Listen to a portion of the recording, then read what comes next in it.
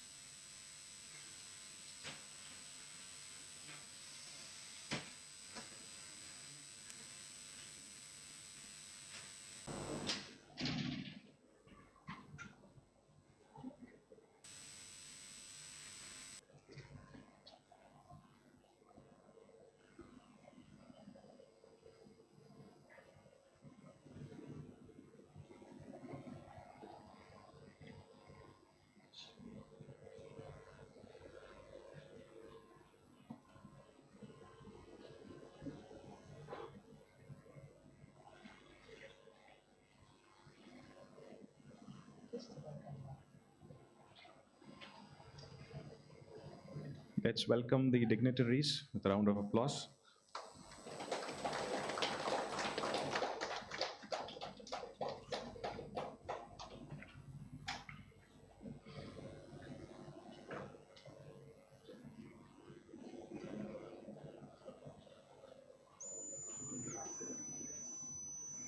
Good morning to one and all.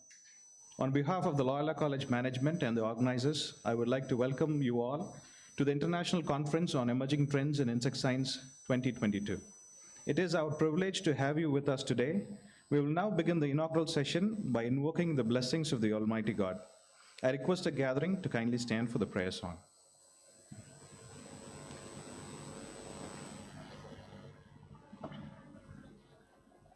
Bless the Lord, O my soul, O my soul.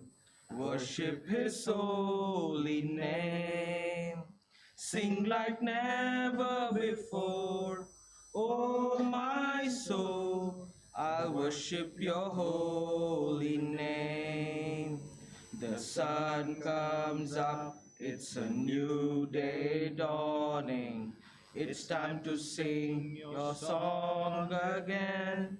Whatever may pass and whatever lies before me, let me be singing when the evening comes. Bless the Lord, O my soul, O my soul. Worship his holy name.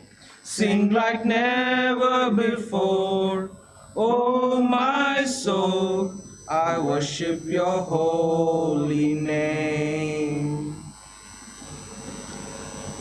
Kindly remain standing for the Tamil Thai Valthu.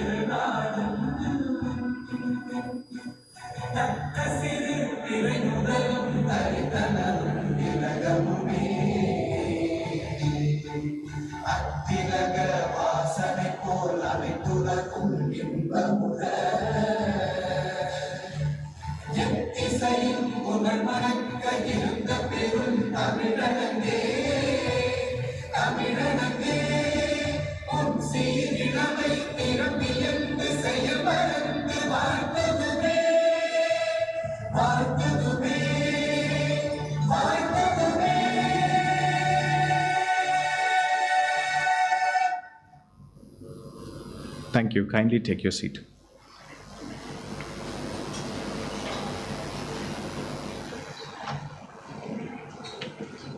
Let your light shine is the motto of Loyola College. I now take the privilege to invite our honorable members on the dais The chief guest, Dr. V.B. Mathur, Chairperson, National Biodiversity Authority, and the guest of honor, Dr. Nalli Kuppusamy Chetty, Chairman, Nalli Silks Chennai. The Rector and Vice President, Reverend Dr. Francis P. Xavier S.J. Loyola Institutions, Chennai. Dr. S. Siddhanandam, Director, SABRC, Chennai. And Dr. S. Janathanan, Professor and Head, Department of Zoology, University of Madras, to light the lamp.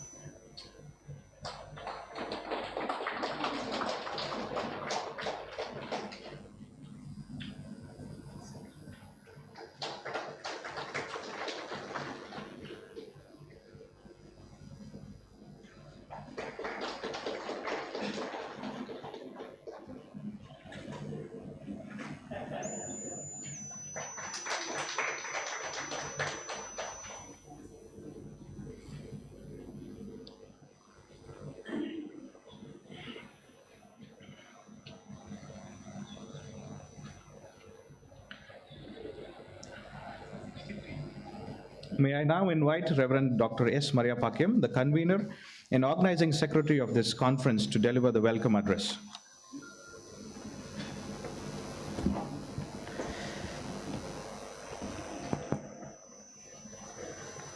On behalf of the management of Loyola College, staff and students, scientists, research scholars of Loyola College, Chennai, Tamil Nadu, and the Entomology Academy of India, the Department of Advanced Zoology and Biotechnology, the University of Madras, Sun Agro Biotech Center, Chennai.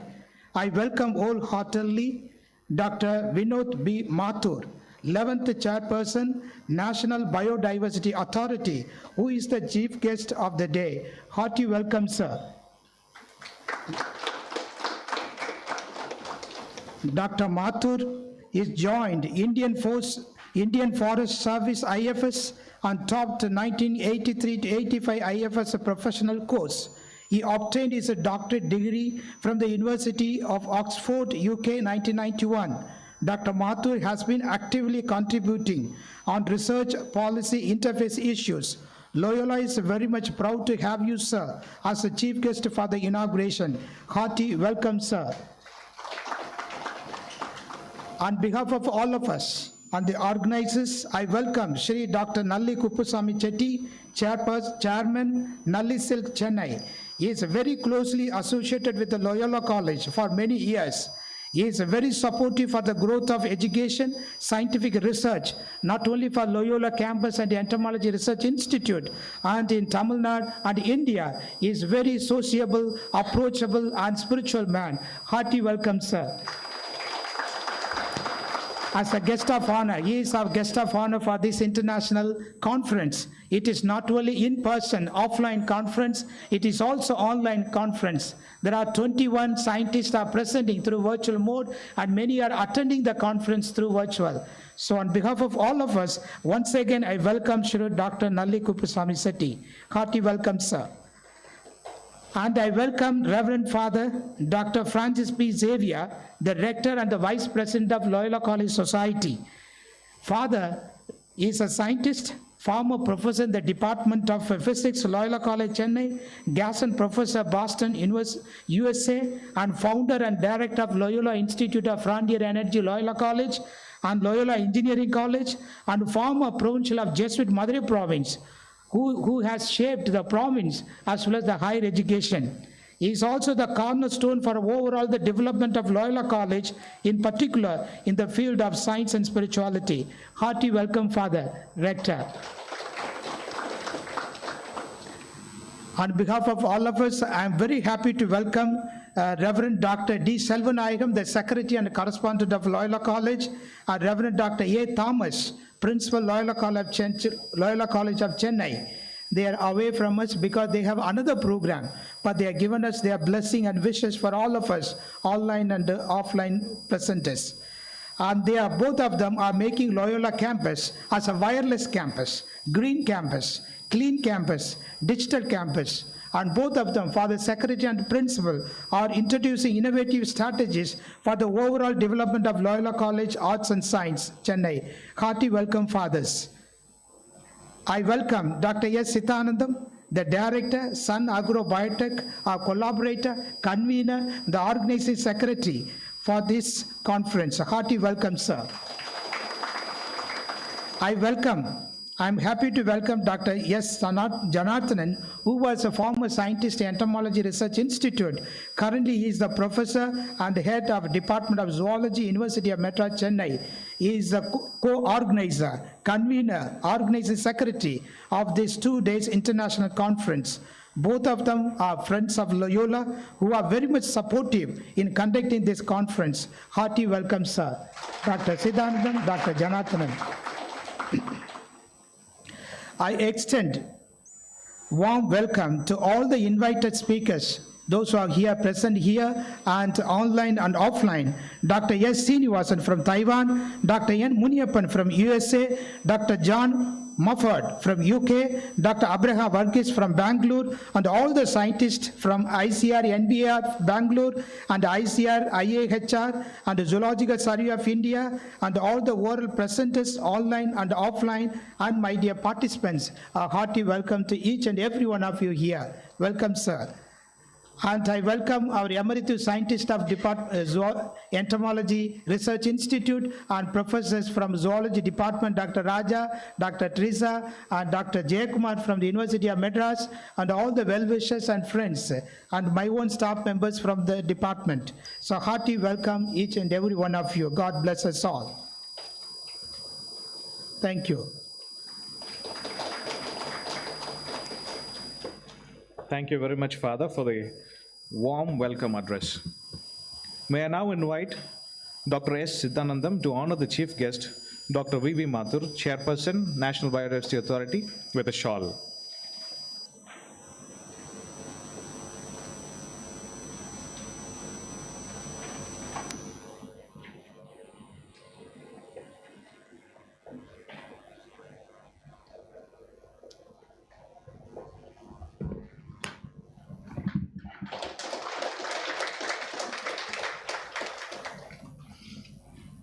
I now invite the Rector, Reverend Dr. Father Francis P. Xavier, to present the chief guest with a memento.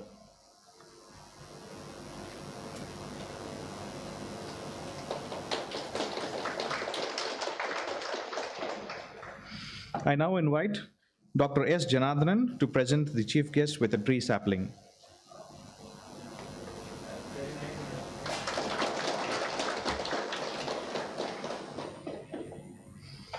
I now invite Dr. S. Janathanan to honor the guest of honor, Dr. Nali Kupuswamy Chetty, with a shawl.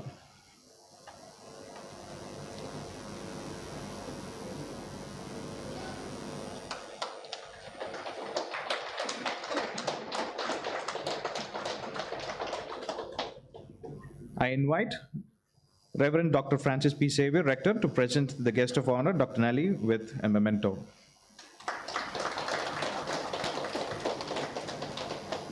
I invite Reverend Dr. S. Maria Pakyam, the Director, Entomology Research Institute, to present the guest of honor, Dr. Nali, with a tree sapling.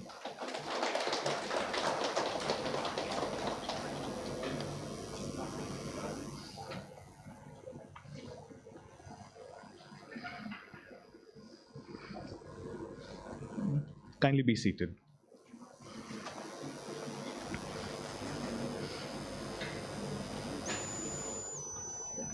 I now take the pleasure to invite our guest of honor, Dr. Nali Kupuswamy Chetty, Chairman, Nali Silks, Chennai, to deliver a special address to the gathering.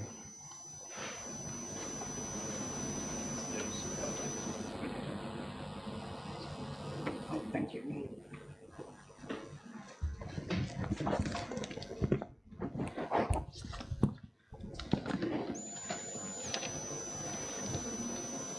Dear Principal, professors, dignitaries participating in the conference, delegates and students, it is my pleasure to join you on this occasion.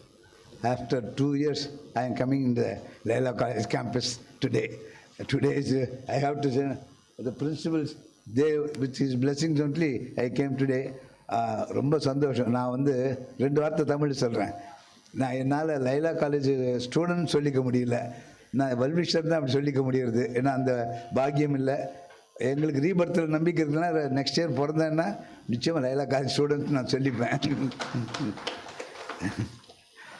I am very happy that Laila College has organized this event, inviting professors and researchers from abroad and to present their experiences in insects-related topics. Making an academic study of insects is interesting. Let us know that God has created all living beings with a purpose, from earthworms to eagles. They prove that nothing is wasted on earth. They feed on our rejects and perishable items. Insects are not intruders into our life. They help us in many ways directly or indirectly. But somehow we have developed a hatred for all types of insects. Though some of them really helpful, my knowledge of insects is very limited. I am a history student, not a science student. I have come here to listen and learn. I don't want to be a speech-inflicting insect on you. Before winding up, let me tell you that Laila College in Chennai is not a simple academic den. It has its practical bearings. It is keen on promoting social awareness with students and staff. That's why its poll predictions are respected by the people. It takes up research projects relevant to the present and future by being part of the society. That's how an educational institution should function. I am happy that Laila College is alive to contemporary affairs. I extend the management, staff members, organizers of the conference all success. You may publish some of the findings in Tamil for knowledge of the common man. That will go a long way in preserving helpful types of insects. I extend you best wishes. Thank you, friends. Thank you once again.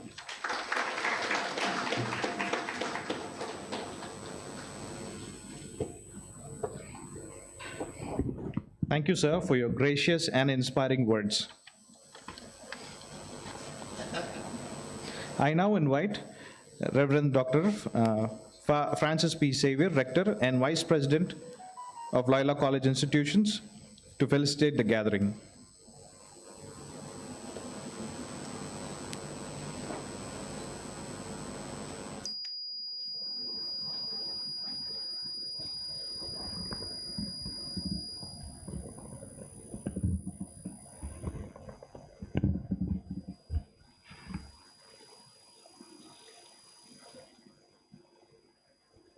Respected Dr. Mathur, respected Dr. Nalli Kupuswamy, Father Maria Pakyam, Dr. Sitanandam and Dr. Janathanan, officials of Loyola College, faculty members, research scholars, and the invited speakers and all the participants in person and offline, good morning to you all. There is such a lot to learn from the nature because the nature is an open book. And much to learn from insects. Insects are our inspiring inventors of technology. They have been using their technologies for over 50 million years in perfect ecological balance. By contrast, we have been amateurist technologists from an environmental perspective. Our technologies put the existence of a species and the entire biosphere at risk. By studying the peculiar social world of insects and their technology, we can learn how to live in greater biological harmony with the planet. We have been advancing too fast and too much in science and technology. And one wonders whether our advancement in research in one area affects some other vital areas. Take, for example, the honeybees. There are about 20,000 species, but only 7 species produce honey.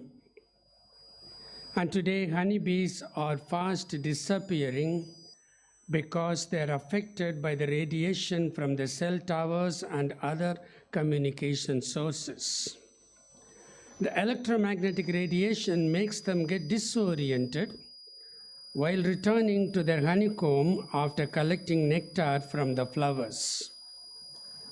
Bees are important and essential, for 75% of pollination takes place with the help of bees.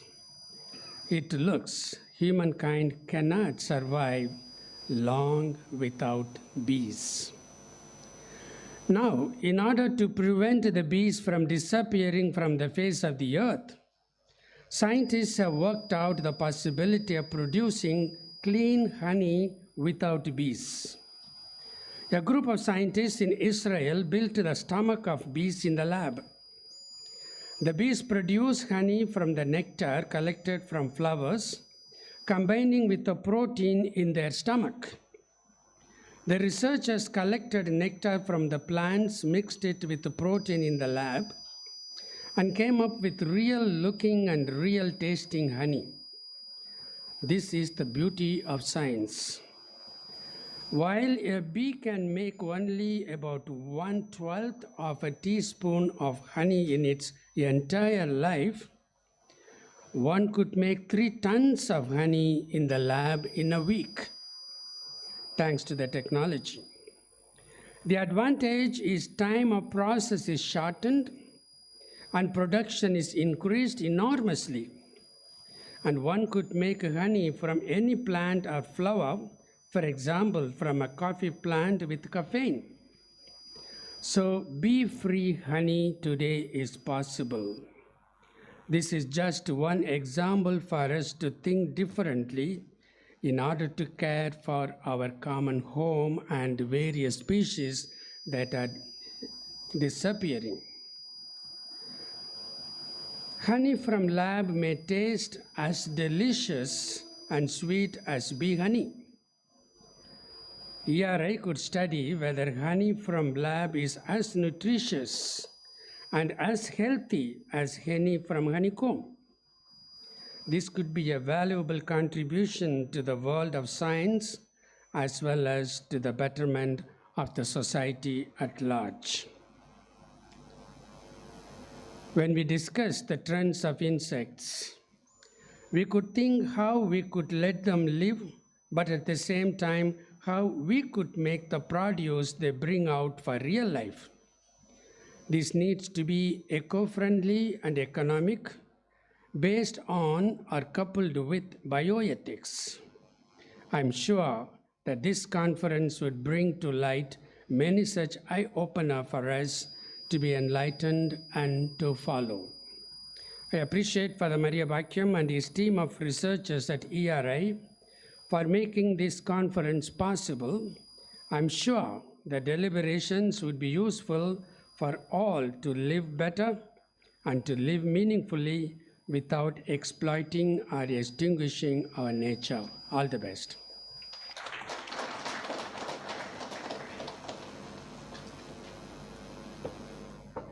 Thank you very much, Father, for the thought-provoking insights and for facilitating the gathering. We will now move on to the releasing of the conference abstracts by the chief guest, Dr. V.V. Mathur, which will be received by the rector, Dr. Francis P. Xavier.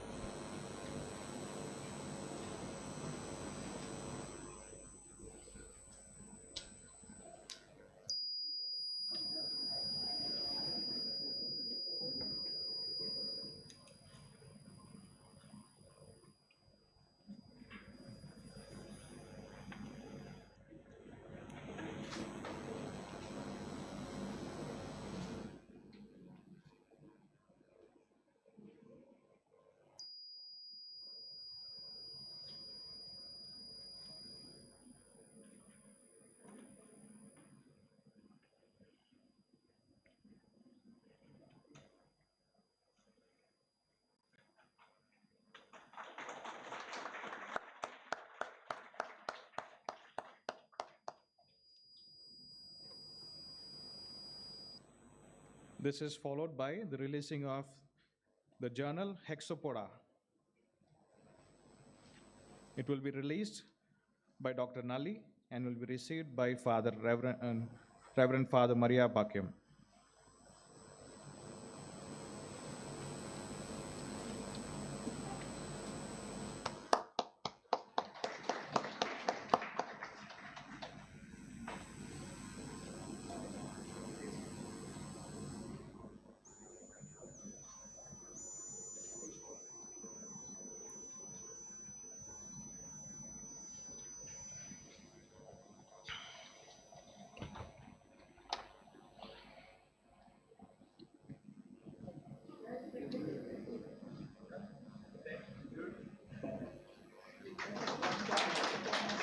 Chief guest address.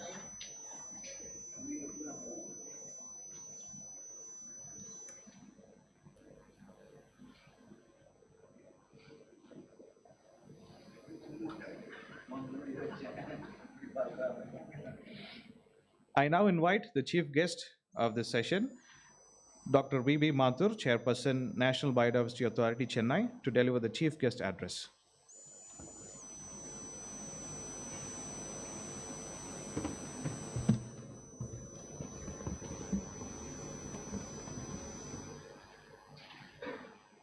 A very good morning to all of you.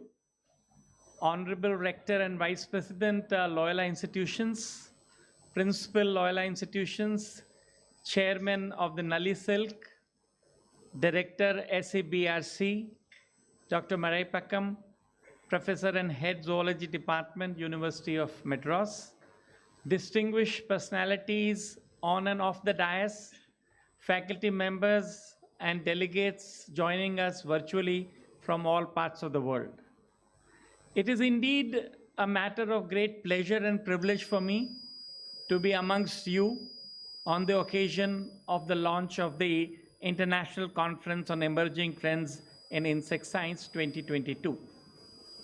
At the outset, I must express my deep sense of gratitude to the authorities of this great institution of teaching and learning for inviting me to this international conference. As I was mentioning you, sir, I have myself studied zoology at the University of Rajasthan many, many years ago. And therefore, when you approached me and said that we are organizing a conference dealing with insects, my first answer was yes. And here I am. And this is the first conference I am attending physically. After a gap of 2 years, the ongoing pandemic has not allowed us to meet physically. So I took this opportunity that yes, it will be a great privilege and pleasure for me to interact with you. And I am very confident that the special sessions, invited talks, presentations you will have in the next 2 days will provide a great deal of support to the growing science of zoology and particularly entomology. Now, as chairperson of the National Biodiversity Authority, my role is to look at how biological resources are conserved in this country and world over. And therefore, every single life form is very important for us to see that its conservation, protection, management, use is in such a manner that the resources are intact and we have an obligation for protecting all species for all times to come. Now, conservation of biodiversity is a big challenge. And this challenge is to all of us, whether we work in government like me, or whether you work in a civil society, whether you work in a university, or whether you are a student or a researcher trying to embark on a career. Because if we don't conserve the biological diversity, our own well-being is getting affected. And nothing makes us more conscious when we understand that our own lives are dependent. You keep saying that we need to conserve, we need to protect. It does not really matter till we see the connect between the human well-being and the biological diversity in nature. I take you back to early days when in the Stockholm conference, for the first time a mention was being made about environment. And that from that day onwards, that is a very, very important milestone that we have when we try to trace the environmental history in this country. And then came 1992, when three major conventions, the UN conventions on biodiversity, on climate change, and on desertification. Why I'm saying this is that many times we forget that these are some of the important milestones, and because someone took that step at that point of time. I'm talking of the 72, I'm talking of the 92, we are in 2022.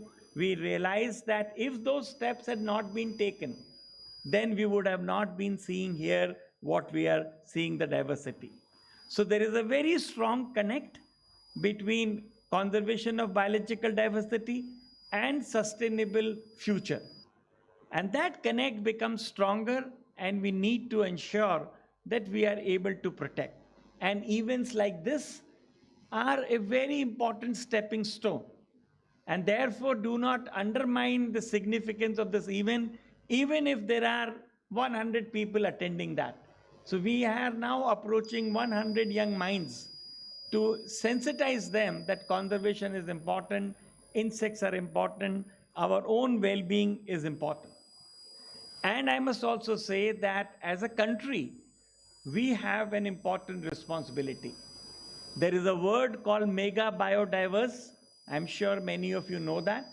There are 17 mega biodiverse countries in the world, and we are proud that we in India live in one of those 17 countries.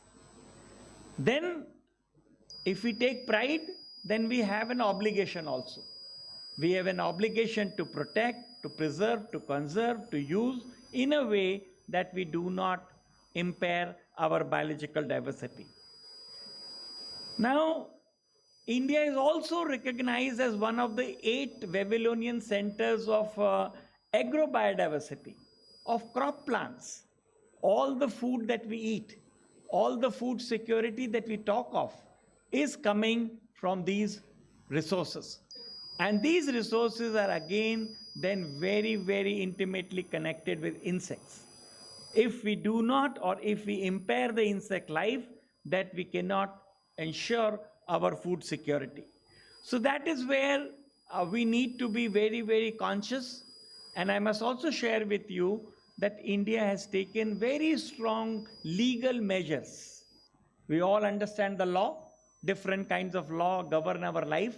But when it comes to environment, when it comes to forest, we realize that there is an Indian Forest Act, there is a Biological Diversity Act, there is a Wildlife Protection Act. So all these acts are very, very important to ensure that you and I are able to regulate the use of these resources. Then we have also established national parks, sanctuaries, tiger reserves, biosphere reserves. These are all ways in which we are trying to protect our biological diversity which is there. And I must also mention that conservation is connected globally, nationally, and provincially. All three things are connected. So at the global level, there is a convention on biological diversity, and we are a signatory to that. There is a convention on desertification, and we are a signatory to that. The point I am making is that there is a global interest in conservation, and we need to ensure that the global community cannot work if the national community does not cooperate. The national community cannot work if the local communities do not do that. So while we are sitting in this room, the world is all connected. So the steps that we take today, the understanding that we develop today, the papers and researchers who are going to interact and present, it has a very wide meaning. That is the point I want to say. Do not think that I am presenting a small paper, what role it will play. There are scientists, there are researchers, there are decision makers who are looking all the time that what new information is getting generated. Every single piece of your research will contribute to that body of knowledge. And that is where we need to be very, very careful and very, very considerate. Conserving biodiversity is not easy. There are all kinds of threats which are there. And as has been mentioned on one side, that insects are very, very important, economically, commercially, ecologically as well. And I must say, I was mentioning to our chairperson, guest of honor, Mr. Nalli, that my first reaction was when I saw the card, it said that my name was there as the chairperson of the Biodiversity Authority, and his name was there as the guest of honor. And my mind started thinking, is there a connect between the two? Maybe there is, but I must explain my interpretation first. When I shared this card with many of my friends and colleagues, I must say, every person in this country, I'm not exaggerating, sir, knows Nalli. Everybody knows Nalli silk. Now my mind started working that what is the connect in the event that I am going, that is there a connect between the silk and the insect and the topic that we are doing? And I must say to you, sir, they are very strongly connected. See, this is what our scientists have to understand, that scientists, science and business have to go together. Our women, our spouses, our sisters cannot plan to wear silk saris forever if we do not protect the silkworm. That is where is the connect we need to see. That, as I said, this may be a scientific conference, this may be an academic conference, but for me, science, ecology, economics, aesthetic, and the pleasure of wearing a silk sari, they are all connected. And that is the connect I want my young researchers to understand, that today, whether you are studying the insect behavior, whether you are studying the physiology, whether you are studying the chemical nature, whatever you are doing, it has a very important connect with business. And this is only one example. You also know that in our nature, in our forest, all those herbs, plants that you see have a medicinal value. Large number of drugs that we have cannot be produced if we destroy our nature. So the entire pharmaceutical industry, I mentioned to you about our textile industry, but pharmaceutical industry is also dependent on nature. And that is the kind of a thing that we must understand, that we are now trying to develop or trying to work in the science of zoology and entomology. It has far-reaching complications. It has far-reaching implications, that if you don't conserve, if you don't protect, if you don't do that, then how come the drugs are going to come? So this is very, very important that we need to continue to embark. And I must appreciate and praise the Loyola group of institutions that you are trying in this world to promote biological science. See, this is another point I want to make. Everybody, every parent wants his son and daughter to become an engineer or a doctor. I have no grudge against that, yes, but we also need to study biological sciences. This is the science of the present. This is the science of the future. Do not undermine, do not think overawed when your colleague is an engineer or a doctor. You studying science, biological science, science of zoology, botany are also going to contribute very important in life.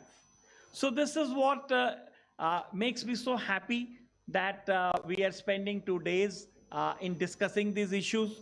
And I go back in the history over there when I realized that it was Professor Ananthakrishnan, the former director of the Zoological Survey of India, who laid the foundation of the science and established the Entomology Research Center that you have. And it is a matter of great privilege that as a mark of respect to him, we are organizing this 2-day conference in the same very institution where he laid the foundation of that. So this particular conference with the title Emerging Trends in Insect Science is to me a very important step, and I must compliment the organizers for doing that. And lastly, I would say that what we are going to do, when I say we, the National Biodiversity Authority, the Tamil Nadu Forest Department, the Tamil Nadu Biological Diversity Board, and there is an NGO called Nature Conservancy. What we are now trying to do, we are trying to take up a pilot project.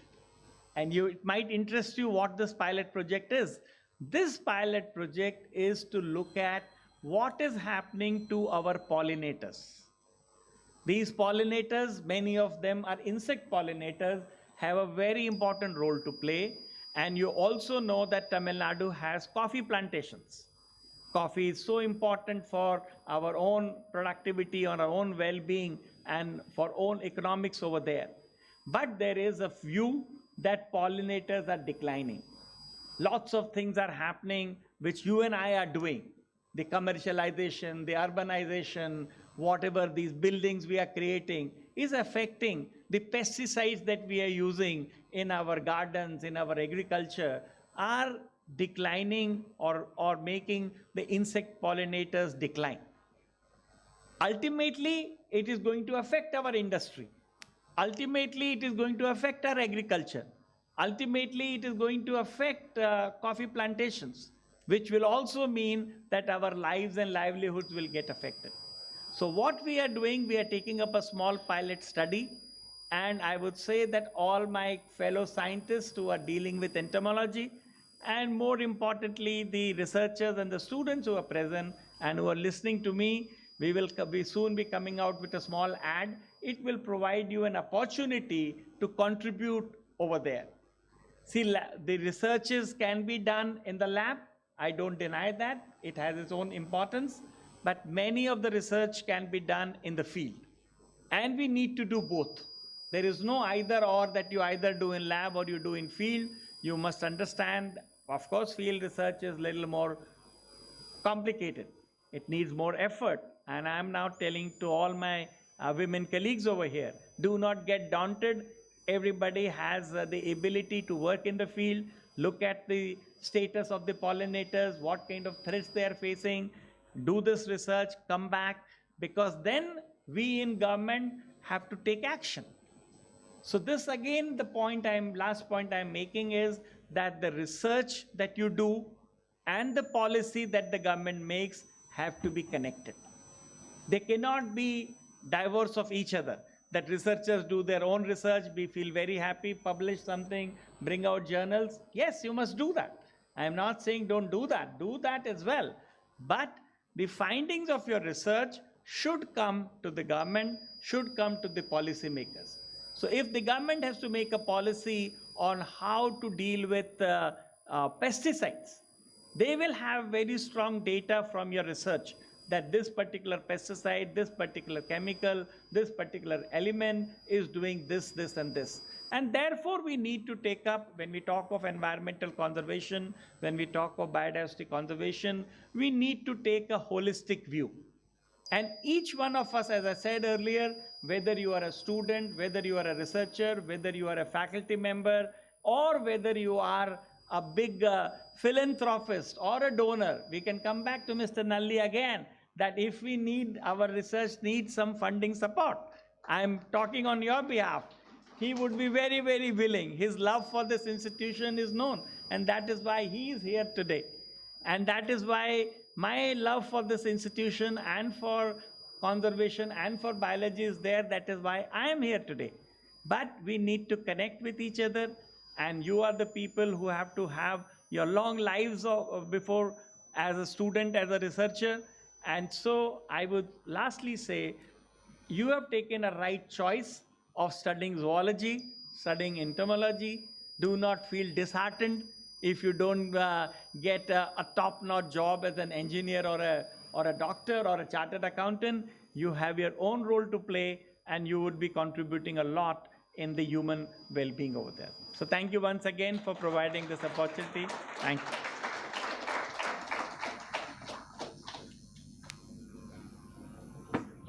Thank you, Dr. Mathur. And I'd like to inform you that ERA applied for 3 patent products. Out of 3, 2 were approved by National Biodiversity Authority. The bioproduct, thank you, sir. And I'd like to say that Dr. Professor Anandakrishnan, who was the founder, the first scientific publication was made by him through the Department of Zoology in Loyola campus. I would like to invite the heads of the life science, Dr. John Milton, the head of professor, to receive the abstract copy from the chief guest. So hearty welcome, sir. I welcome Dr. Joel Jnanadas, who is the head of the plant biology and biotechnology, because that is the department gave birth to Entomology Research Institute.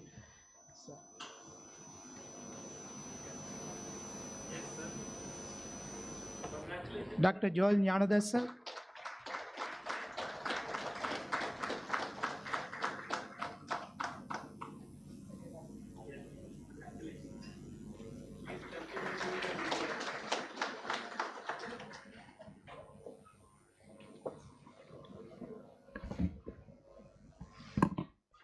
Thank you, sir, for addressing the gathering with engaging and encouraging words. I now invite Dr. S. Sitanandam, Director, SABRC, Chennai, to talk about the dynamics of the conference.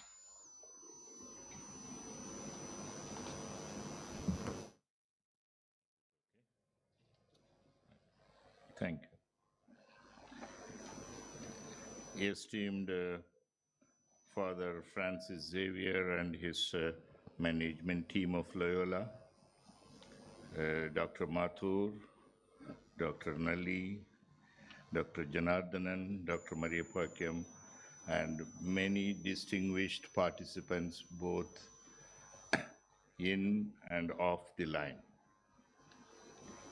The dynamics of this conference simply is to reinforce a few key points or carry home ideas before the start of the conference as well as beyond the conference. This is what we want to share with you as the 3 organizers, myself, Dr. Mariapakyam, and Dr. Janardhanan.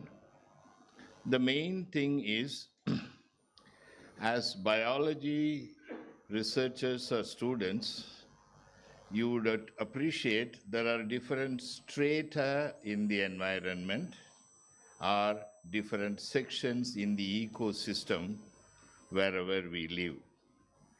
So, as already spoken of by Dr. Mathur in a vivid context, all that I would like to say is we have to link the triangle: insects, human beings, environment. The interactions, the balancing, the ethics, the survival, and beyond all survival interests, sustainability.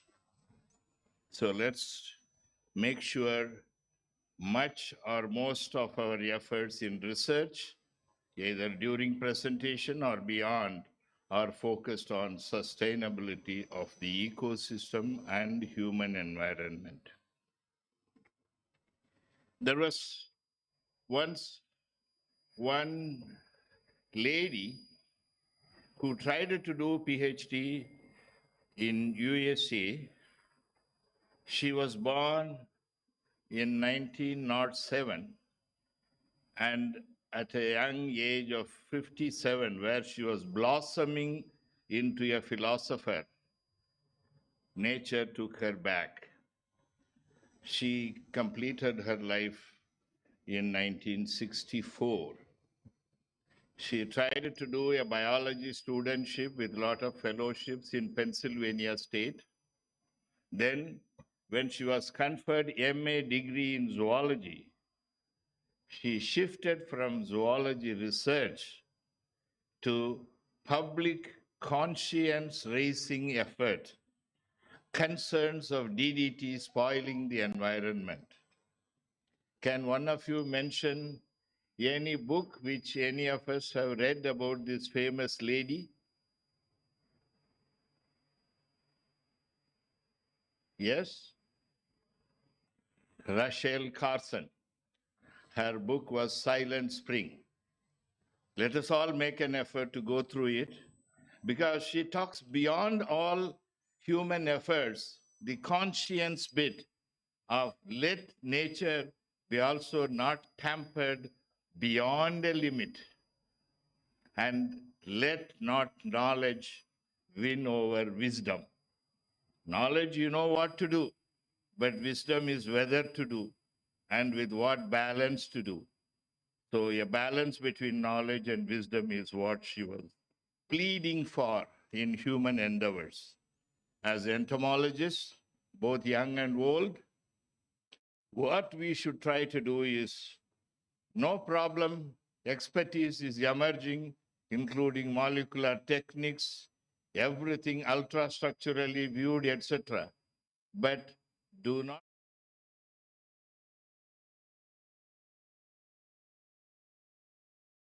of any organism, if tampered beyond requirement, can also flash back, and it may make our efforts irreversible.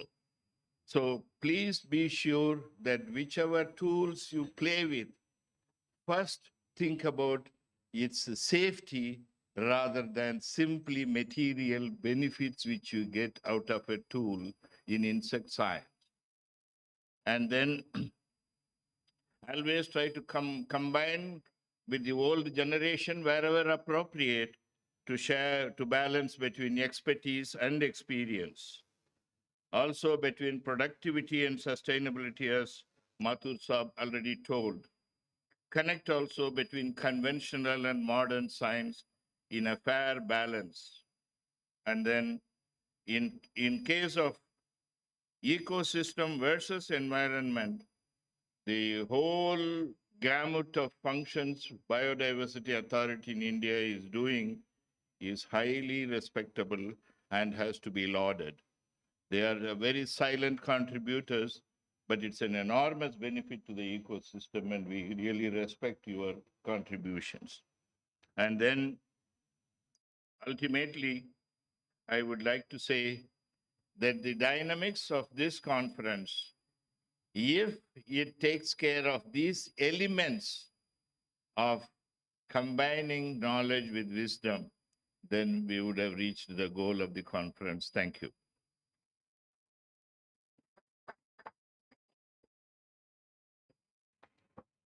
Thank you very much, sir, for reinforcing key points to take home from this international conference. I now invite Dr. S. Janardhan, Professor and Head, Department of Zoology, University of Madras, to deliver the vote of thanks.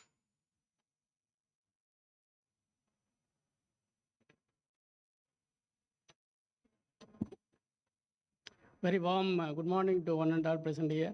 It is my pleasant duty to propose the vote of thanks on this inaugural session of the 2 days international conference. I am really very much proud and happy to be the part of this particular conference as a alumnus of this great institution. And I served here from 1996 to 2000 as scientist, as a researcher, as a postdoctoral fellow at Entomology Research Institute, Loyola College.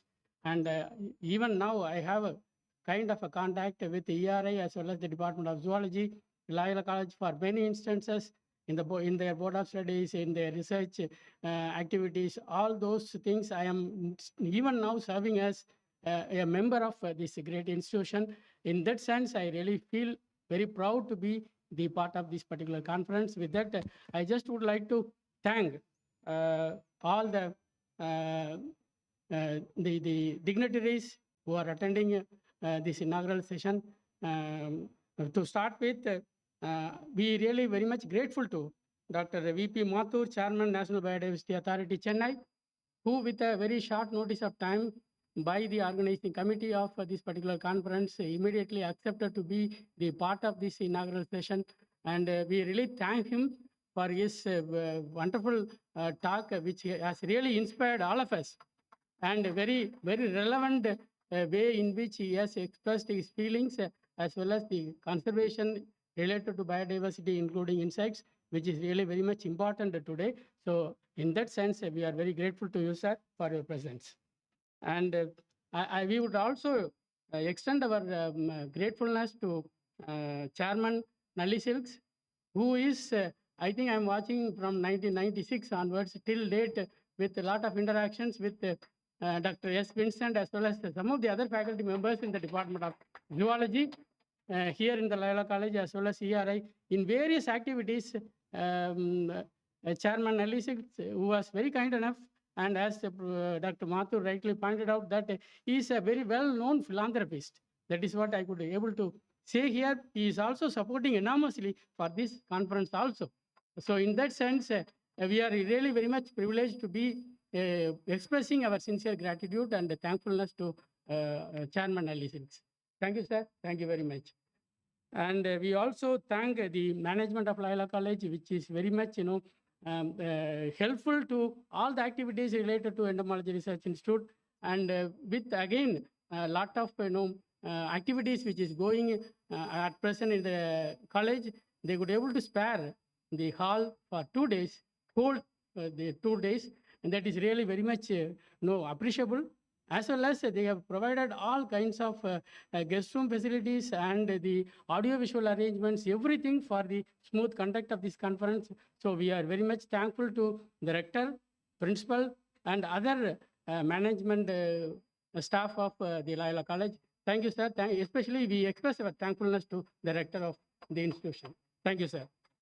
And I also express my sincere thanks to Dr. Siddhanandam. Because of him only, I am as an executive committee member of this Entomology Academy of India. For the last, I think, more than 2 decades, I am serving with him. I am going along with him. We do a lot of activities through Entomology Academy of India. And this is the opportunity again. Once again, we meet all the Entomology Research Institute and Entomology Academy of India, Department of Zoology, University of Madras, all 3 institutions together. We have now organizing this conference, for which Dr. Siddhanandam was instrumental. So I cannot forget all his support, help, especially the moral support, which he has provided for conducting this conference. So I also express my sincere thankfulness to Dr. Siddhanandam sir also. And I at last, of course, Dr. Maria Bhakyam, who was, very much kind, and he was very supportive from the time we started thinking of conducting this kind of conference 2 months back. We were sitting with at ERI for programming various aspects of conducting this particular conference. From that day onwards, we didn't contribute, Dr. Siddhananda, myself, we didn't contribute anything at all for the conduct of this conference, and it is only because of Father Maria Bhakyam, who could be able to arrange everything. We just provided our moral support. So it is the time to realize the importance of such kind of personalities, which really very much needed nowadays. So we also thank him profusely. Thank you, Father Maria Bhakyam. And I also thank all other scientists of Entomology Research Institute who have given all kind of supports to Father Maria Bhakyam, as well as other invited speakers, participants from various fields, as well as the audiovisual arrangements, audiovisual committee, and if there are any press persons, we also extend our warm thankfulness to all of you. Thank you very much. I wish you all the very best for the deliberations of the 2-day conference. Thank you.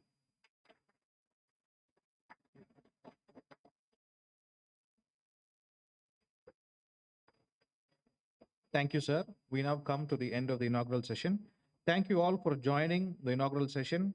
I hope the sessions during the 2 days will be fruitful and inspiring to all of you.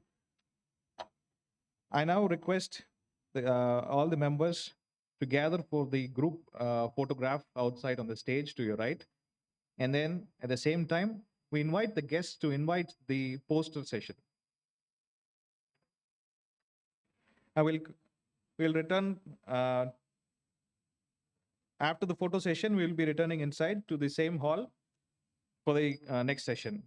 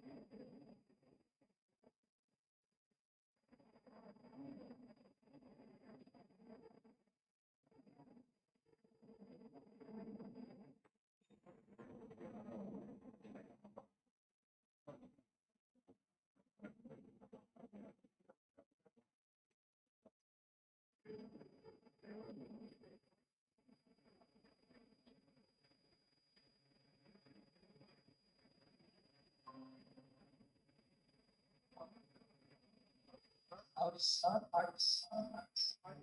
are you ready, sir?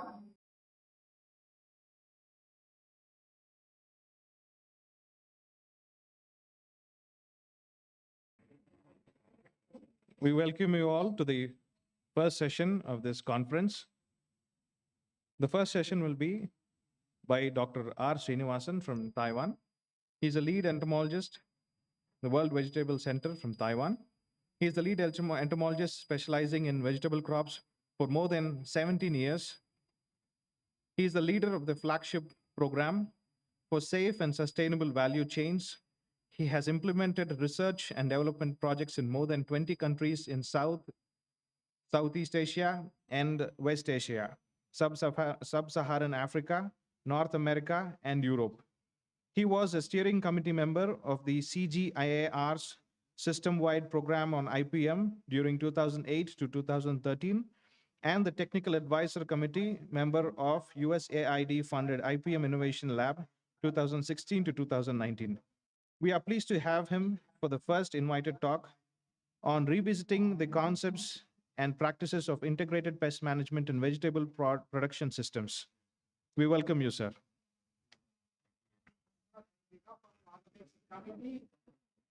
Loyola College, I welcome you, sir, to the presentation, and the participants are from different parts of India. We are present here. Welcome. Thank you very much. Good morning, everyone.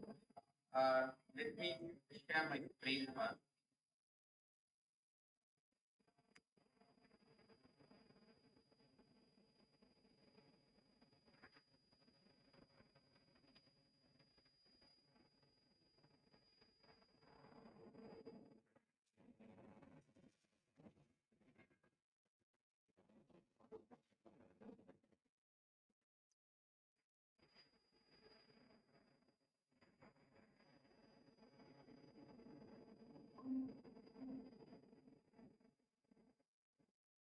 See,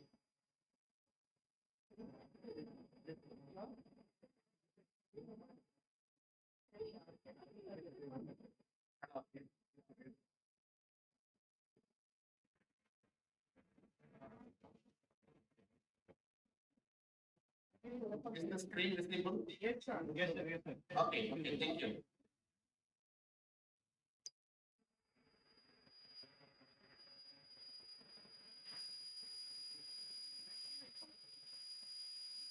Okay, good morning, everyone. Uh, it's my pleasure to join this conference, and I would like to briefly talk about the concepts and practices of integrated risk management with the special reference to the vegetable.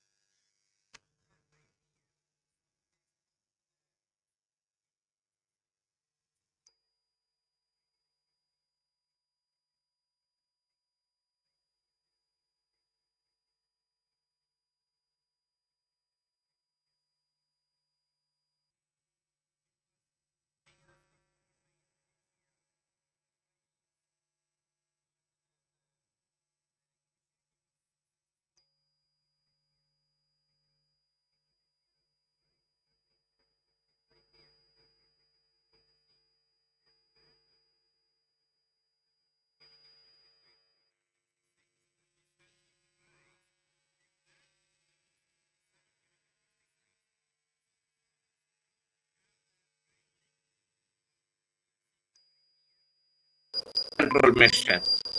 And within the next 3 years, they have completely eliminated the subsidies given for the chemical pesticides. So probably people might be wondering whether this has resulted in any yield reduction, but it was not the case. So the rice yield was even increased by 15%, whereas the total pesticide consumption in the rice production system has gone down by 60%, and the government made a huge saving, almost like 120 million US dollar per annum, which was earlier spent for the chemical pesticide subsidies. So upon realizing the success of the rice IPM, the program has been expanded to cotton and also to vegetable IPM programs in most of the South and Southeast Asian countries. However, we have to find one thing here where the IPM program has been implemented primarily through the farmer field school approach, besides building the capacity of the local stakeholders, which was termed as training of trainers. And much of the emphasis was given on the usage of resistant varieties, along with the conservation biological control, with some minimal usage of the biopesticides. So at that point of time, the concept of IPM was perfected. The components have been well defined. So as you see in this particular figure, the core of the IPM technology was resistant cultivars, which have been complemented by the natural enemies, usage of the pheromones, and habitat management, and pest exclusion measures, and usage of the pesticides, and the rational use of the chemical pesticides. So this created the core focus of the IPM. However, if we want the large scale adoption of IPM, the IPM should be simple, effective, and also it should be economical. So if we look at the examples of existing IPM packages for some of the crops in some of the developing countries, as you see here, you can find a huge list of different components, different products. So is it easy for adoption? Probably not. So there are a couple of literature in the recent years which have assessed the barriers to IPM adoption on the large scale. The first and foremost one, as I shown in the previous slide, is the complexity of the IPM itself. So if the farmers want to understand and adopt the IPM, because of its complex nature, it requires a lot of resources and also very intensive knowledge product or the knowledge programs. And one of the most important barrier is the availability or accessibility and affordability of the quality inputs of IPM. The good example is the biopesticides. In most countries, still availability itself is a big problem. And then accessibility, it may be available in some of the selected major locations, but not all over the state or all over the country.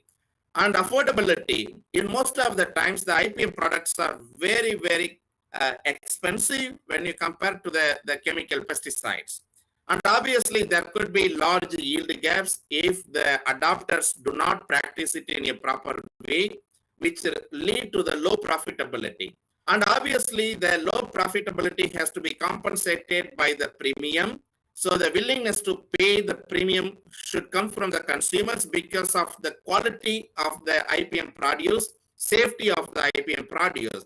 But at this moment, the lack of economic incentives is also a problem. And as I said, the inadequate training. So if you need to explain the different components of IPM, you need to provide adequate knowledge building programs.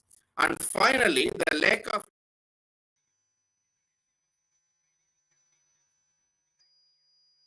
in terms of promoting IPM, and they withhold the subsidies for the pesticides.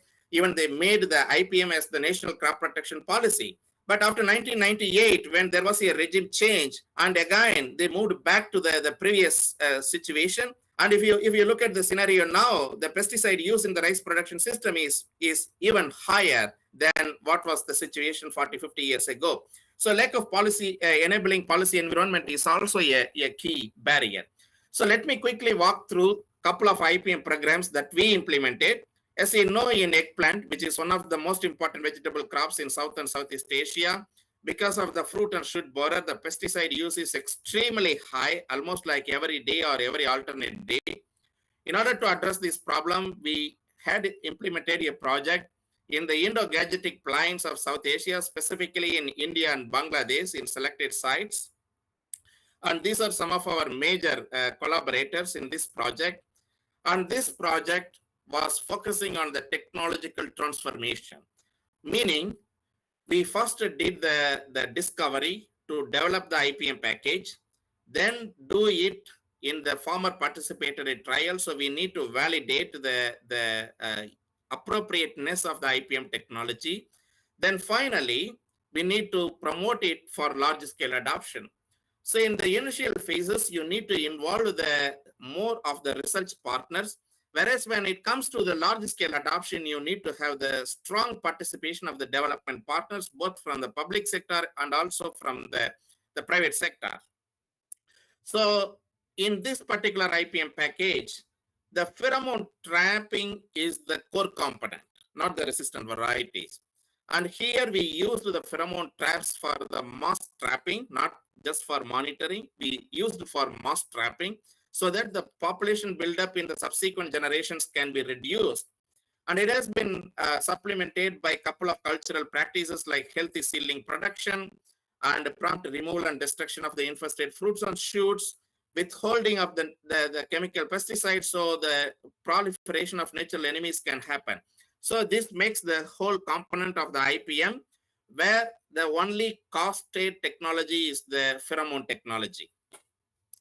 And as I said, we happen to supplement the IPM promotion along with so many different knowledge products. So we developed so many knowledge products in different local languages. And then the promotion happened through different modes like the short duration training programs, farmer field days, and even telecasting the documentary in the rural areas and using puppet shows. So different extension modes have been used to drive home the message. And also we developed so many different popular articles in simple languages which are understandable to the common public as well as the farming community. So finally, the IPM has been demonstrated widely in different locations over the seasons. So you can see in terms of damage reduction over the control and different activities that have been carried out to scale out the message. So when it comes to the large scale adoption, I was talking about the availability of the technology. So at that point of time, we have the regulatory mechanism in India so that the pheromone has been easily commercialized by almost 10 small and medium-sized enterprises. So here, both the World Vegetable Center and the local research institutions provided the technical knowledge to the private sector organizations. In addition, the local research institutions helped the private sector organizations with the registration and further promotion. So the technology has been made available by the private sector and it has used the existing value chain. So it was distributed to the local level of the farmers through the agro input retailers. So the technology was easily accessed by the farmers when they came to know about this technology. However, such a regulatory mechanism was not existing in Bangladesh, which took almost another 4 to 5 years to come up with a regulatory mechanism for the commercialization of biopesticides. This project was the first project to lay the foundation for developing the commercialization of biological control agents in Bangladesh. So as of today, there are so many different biopesticides or pheromones are coming up using this platform. So this particular project has created a large impact in both countries, in Bangladesh as well as in India.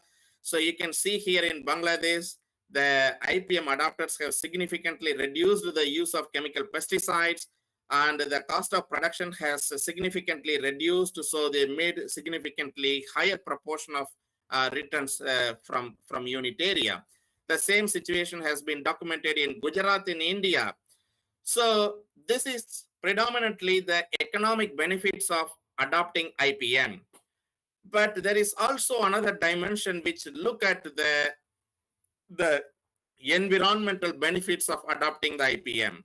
So we have also created the evidence from the field level showing that the reduction in the load of chemical pesticide over a period of 2 years have proliferated the natural enemies. So in the initial time, you can see the natural enemy population is almost less than 20% in the field condition where the chemical pesticides were heavily present. But after 2 years of withholding the chemical pesticide, it has almost reached close to 50%. So it means if we take away the usage of chemical pesticides significantly from the production system, it will allow the natural enemies to proliferate so that they can complement the major components of introduced IPM. Then quickly, I will go through the second program, which is targeting the food legumes, mainly the vegetable legumes, which are quite important crop in both Asia and Africa. And you can see several insect pests, starting from the pod borer to the caterpillar pest, thrips, aphids, and also the pod sucking bugs. But one of the primary problem is the pod borer, which causes significant yield losses. And the farmers are forced to use lots of chemical pesticide. In single spray, farmers go up to like 4 or 5 different products, and they spray almost like 2 times in a week or every weekly basis. And besides creating the residue problem, besides escalating the production cost, they also lead to the development of resistance to the pesticides. So here we developed an IPM package mainly based on the pheromones, microbial pesticides, botanical pesticides in combination with viruses, and the use of natural enemies. So we did an extensive exploration in the center of origin of this pest, which is the Indo-Malayan region. We identified a couple of natural enemies which are quite species specific or having a very narrow host range. And then we identified a nuclear polyhedrosis virus, which is very unique for infecting this particular insect. So we confirmed its uniqueness and developed it as a biopesticide. So we introduced both the natural enemies and the NPV biopesticide into West Africa, which has millions of hectares of cowpea, which is the primary protein source for the West African population.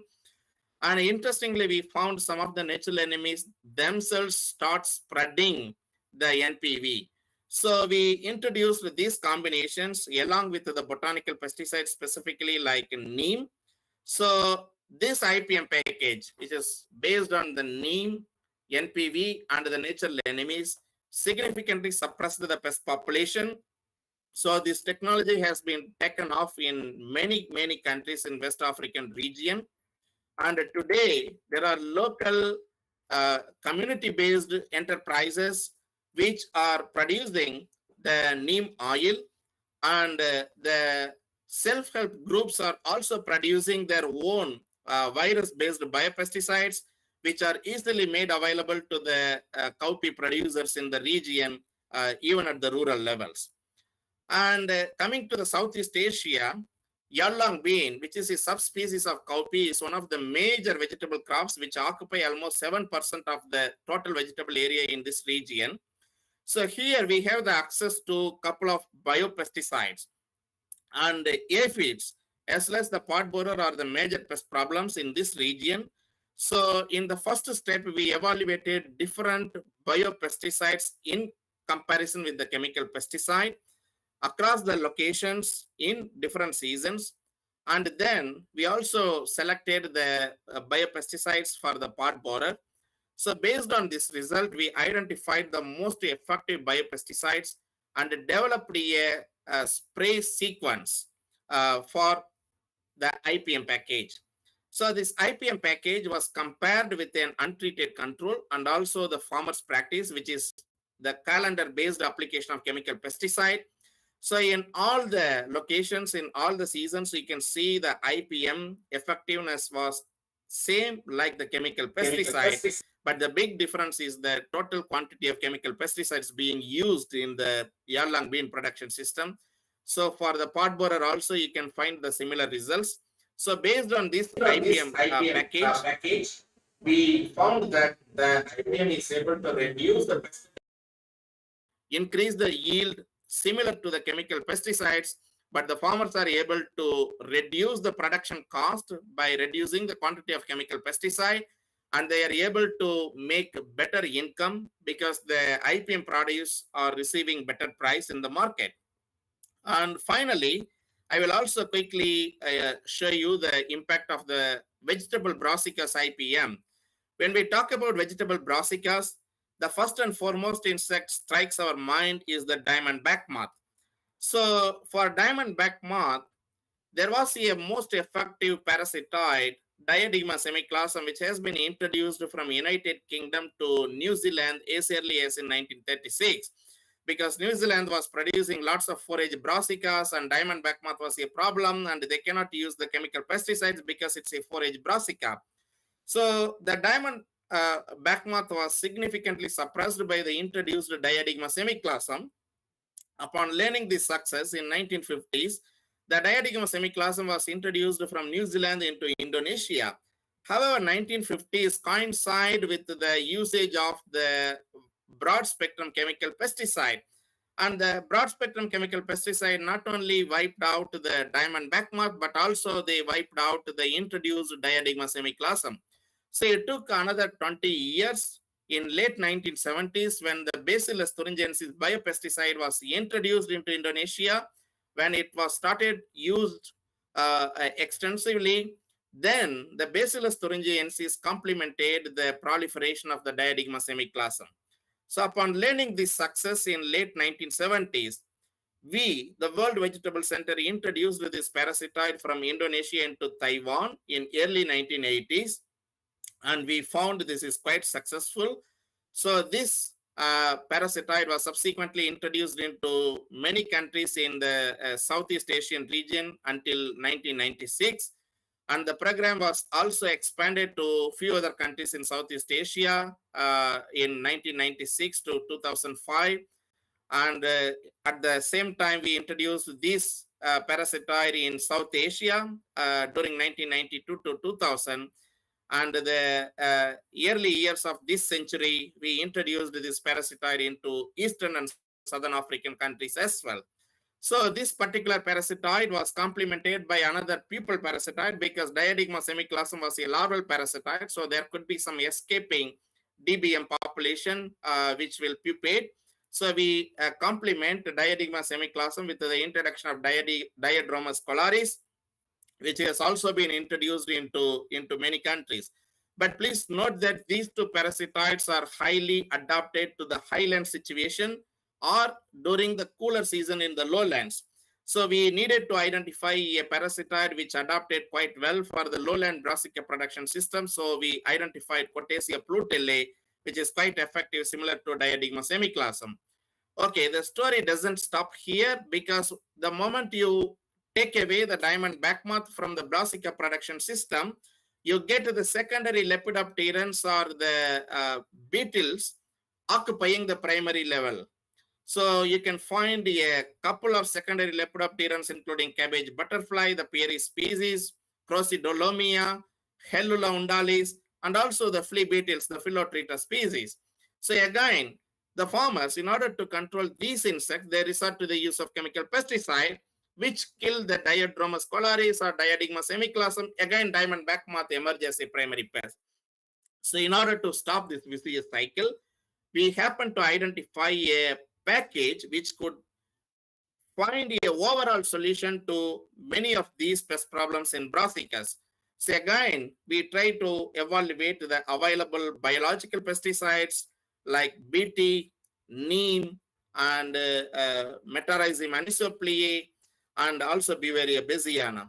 Then we identified the most effective biopesticides for diamond back moth and also for the flea beetles, which is one of the major problem in Southeast Asia. Then we put them together into an IPM package and compared it with the farmer's practice. And here you can see the yield is comparable with the farmer's practice. So the farmers do not lose any economic returns. Obviously, they increase the economic returns because they reduce the amount being spent on the chemical pesticides.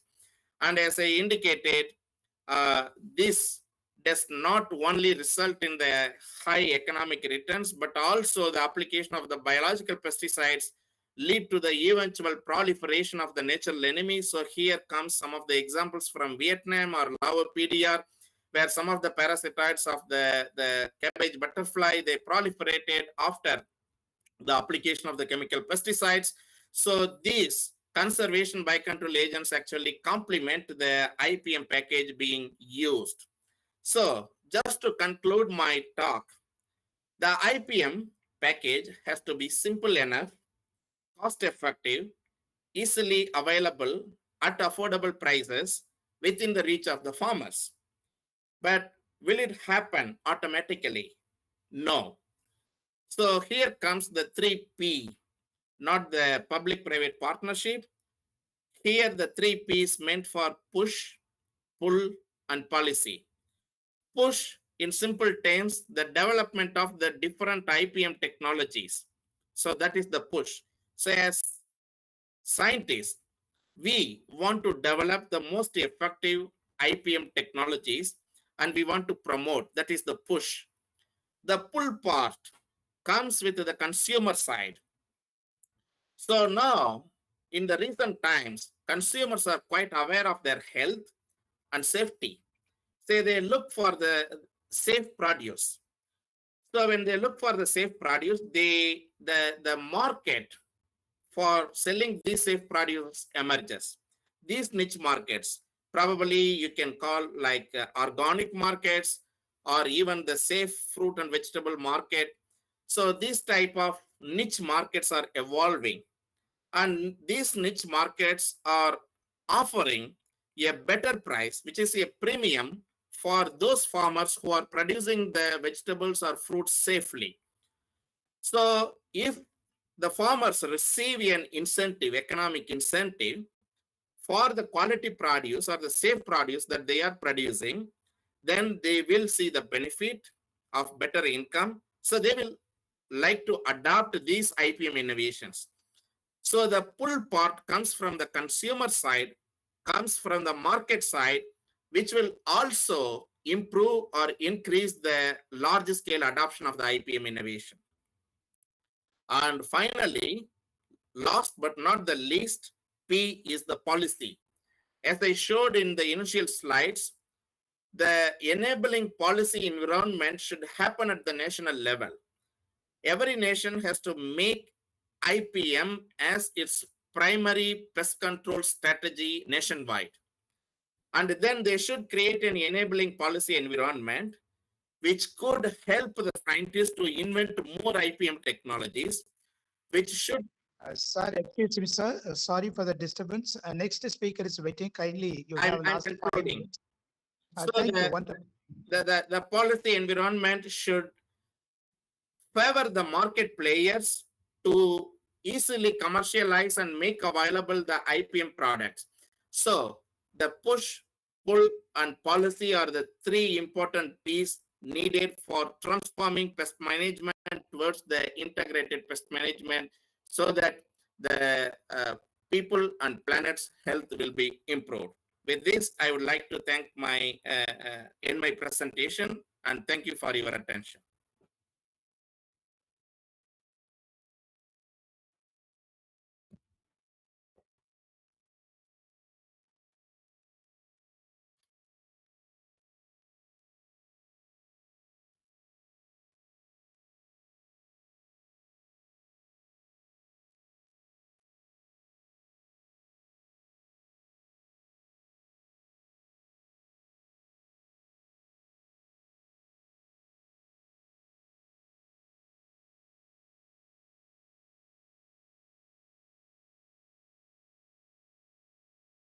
one or two questions.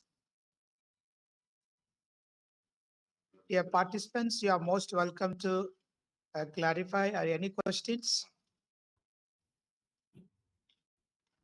So thank you, sir. Dr. Srinivasan sir, it was really a very good presentation on integrated pest management, particular biopesticide. And on behalf of the organizers, I express our sincere thanks to you for being available to share your knowledge and experience in the field of entomology. So thank you, wonderful. Thank you so much, sir. Thank you. Thank you very much. Yes. We'll contact you later, sir, through email. Sure. Thank you. Now, Dr. Muniappan is ready now from USA, United States of America. I invite Dr. Muniappan to be.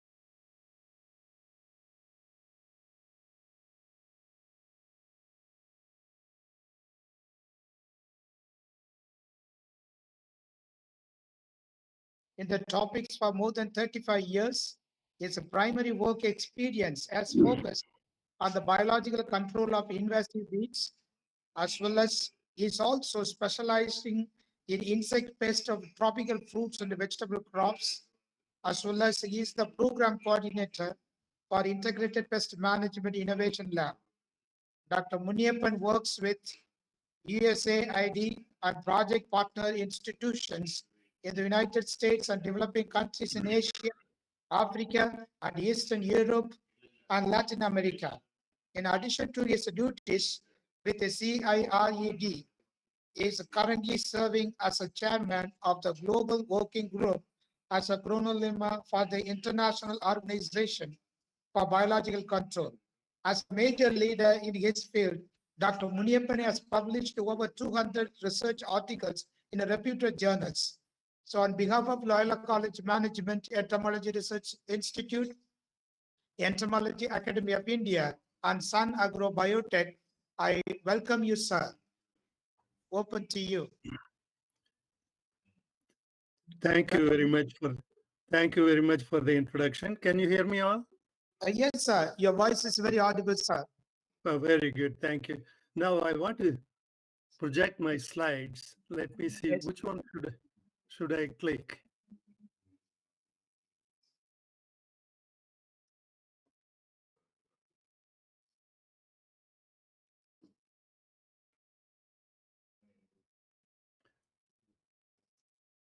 Can you see? No, it shows only.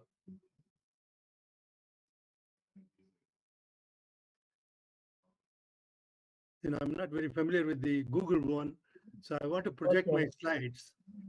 Sir, you can go there. There is a present now. If you click there, then share the screen, sir. Windows screen. Okay. That will be a share screen. If you click, there are three dots on your right side and the share screen. First, keep PPT open and It is open now. yeah, then minimize. Then go to the three dots. From there, share screen.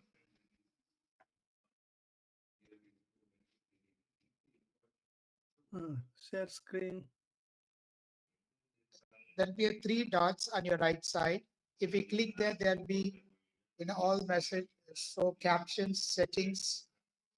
There is another option called share screen. I don't know in the USA what using your Apple, sir, or No, I'm not using Apple. I'm using. okay. No, Sir, we would like to present a PPT. Is it okay for you? Yes, please let me Yes, see. sir. I'm clicking on that three dots. Yes, sir. Three dots. That's a share screen. If it's possible for you, otherwise we'll share the screen from the seminar hall. We already shared. You're most welcome to start presenting, sir. Okay. Sir, just come, sir. Just come.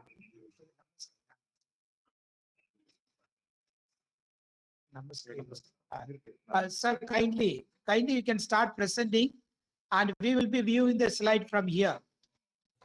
Oh, I need, you can't project my slide on it?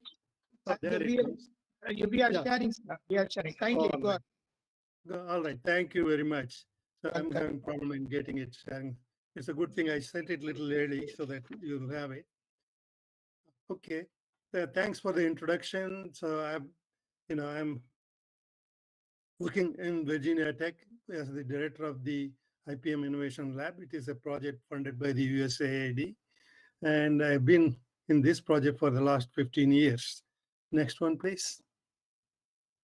Coming to the fall armyworm management, fall armyworm is a native of the New World. Around 2016, it got introduced to Africa, and then around 2018, it came to India. Please stay in the previous slide. And Virginia Tech got involved in tackling this pest in 2017 because Virginia Tech is authorized to work in 7 countries in Asia and Africa. 4 of them in Asia. Those are Nepal, Bangladesh, Cambodia, and Vietnam. And in Africa, we work in Ethiopia, Kenya, and Tanzania. So these are the 7 countries we have been working since 2014. Before that, we worked in different countries, almost about 30 different countries in the world. But currently, we are confined to 7 countries.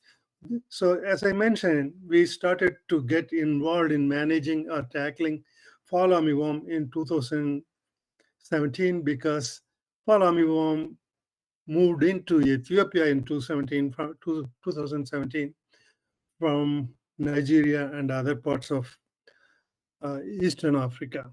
So we started to tackle that pest around 2017. In our project, in our program, we have 8 projects. In these projects, we develop IPM packages for different crops like cereals, vegetables, fruits, and legumes, and introduce and implement them in the countries where we work. And also we address invasive species like the fall armyworm and also other invasive species like Tuta absoluta and some of the weeds like Chromalina and Parthenium. We also monitor and how they spread and caution the public or the farmers about what should they expect and how to tackle them. We also adopt biological control of weeds, especially for Parthenium. We have been working in Ethiopia for the past 15 years.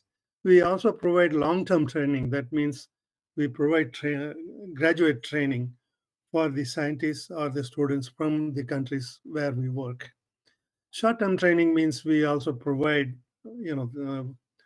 farmers training. It could be anywhere from half a day to 2 or 3 weeks. Next slide, please.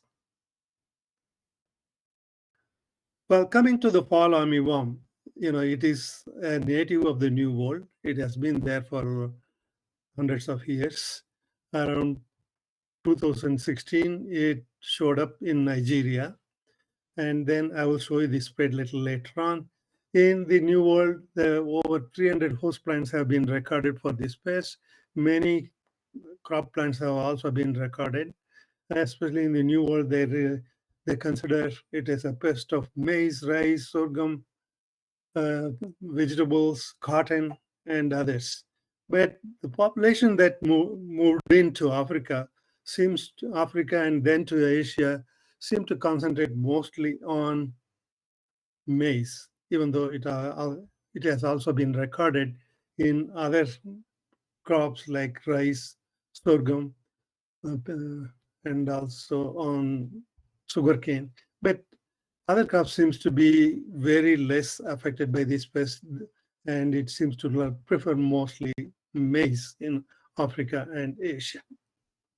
Well, this slide shows the biology of this insect.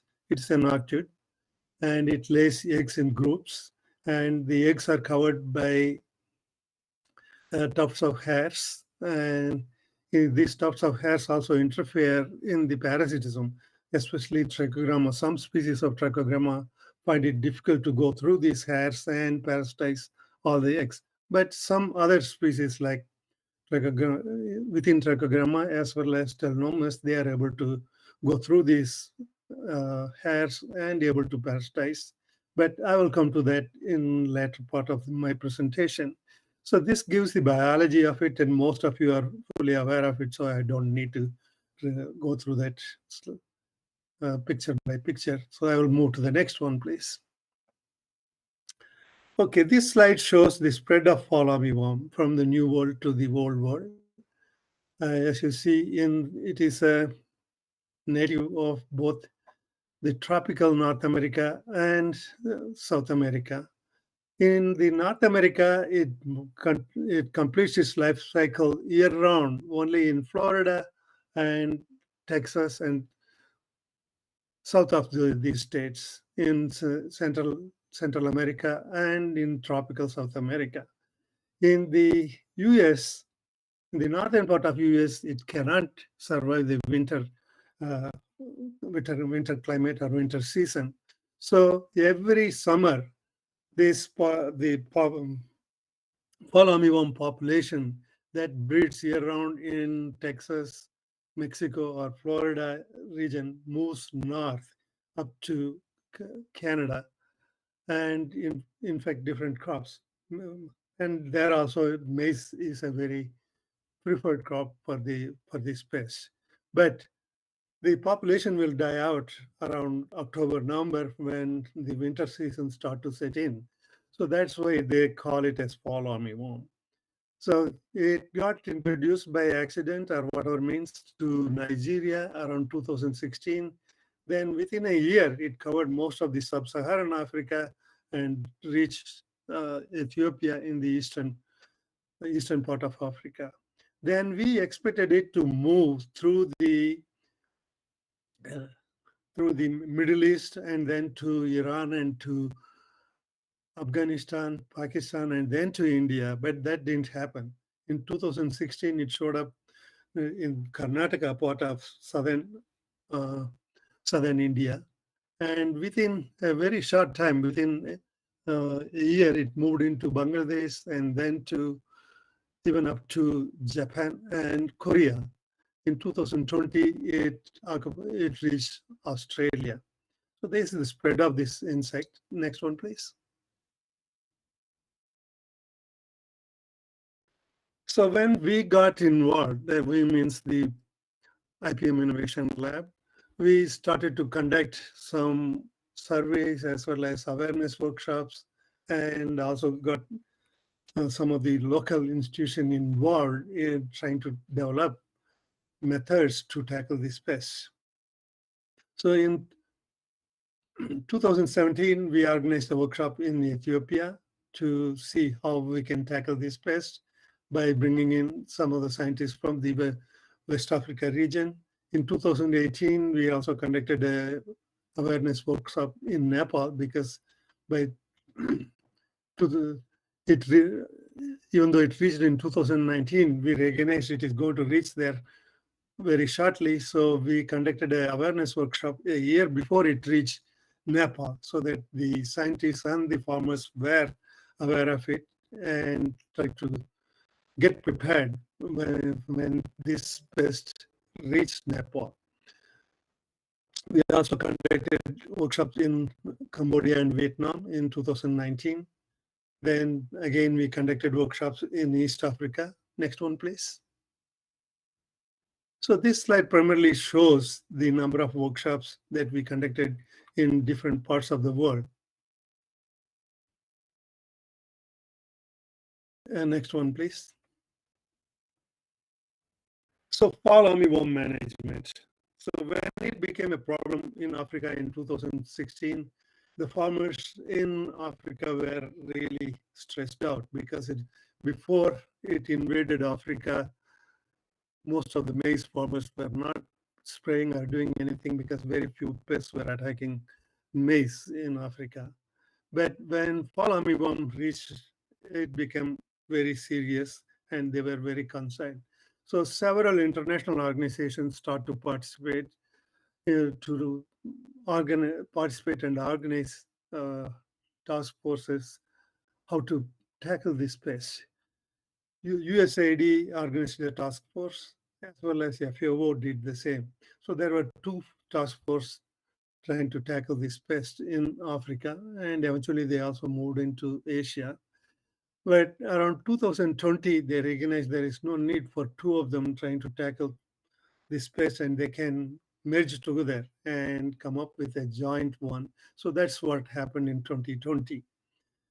There are also several NGOs. They are very active in trying to implement management technologies in Africa, and there are some also very active in Asia.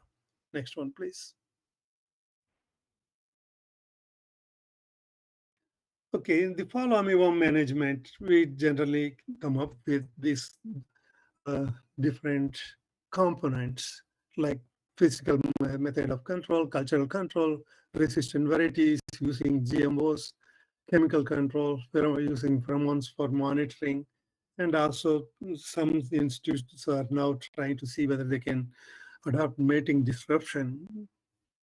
So coming to physical control, when this pest became a problem in Africa, immediately the poor farmers in Africa tried to control this pest by any available means. Many of those poor farmers didn't have pesticides. Those tried to, put sand in the walls of affected maize plants, trying to see whether they can kill those caterpillars. Some used even ash. Some tried to hand pick. So some countries even, what do you call, used some of the school children to go to the field and handpick these caterpillars. So that they were very desperate to tackle this pest. Then the other one is cultural method of control, ECP, the Institute for the Insect Ecology and Physiology, located in Kenya, that came up with a technique called push-pull technique. And this technique was primarily developed for controlling the maize stem borer or the sorghum stem borer zone illness. And in that one, they recommended a crop that will pull the pest away from the main target crop, and also some plants or a species of plant to push the pest away from the target crop. I will just talk about it in the next slide. So CIMMYT received some funding from USAID to develop resistant varieties. Please go back to the same slide. Previous slide, please. So CIMMYT has been working on developing resistant varieties after receiving funds from USAID. And some of the private companies like Bayer, Corteva, and others also developing GMOs. Currently, GMO maize is permitted only in South Africa, in Africa, and other countries like Nigeria, Kenya, and Uganda are considering introducing these GMO maize crops into their countries. In Asia, Philippines and Vietnam are the one and also China are currently using the GMO. And I guess some of the other countries are also looking into the possibility of introducing GMOs. Chemical pesticides, there are several chemical pesticides have been registered and recommended. Some are not even safe ones. Some of these countries using them because they are very desperate. Well, I will come to it a little later on talking about how USAID is approaching this use of chemical pesticides. Pheromone traps primarily used for monitoring this pest, and it also could be used for mating disruption. Some companies are looking into the possibility of using some of the nanoparticles, using nanoparticles to disperse these pheromones, but that's still in the early stages of development. Next one, please. Push-pull technology. Yeah, I mentioned a little bit so ECP developed this push-pull technique using desmodium as a repellent crop in sorghum and maize, and Napier or Bracharia grass as a pull mechanism. But this works very well for the stem borer, and the same thing has also been recommended for fall armyworm. And still it is being tested.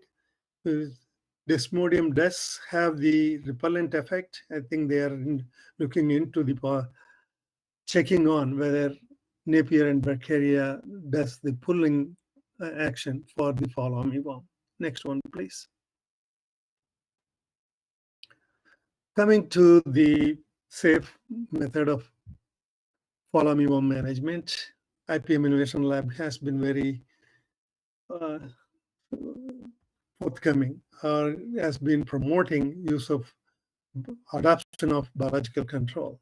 Other international institutes are also involved in this use of biological control or recommending biological control. CABI, IITA, this International Institute for Tropical Agriculture in Nigeria and Benin, and ECP in Kenya, ICRISAT located in Philippines as well as in Niger, in Africa, a subsection of ICRISAT in Niger, and IPM Innovation Lab, and also others are looking into the use of natural enemies for controlling fall armyworm. Well, in biological control, you have three major approaches. One is classical biological control, second is augmentative biological control, third is the conservation biological control. Classical biological control is introducing the natural enemies from the center of the origin of the pest to the areas where this pest gets introduced. But in this case, the reverse happened. Telnomus remus is a parasite from Southeast Asia. It was introduced to India and then to Israel and then to New World. I have a slide to explain about it, so I will talk about it a little bit more detail in the subsequent slides. Augmentative biological control, in this we keep releasing the natural enemies more than once so that these parasites will be able to, parasites or the predators will be able to suppress the pest. In the classical biological control, normally we introduce the pest one time and we expect that one to establish and control the pest. The classical example of that one is control of the papaya mealybug in India. When the papaya mealybug came into India in 2008, around 2010, a parasite was introduced from Puerto Rico, and that established naturally and able to suppress that pest. That is a classical, that is a good example of classical biological control. Well, coming back to conservation biological control, if we don't use chemicals in synthetic pesticides that disrupt the existing natural enemies, we naturally conserve, and they do provide good control of the pests in the system. Next one, please. Next one, please.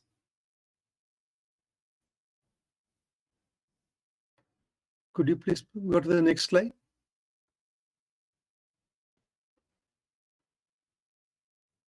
Okay, coming to the augmentative control. Telnomus remus, we can consider that as a agent for augmentative control, and also it was used as a classical biological control, as I mentioned earlier, because it was brought in to India from Papua New Guinea and introduced, and then it was introduced to Israel and then to New World. So that was a classical biological control, but now it exists in most of the countries, so it could be used for this newly invaded pest in the augmentative biological control process. There are other parasites, egg parasites of the fall armyworm, like Trichogramma prettiosum, that is being used in the South and Central America. And I think now it is also available in Africa and Asia. Where recently we have been working in Tanzania and we found this Trichogramma fungi to be a very effective parasite of the fall armyworm. So we are multiplying that in East Africa and trying to integrate it in the augmentative biological control of fall armyworm.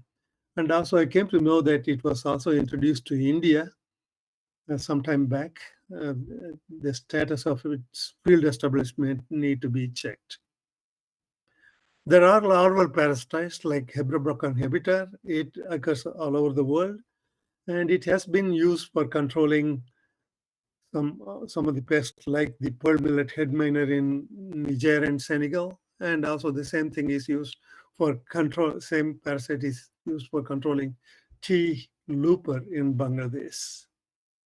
In Africa, they found this Cotesia ECP attacking fall armyworm, and so they are trying to multiply that in the laboratory and release it as an augmentative biological control agent. Next one, please.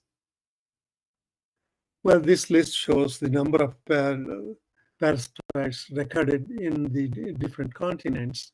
Of course, in the American region, the New World, it has been there for several thousand, maybe 1,000 years. So in the last 100 years, they have been working on this pest, and they have recorded over 150 larval parasites. Of course, it was introduced very recently to Africa and to Asia, but the scientists have been very active looking for the natural enemies. So in India, I think so far they have found about 4 egg parasites, 1 egg larval parasite, 15 larval parasites. Similarly, the same thing is happening in Africa. Next one, please. This slide shows different parasites that we have recorded in Niger since this pest got introduced over there. Next one, please. This slide again shows the parasites that we have recorded. Of course, we, in the sense, the project was collaborating with the scientists from these countries, and jointly we have been working and identifying the parasites. So these were recorded in the East African region, but still they are coming up with more parasites attacking fall armyworm. Next one, please. As I mentioned, we are also working in Nepal. We found 2 egg parasites, 1 egg larval parasite, and 3 larval parasite, and also 1 pupal parasites. Next one, please.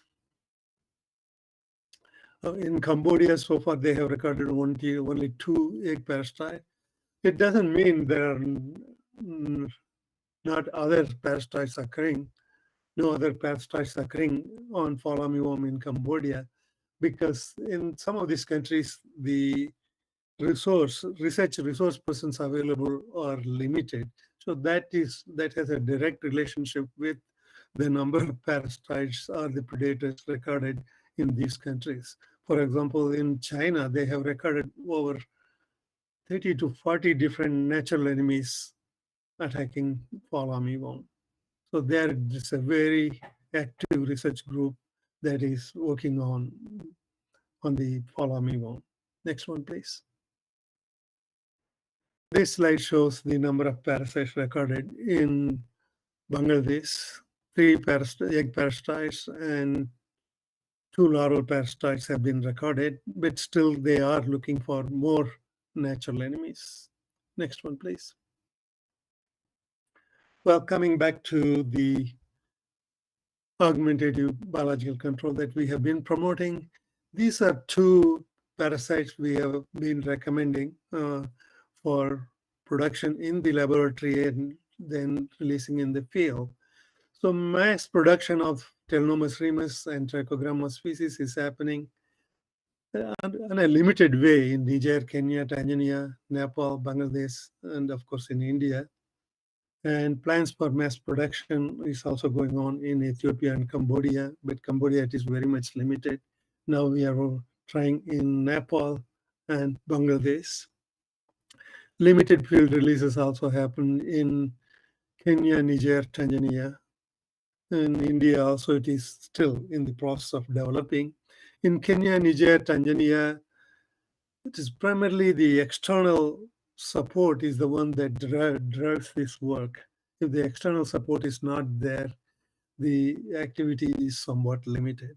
Next one, please. This slide shows the origin and spread of the Telnomus remus. So This parasite was first found in Malaysia around 2035 and described as the Telnomus remus. Then Dr. Rao from at that time in the CIBC station Bangalore went to Papua New Guinea and found this parasite attacking Rhodoptera litura. He brought it to India primarily to tackle the castor semilooper. Then he found it attacking Rhodoptera litura also in India. Then it was shipped to Israel to tackle Rhodoptera littoralis. And then he also shipped that one to the Caribbean islands around 2071 to 2072. Then from there, it has spread all over the tropical South America, Central America, and eventually it was also introduced to Florida. When this fall armyworm became a problem in Africa, IITA tried to bring in this parasite from Florida. Fortunately, even though it was brought into the laboratory, it wasn't released in the field because the later surveys showed that this parasite has fortuitously established in Africa. Next one, please. So coming to this parasite, Telnomus remus, we can consider it has been used for classical biological control in India, Israel, as well as in the New World. And also it is a new association. This new association concept was brought in by Dr. Heikki Hokkanen from Finland. That means a parasite of very closely related species. When we introduce to the target species, we may expect high percentage of parasitism. So we need to look into that aspect of the new association in the case of Telnomus remus. And also it got fortuitously introduced to many countries. For example, it got fortuitously introduced to Africa and also many countries in Asia because it was introduced only to, especially in South Asia. It was introduced only to India, but it is found in other South countries, South Asian countries, as well as Southeast Asian countries. Next one, please. One of the other larval parasite that could be used for augmentative control of the fall armyworm is the Hebrobocon hebitar. It's also called as Brocon hebitar, and this parasite occurs all over the world. In Hebrobocon hebitar is used in Niger for controlling the permulate head miner. They do produce this in the laboratory and on the Carcera cephalonica and release them in the field for controlling the permulate head miner. The same parasite is also multiplied in Bangladesh. They use the bee wax moth larva for multiplying this parasite, and they found it to be very useful for controlling the T semilooper or T looper in Bangladesh. But this parasite has also been reported on fall armyworm in India. In Bangalore, they found it to be effective, but they are getting mixed results in Hyderabad laboratories. Next one, please. Next slide, please. This slide shows how it is being released in the field in Niger. Actually, the laboratories produce these parasites in small gunny sacks. These gunny sacks are filled with broken grains, either sorghum or maize or wheat, and then they release about 20 Carcera cephalonica larvae into these bags, then 2 pairs of Hebrobocon hebitar parasites. Then they tie these sacks in the field using different techniques, and the parasites come out of these sacks and spread in the field and control the pest. Next one, please. We have been also conducting some of the parasite rearing workshops, and we did conduct two workshops, one in Kenya and another one in Niger. there were about 20 countries that participated in these training workshops. Currently, we are trying to organize some workshop in Bangladesh and in Nepal. Next one, please. This slide shows the participants in Niger and Kenya. Next one, please. The approach that we are taking in each country is we are involving the local governments, and then we are trying to set up a nucleus center in the center of the country where they have a good laboratory for producing these parasites like trichogramma or Telnomus remus or Abrobrocan hebitor. And these nucleus centers produce and provide training for the satellite centers. The satellite centers will be established or being established in different parts of the country. It could be government or private institutions. So who are willing to pick up this task, we provide training, and these centers the satellite centers provide these parasites and supply to the farmers. In some cases, these public ones supply the parasites free of cost to the farmers.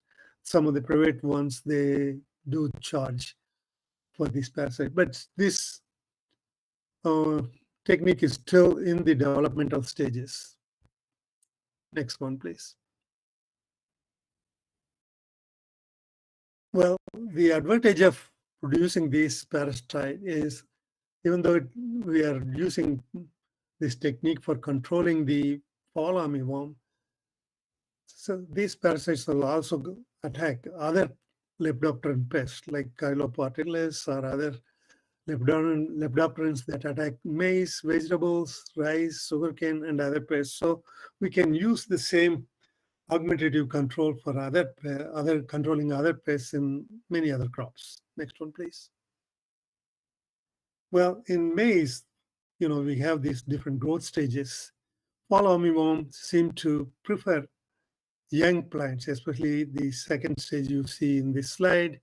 And when it attacks there, the whorls, that's where you get serious damage. And later stages, the damage is kind of minimal. So the management technology also, we have to take these phenological conditions into consideration. Next one, please. So what we are recommending the farmers or the countries to use hybrid seeds or pure line seeds or locally adapted varieties, whatever they think they have, their availability in those countries. We recommend them to use those seeds. Then we recommend seed treatment with trichoderma or the Bacillus subtilis or Pseudomonas fluorescens. These bioagents do provide some degree of resistance in the plants. So treating the seeds with these bioagents and planting them would be useful. They might not give immediate or good control, but they will give partial control. Then we also we recommend use of some of the systemic insecticides that are safe, and they can treat the seeds and plant them in the field. So this treatment may give protection to the young seedlings for up to 2 to 3 weeks. Then setting up the pheromone traps as soon as the crop is planted. Maize, especially in Asia and Africa, fall armyworm goes mostly to maize. So as soon as the farmers plant the maize crop, if they set up pheromone traps, then they can monitor when the pest is invading their field. Next one, please. Then once if they find the egg masses or the moths in the pheromone trap, they can start releasing these parasites.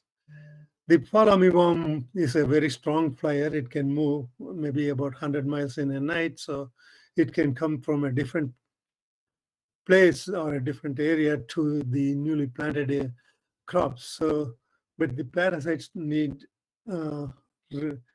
help. They need to be released because their migration is not as good as this pest.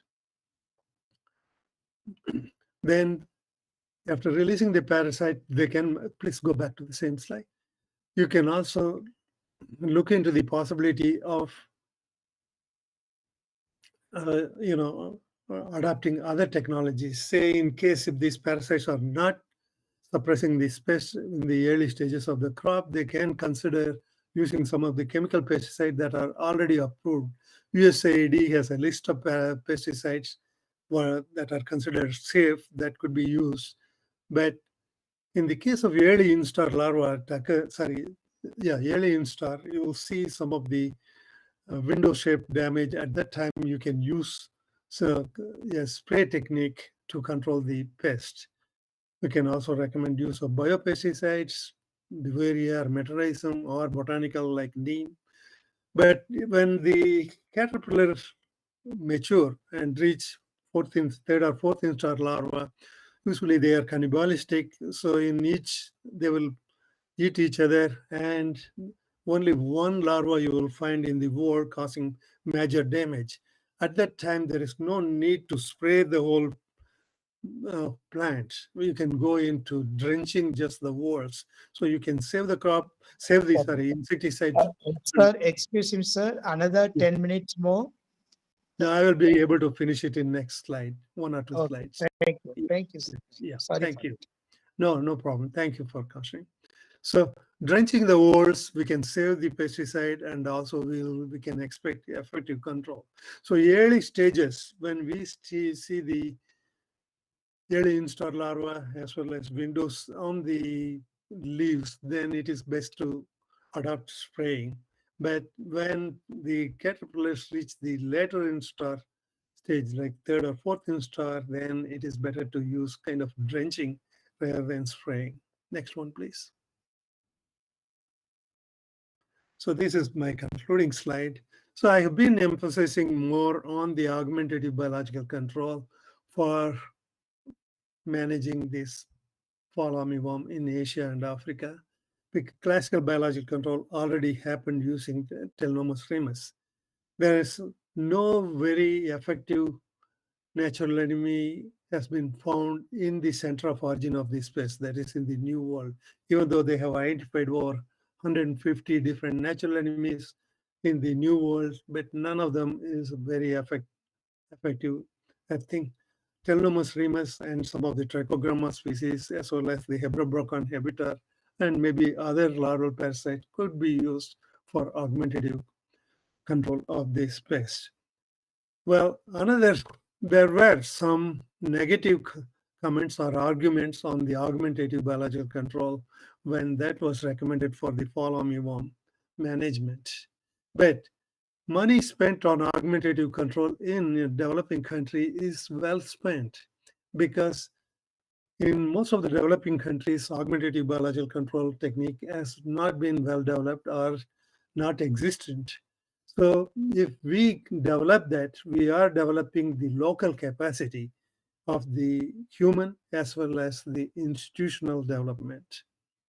So that is one important aspect. And also the money spent on the chemical pesticide, especially in the developing countries, doesn't stay in those countries.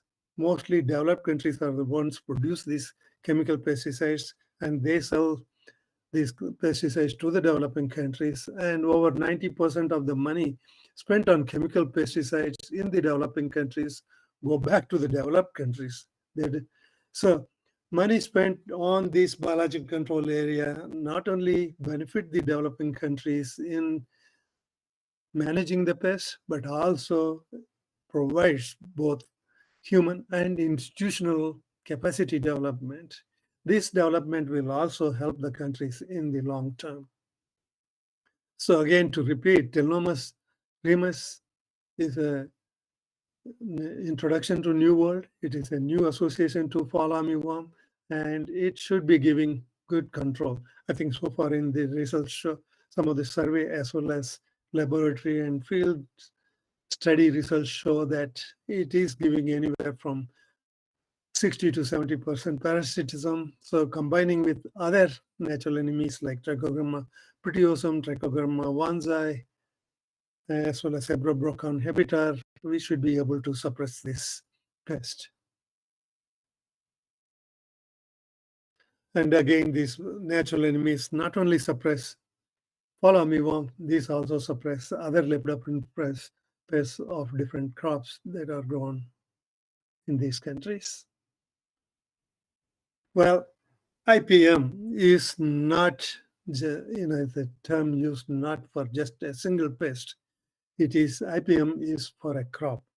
Whatever technology we develop for managing the fall armyworm, we have to integrate it with the other technologies already developed for the crop. Say, for example, if we have the IPM for management of stem borer or the leafhoppers or the aphids and other pests on maize, we have to integrate whatever management technologies we develop for the fall armyworm with those technologies so that the fall armyworm management technologies won't disrupt the existing technologies that are already used for controlling other pests. So the same logic will work for introducing the fall armyworm management technologies into other crops. I think that with that, I conclude my presentation, and I will be happy to entertain any questions if you have. And also, I want to thank Dr. Siddhanandam as well as Loyola College and the Department of Entomology of the University of Madras giving me this opportunity to present my work to the audience. Thank you.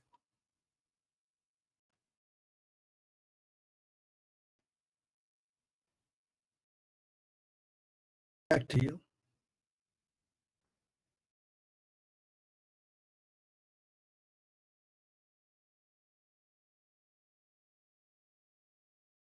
Hello?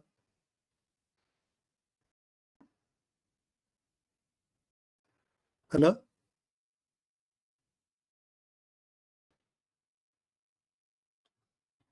Hello, can you hear me? Hello, sir, are you able to hear us? Yes. Dr. Siddhanandan is talking to you, sir. Kindly, please wait a minute. Hello.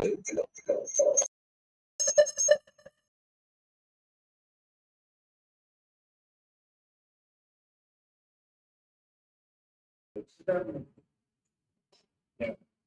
This is just to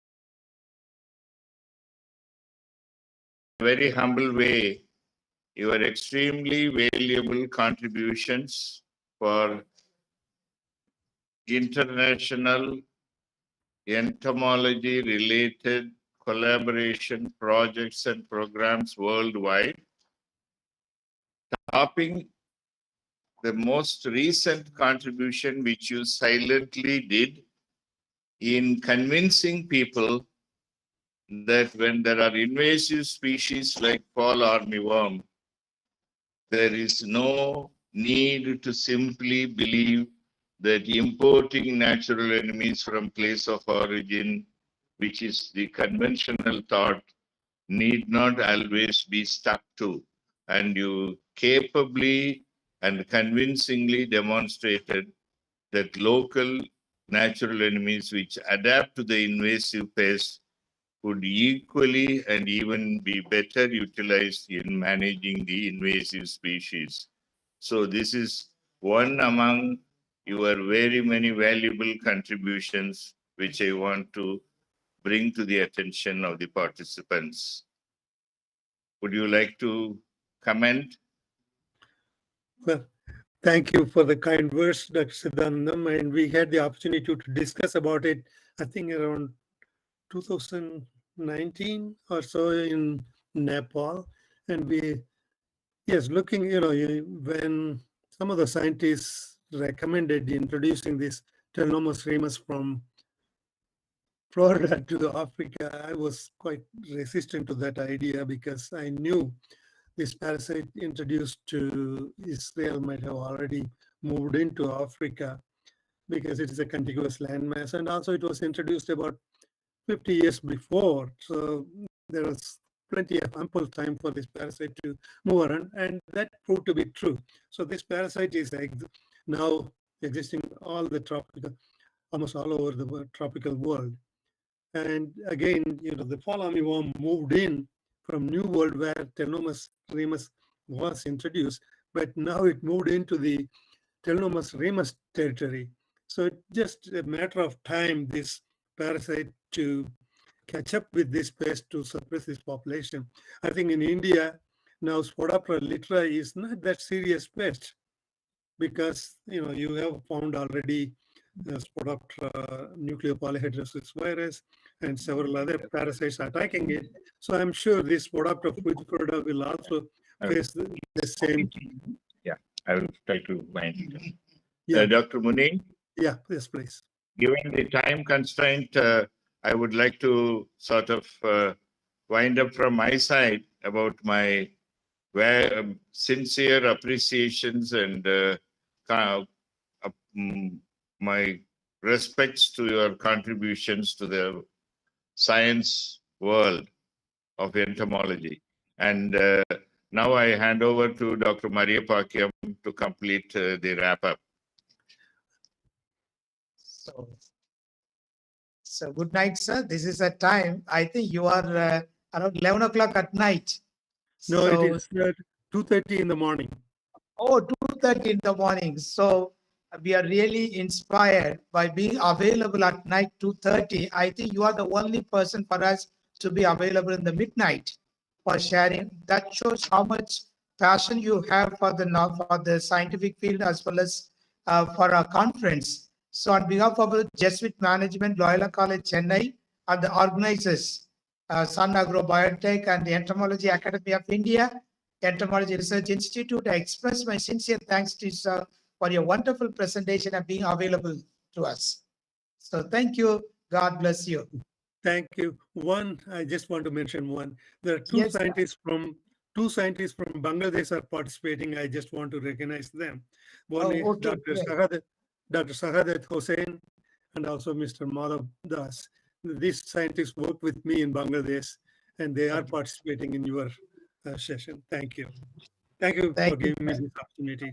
We are happy to have participants from Bangladesh. So we are really happy to have them. I thank them kindly. Stay with us. Thank you. Good night. Okay. Bye. Bye.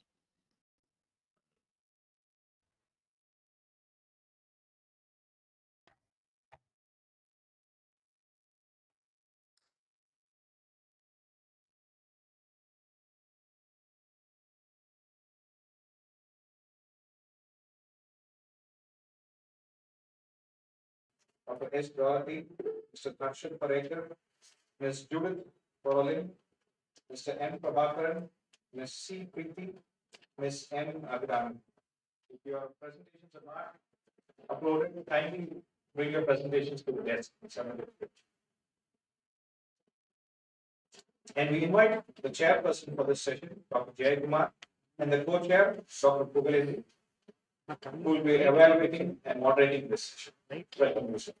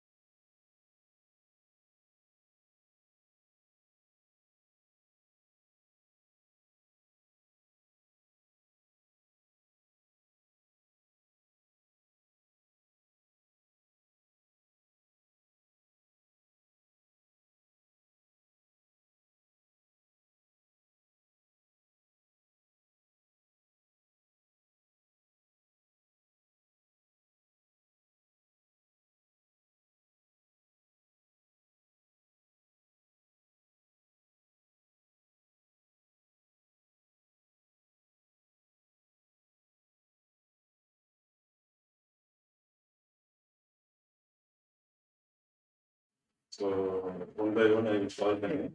So as per the symbol, you go ahead. So there will be a one test representation. Okay. First, I will call Prasad Parkar. He is called Somaya College of Science and Commerce from Mumbai. So he is going to deliver a lecture on annotated checklist of click beating. from Western Ghats of India. So now I call Karsat Parker to present your plan.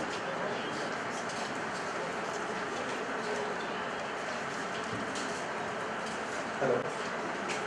Hello.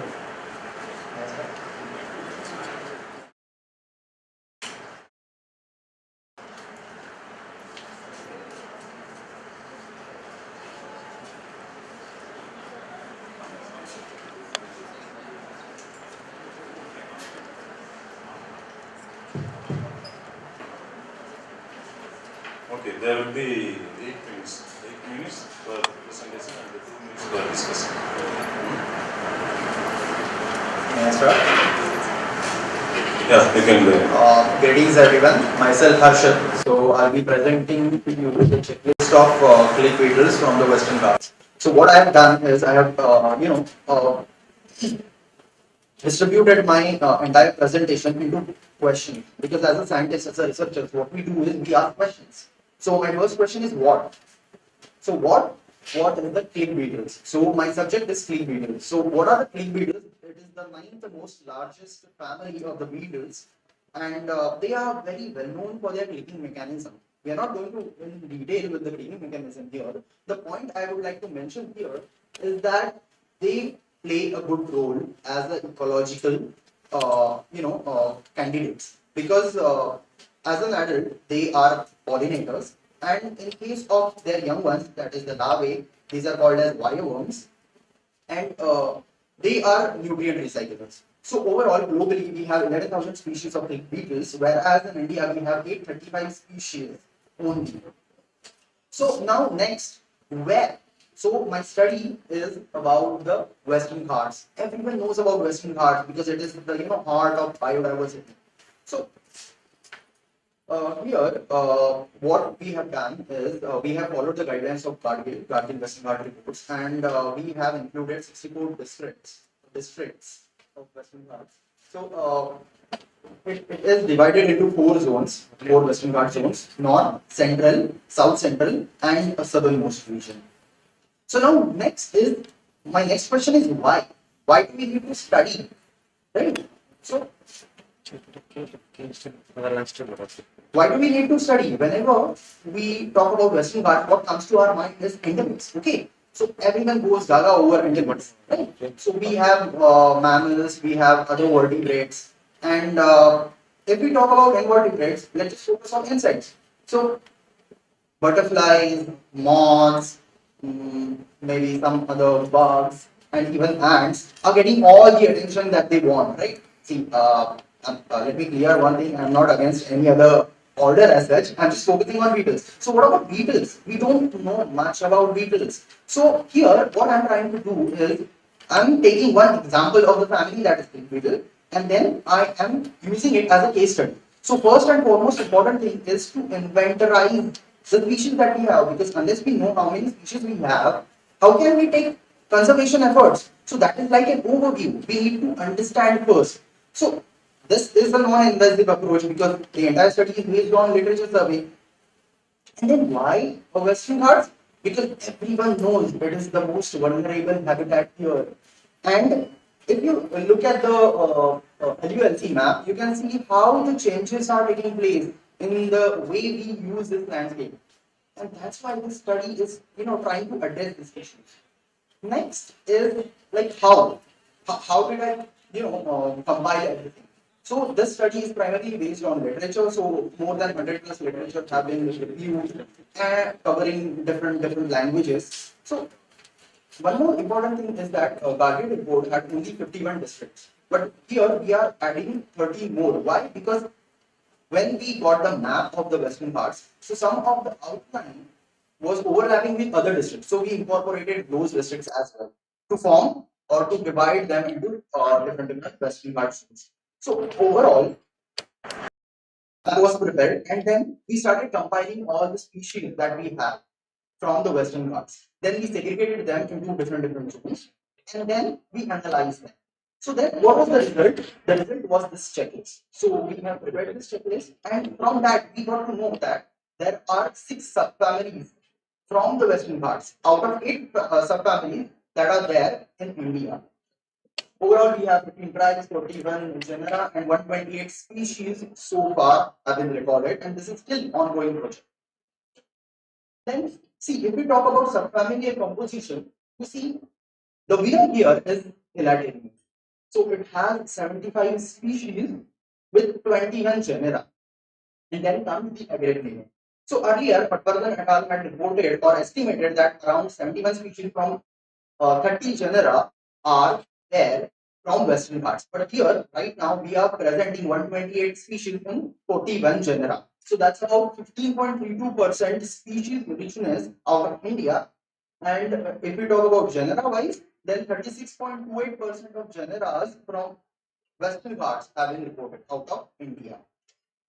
Then what was the next? So see, as I told you that we have demarked into 4 zones following the guardian. So northwestern Ghats show 5 subfamilies out of 6 from Western Ghats. That's about 83% of the total subfamilies present in the Western Ghats, and 62.5% of the subfamilies from the entire India. Then next 24 genera from Western Ghats, that's about 58.5% out of 41 genera, and 21.2% because India reports 113 genera.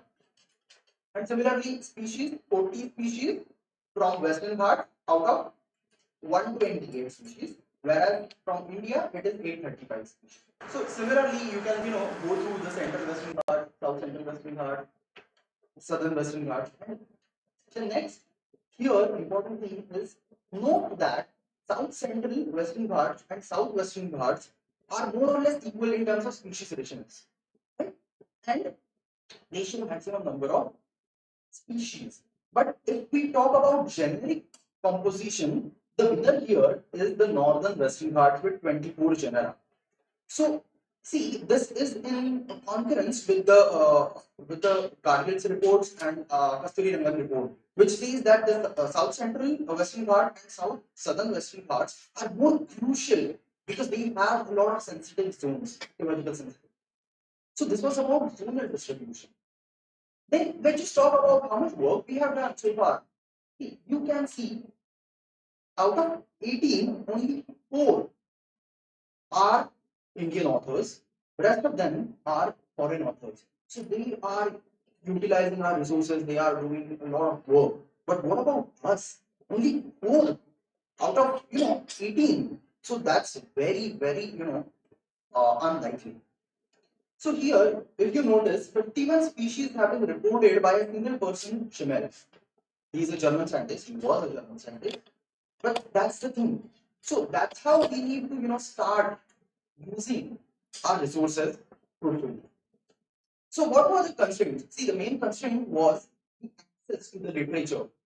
Around 80% of the literature is behind the paywall, and more than 20-30% is out of reach. So I had to hunt for that. So that was our main constraint that we could overcome. Then the next was limited work that we need to start working on. And the third is support from authorities. See, the entire concept was developed when we faced the challenge of permissions.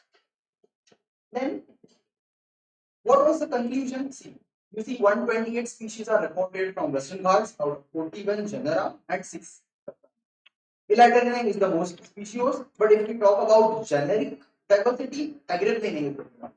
Then South Central Western Ghats and Southern Western Ghats are more species because they show 44 species altogether out of 128 species.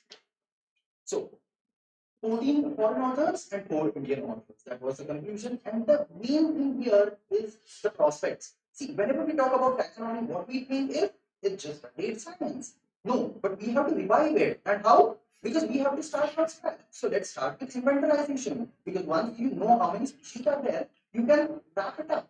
You can, go next step. And when you understand that we need to revive certain species because there are certain synonyms and blah blah blah. So taxonomic revision is the crucial. Once you have developed the inventory, what you can do is you can apply that knowledge to understand species ranges through zoo geography. Then if permissions are allotted, then we can explore different areas to get the extent. But if we don't get the permission, what should we do? We should not sit there. We start exploring the museum, because museums holds a lot of biodiversity literature. No one is going to the museum. No one is studying that. So that is our target for the next section.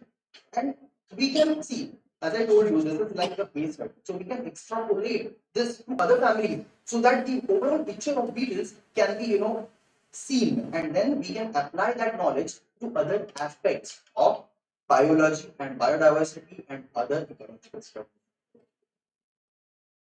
And these are my acknowledgements. And thank you everyone for listening so patiently. I have to, wrap it up so fast, but I hope you have understood what I was trying to point out here. And thank you so much everyone for listening. And most importantly, for the organizers who gave this in-person opportunity after a really long time. Thank you so much. Is there any questions from audience?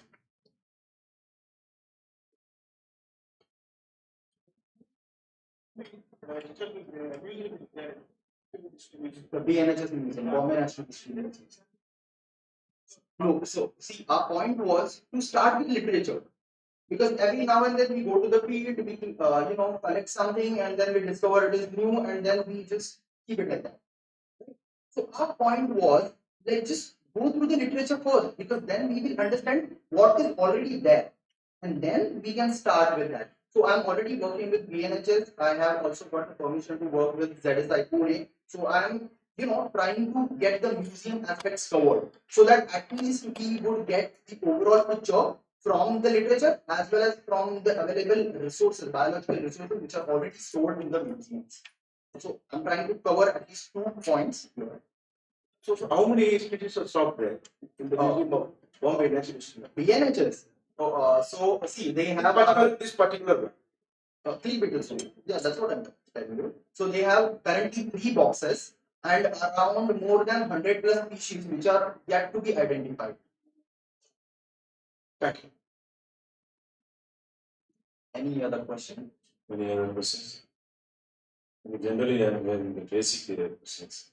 What is the role of this liquidity, either biologically or economically? Is there anything importance is there? Yes. So as I told you, this is the 9th largest family. So as an adult, they play good role in pollination. Some of them are phytophagous, so they are naturally placed for certain crop species. And if you talk about wire worms, they play very crucial role. Some of them are rhizophagous, which means they feed on roots. Some of them are saprophytic, which means they feed on dead wood. So overall, this can be utilized in a sense to manage forest resources, because some of them are already known keystone species. So there is one genus called Lacon. So that Lacon species are well known as keystone species. So if we talk about ecological services, they, let it be agricultural or let it be forest, they play wide variety of ecological services, right from pollination, pest, and managing ecosystem as such, because they are good nutrient recyclers as humans or biomes. Okay, in the case of this, is there any big beetle has been reported as a pest? As a pest, yes. So one genus, Melanotus species, so around 50% of that are pests. Then there is one more genus which is not found in India, Agriotis, that is also a pest. Then there are another one, I think Cryptalos species, they are also pests. But see, one more thing is that, again, just to show you the points here. So, Cryptalos species are also can be used as a biocontrol agents, because their bioworms, they feed on the borers which are already affecting the forest plants or forest trees. So that can also be taken care of. That means we have to take care of before introducing, suppose if we are introducing this big beetle into the natural resources or cultivable area, we should also take care of these things. It should not become a pest. So that. Sorry to cut you, but the issue with clean beetles is that their life cycle is too long. So they take 4 to 6 years. So finding one species is a big headache. So introducing them to any natural resources is next to impossible. This is what I think. And that's why I'm targeting more museums, because they have a lot many specimens. A very nice presentation. Thank you. My simple question is, we are preparing for this public density preparation is there. I didn't get it. Sorry. It's mainly threatening. There may be a population going to Threatened. Yeah. So that is the issue because we don't have inventory, we don't know how many species are there. So there is no record of IUCN checklist. No one knows which one is the threatened, which one is the latest. That is the issue. But if you talk about global, there are several species which have been reported in IUCN checklist as endangered, vulnerable, and so on. But from India, we have no such record. Okay, fine. Any more questions from my audience? Okay,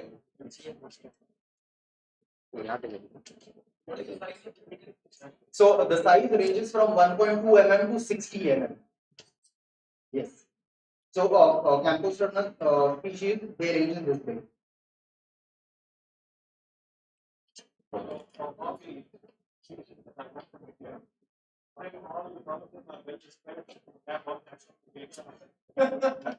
No, not at all. Because see, I tell you, 60-70% of the species that are discovered from India are by the locality India Orientals or India Borealis. How can you point out a particular specific location?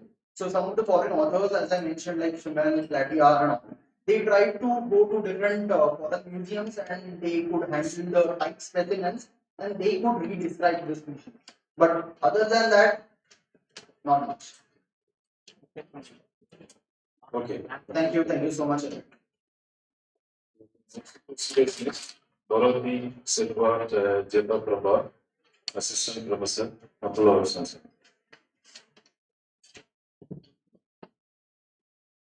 Good morning, one and all present here. I'd like to thank the organizing committee for giving me this opportunity to present a paper on co-evolution of plant habitat and butterfly diversity. These are the contents of this study. So the aim of this study was to identify, survey and monitor the flora and fauna diversity in the Queen Mary's College campus and to prepare the database for the recorded species. And the main aim was to create awareness among the students on taxonomy conservation. Introduction. So butterflies are very fascinating organisms for in the earth biodiversity and it has a great economic potential as a pollinator as well as the indicator of the healthy environment and ecosystems. A plant butterfly interaction is observed in the phenomenon of pollination, fruit dispersal, mimicry, and cell-defense relationship. So about 35% of bird crops and 75% of flowering plants depend on the butterflies to pollinate.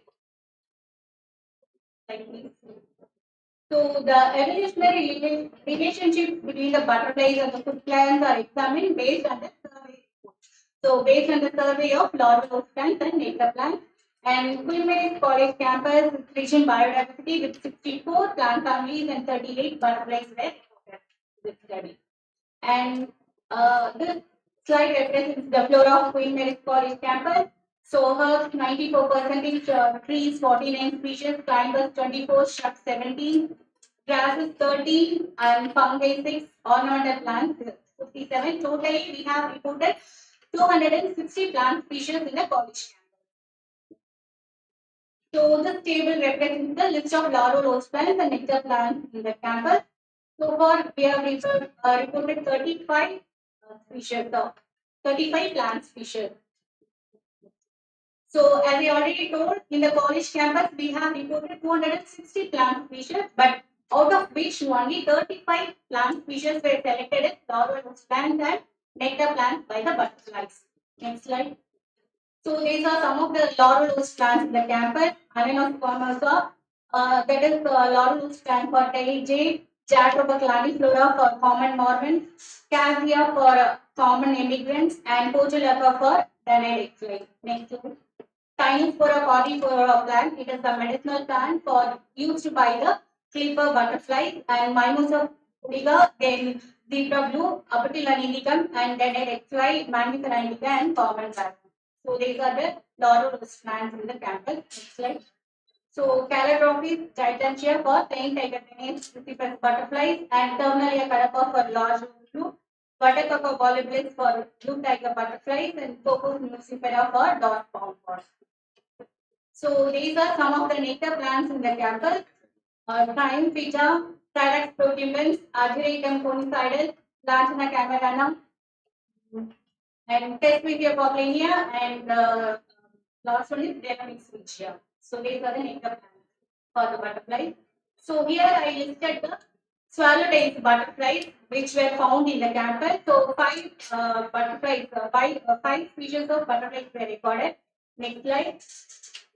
Crimson rose and common normal butterflies in Papilonidae family we photographed. Next slide. In Pyridae family, we have reported nearly 12 species of butterflies. Next slide, please. So in pirates, we have photographed the common immigrants, yellow orange tip, common grass blue, and common bell and common jezebel. So these are the common butterflies found in the campus. Next, Nymphalidae. In Nymphalidae family, we have reported nearly 15 butterfly species. Next slide. So, peacock pansy, plain tiger, Danaeus visibus, tawny castor, blue pansy, common evening brown, and Danaeus were reported. Next, lichenids. In lichenids, nearly 5 species were reported. Next slide. So, in common pirates, H grass blue and oak blue were reported. So in Esperate family, only one butterfly we were reported in the campus, that is dot palm dot. Next slide. So the study was planned to observe the butterfly larval osmans and nectar plants, and the main out of 260 plants, only 35 plant species were selected as the larval plants, and 38 butterfly species were recorded. And butterflies may seek plants not only for their food but also for the chemicals used as defense. And caterpillar of most butterflies feed only one or two types of plants and need to grow in the right condition to develop and survive. Next slide. So conclusion is over 95% of individual butterflies were destroyed in the caterpillar stage itself. So threats to butterflies come from the destruction of habitats with their host plants, and pesticides that we are using by the farmers or destroy the butterflies. And my main aim was to spreading awareness, spreading awareness among the students, and it is one of the key thing in achieve, and by offering gifts to the people, and it is hopefully change the population of the butterflies. So everyone has the responsibility to rescue the nature for a better future. Thank you. Thank you, Doreen. So I'm having some questions. So you told that before reaching to the adult, many of them has been gone. What is the reason for that? They thought it is the pest. It will decrease the crop improvement or destroy the crops, so that they destroy the caterpillar in the chain itself. Yeah, that is a general view. But you have taken the experiment in the college premises itself. In that case, there will not be any question raising about the pest and the predator. This is not, I think, naturally happen. Yes, but I saw in the medium movie and the plant, so there is a lot of larval stage. During the larval stage, the sweepers thought that it will affect the students, so that they removed all the plants. Oh. So. Okay, that means only the herbs may be there. So lot of large size trees. There are a lot of trees are there among the 35. That I think you are telling a little bit large quantity of the larval population degrading before it reaches that age. So how long you took that experiment? 4 months, sir. 4 months. 4 months. Whether summer or summer, sir. So the best reason for surveying the butterfly is spring to summer, mainly summer. So based upon the flowering period and November to February. So is there any plant species which are all associated with the neighboring building? Because that is also playing a major role.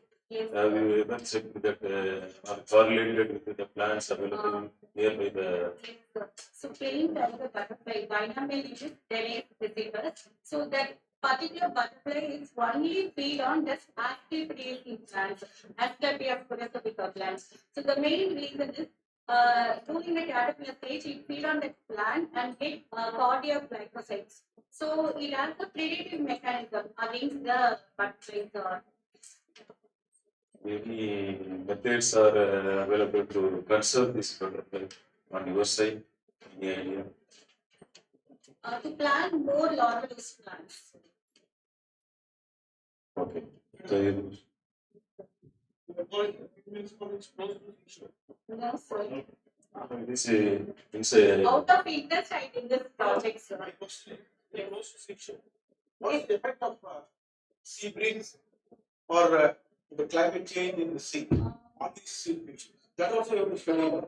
In this region, only few plants that can survive. So our college is near the seashore, so only some kind of angiosperms will grow on that region. So based on the plants only, the butterfly will. I will based on the plants only, the larval plants only, the butterflies will be there. That situation, that environment. No, I understand. See, you are doing the survey during summer. Okay, during summer, your people movement will be more there. Yes, Isn't sir. that? I did in the mornings, sir. So 7 to 8 o'clock. Those things you have to take into account. Isn't that? Particularly the traffic on the beach road. So You would morning think only I maybe- did the survey. No, these are the reasons for 95% decline. Decline in these things. Probably these things should have contributed. Yes. Thank you. any other questions?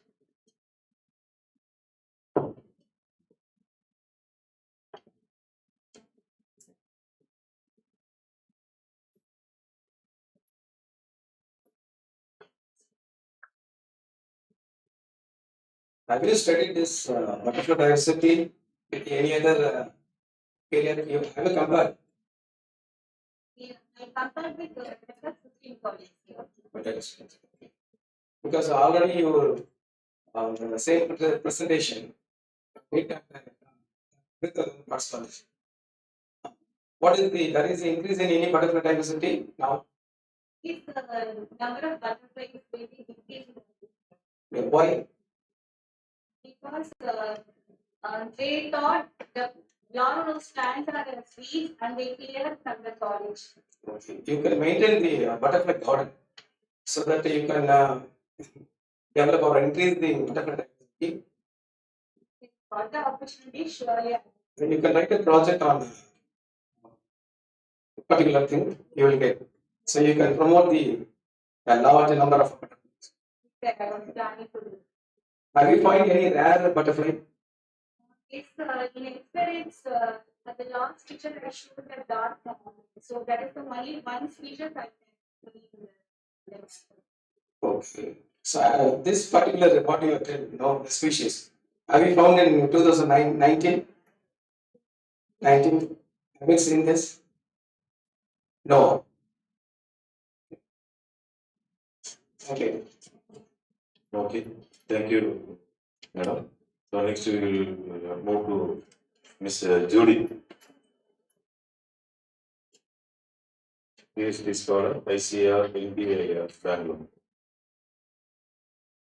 Very good afternoon to everyone. Myself Judith. I'm a PhD scholar from ICR Bangalore. Today I'm going to present the paper on the species diversity of vibrant fauna in Wayanad and Malappuram districts of Kerala.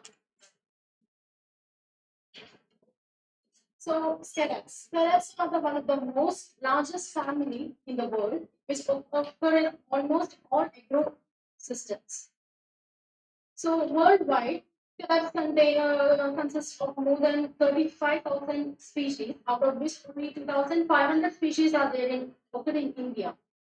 And out of this, only 70% belong to the group Melanophinae and Brutalidae. Some of the examples of scarab beetles are Japanese beetle, dung beetles, rose beetles, white grubs, etc. So this is the systematic position of Scarabidae family. So Scarabidea consists of mainly two groups, which is coprophagous and phytophagous. Coprophagous groups, which feeds on the dung, belong to two major subfamilies, Scarabinae and Apodidae.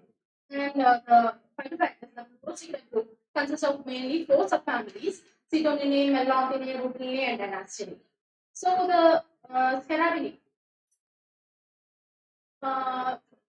the scarab group, these are economically important in two ways, both harmful and beneficial way.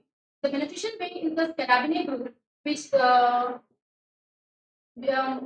helps in decomposing the dungs and fecal matters of several large herbivores, and which do the similar work of earthworm, like the churning of soil, the pulling of dungs, and which increases the fertility of soil.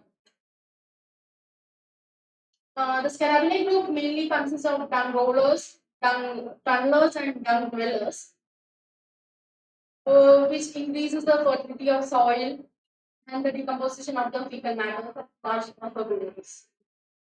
The phytophagous groups are also economically important because they consist of the pest groups. Mainly consist of Melanthinae and Rutinae and partially Dynastinae subfamilies. They are known as June or May beetles or chafer beetles. The larvae feed on the root and rootlets of plants, which causes severe damage to plants. And the adult, they feed on the leaflets of the trees and flowers, etc., which results in crop damage. In this image, you can see the adult feeding on the leaves, and these are the damage inflicted on groundnut, potato, sugar. My study area was the Western Ghats region of two districts, which is Wayanad and Palakkad. Western Ghats is a biodiversity hotspot which homes around 6,000 species of insects, and the study in Western Ghats is very scanty. The collection method which I use is the installation of light wrap between 6 to 11 a.m. p.m.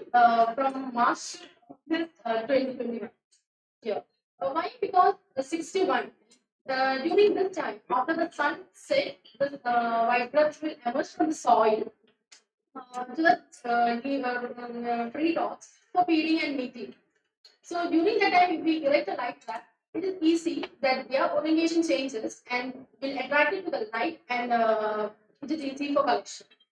So the light source which I use is the 160-watt mercury lamp, and the white cloth is kept behind the light trap so that the beetles are attracted to the light and we are able to collect.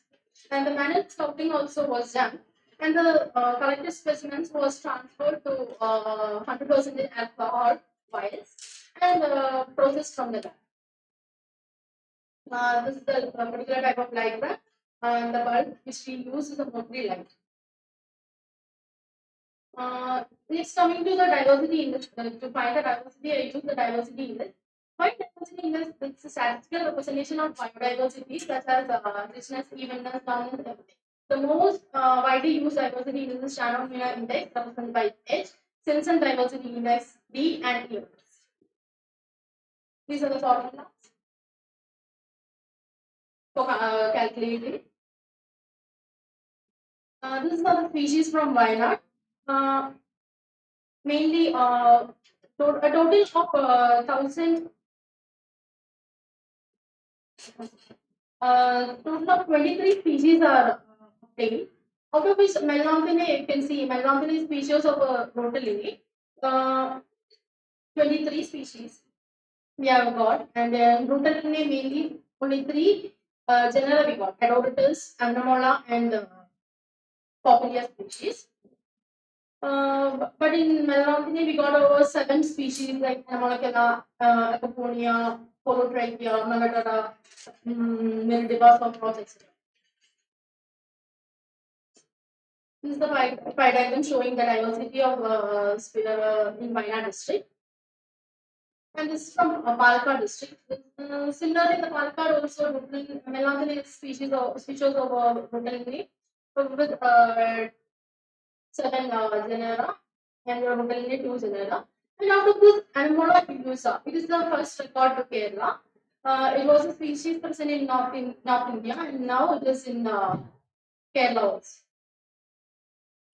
This is my diagram showing the species diversity in Palakkad.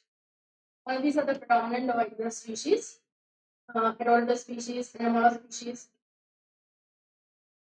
and that one is Anemola illusa. This is the Melanthini species. And coming to the result and discussion, a total of 1,079 beetles specimens were collected from Wayanad district, and which belongs to 23 species belonging to 10 genera of Melanthini, 10 genera, 7 of Melanthini and 3 Rutellinae genera was collected. Similarly, in Palakkad, total of 99 beetle specimens was collected, which belong to 19 species, total of 10 genera. Out of which 8 are Melanthini genera and 2 of Rutellinae genera. From this thing only you can understand that Melanthini species of Rutellinae in both places. And Anemola illusa was the first record to Kerala. Seeing the percentage in Palakkad, the predominant species is Chithanica fuscescens, which is of 38.3%, and from Wayanad, Mandara carelensis and Apogonia proxima, which of percentage 43.1% and 38.7% respectively. This is the diversity index. Total number of individuals 1079 and 99 from both the places. Number of species 23 and 90. And these are the values of indices. From these indices only we can understand that it is Palakkad has the most species diversity. Census index also which ranges from 0 to 1. When the value is nearing to 0 means it is less species diversity is there, and when it is nearing to 1 means more diversity is there. And from the in the conclusion, the species richness and evenness is relatively more in Palakkad when compared to Wayanad. In the present study, Melanthini was the predominant subfamily which we observe. And the review of literature, you can find that species diversity and the Karate species study is only studied in Western Ghats regions. So, since it is the first comprehensive documentation of Phytophagous Karate are done, however, more areas in same district and different districts of Western Ghats will be covered. And these are the references I use. So, what is the reason for selecting a Wayanad and the Palakkad? Since Western Ghats are in Kerala mostly distributed in Wayanad, Palakkad, Idukki, Pathanamthitta regions. Since for the first part of study, I have taken Wayanad and Palakkad region. For the next year, I'll be choosing Pathanamthitta, Idukki, Kollam regions. Only in the Western Ghats, not in the city side. I know, only in the Western Ghats. Interior part of the Western Ghats. Yes, sir. Along the main area. No, not to the interior part because some of the permission reasons. The side of forest with the light trucks, like in Palakkad, Niriyapati regions, and Chulanur, Peacock Sanctuary regions, etc. Why you choose specifically March to August?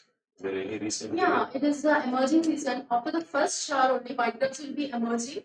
So after the first shower, it will be emerging during the peak season from March, April, May. It will be the peak season of emergence of white ducks. So if we are putting the light bulb, we'll see the whole collection.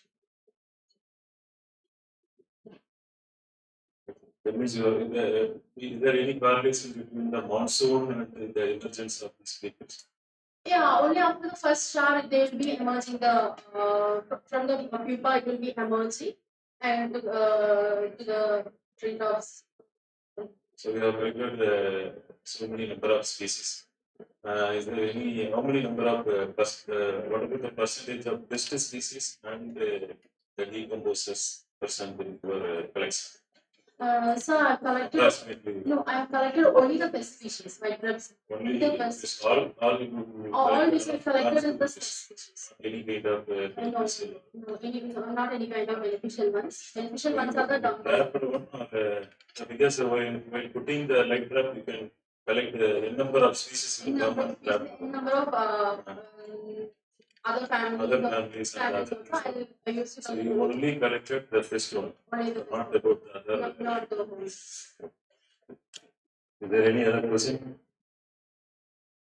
You have told that the species diversity is more in Palakkad compared to Wayanad. So, considering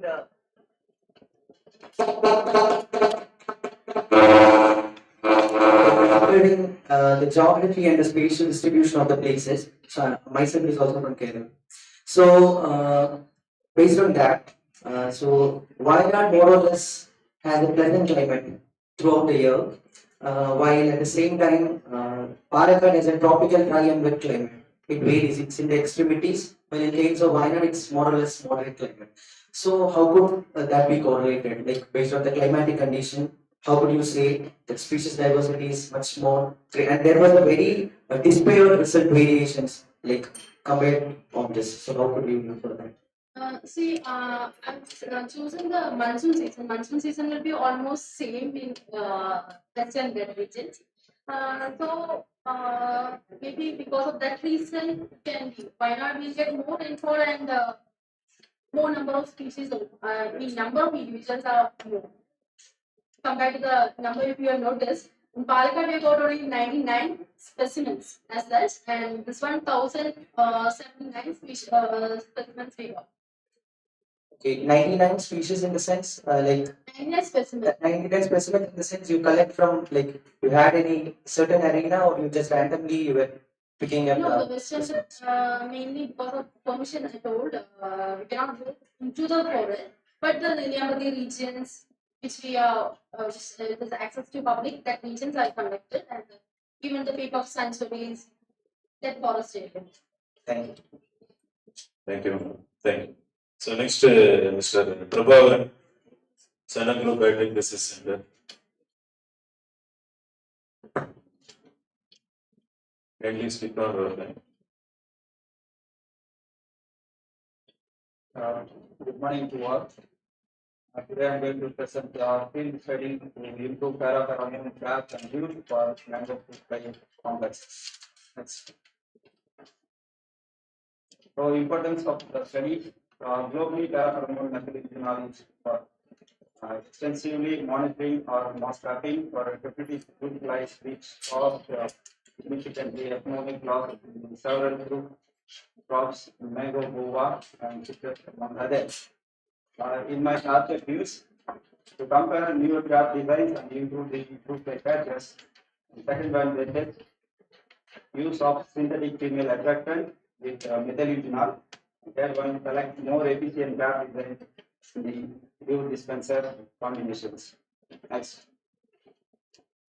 These are the life cycles of fruit flies in different stages. Next. Fruit fly adults and male and females. Next. Globally distribution oriented fruit flies. Next. The parapheromones are not synthesized in insect system but instead respond to insects similar to insect pheromones. Presently, methylutinol is used as a parapheromone for attracting oriented fruit fly. Globally attract the species complex led by Brachyura dorsalis. Next page. This is the chemical structure of methylutinol to attract Brachyura dorsalis and Brachyura carex and Zoneta, very other etc. Next page. In my study, we took 4 combinations of trap designs. One is spherical shape and the delta model in yellow color, and tumbler trap in the next one is sticky trap used. Next one. Study 2, we compare trap and lure combinations. Tumbler trap with dispenser lure dispensers and cylindrical model with this dispenser And third one, integrated model in big and wide dispenser systems. Next, please. Study 3, we compared the dispensers methylenol alone and A and B are synthesized female attractant alone or altogether. We compare. Next, please. So we capture the picture while doing our experiment. The fruit fly trap in traps. Next, please. So the study 1 results show the tumbler trap with the dispenser got more number of mark flies. The trap catch the fruit fly was significantly superior than other trap tested. Average catch of the tumbler trap got nearly 21 flies, while next in rank delta trap followed by the spherical got 10 flies. Other one the missed catches. All the 3 weeks consistently delta trap got more number of catches. Next. The study 2, the pictures illustrating the study to optimum the trap new combination promising the tumbler trap along with dispenser trap, the maximized flight followed by the next in rank jaw trap with the dip or dispenser trap next in rank. Next please.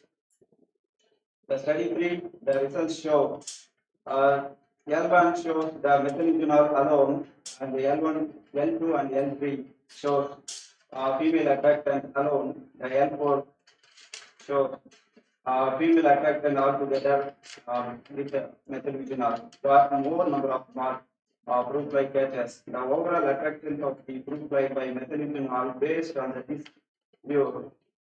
The potential of blending with methylenol female attractant either alone or combination was ascertained. Besides the identifying superior solvent function of this blending. Next. So further work in progress. Studies on the progress in the maximized synergy between the trap and the new dispenser type. Blend optimization with the promising female attractant source to improve per day fruit fly catch in traps. The tumbler trap color variations score of actual trends are being studied. Next. Our scientific value of findings: 2 synthetic female attractant, both individual or combination, enhance the fruit fly attractant of the parapheromone target fruit fly species complex. The trap design attributes were shown that play a significant role of the fruit fly attractant retention. The trap new combinations are significantly maximize the trap catch by synergy effects. Next please. The practical utility of finding the mango format can now avoid cheaper but efficient trap designed by shifting use of the tumbler traps. More flies, both male and female, can be caught per day by blending synthetic female attractant by methylenol attractant. Cost effective. The cost effective can be maximized by using tumbler trap with dispensers. Next. A recommendation: the promote the use of the tumbler trap with this dispenser along with the female attractant blend so the maximize the trap catch the fruit fly in mango ecosystem. So encourage the mango farmer cooperative to undertake the large area trapping with improved fruit fly trap and new combination support export focused mango cultivations. Thank you. Next, is commercial available for anyone? Yeah, commercially available traps. You can be prepared by your own. Yeah, you can purchase in our shop. Tried anywhere plant similar. No, sir. Just for this study, I evaluated the trap designs. Sometimes not only this place, some other players are possible. Yeah. We can evaluate anywhere in this. No. So Darsalis complex or Bactocera, pea roots, fruit fly complex, we can use for methylenol.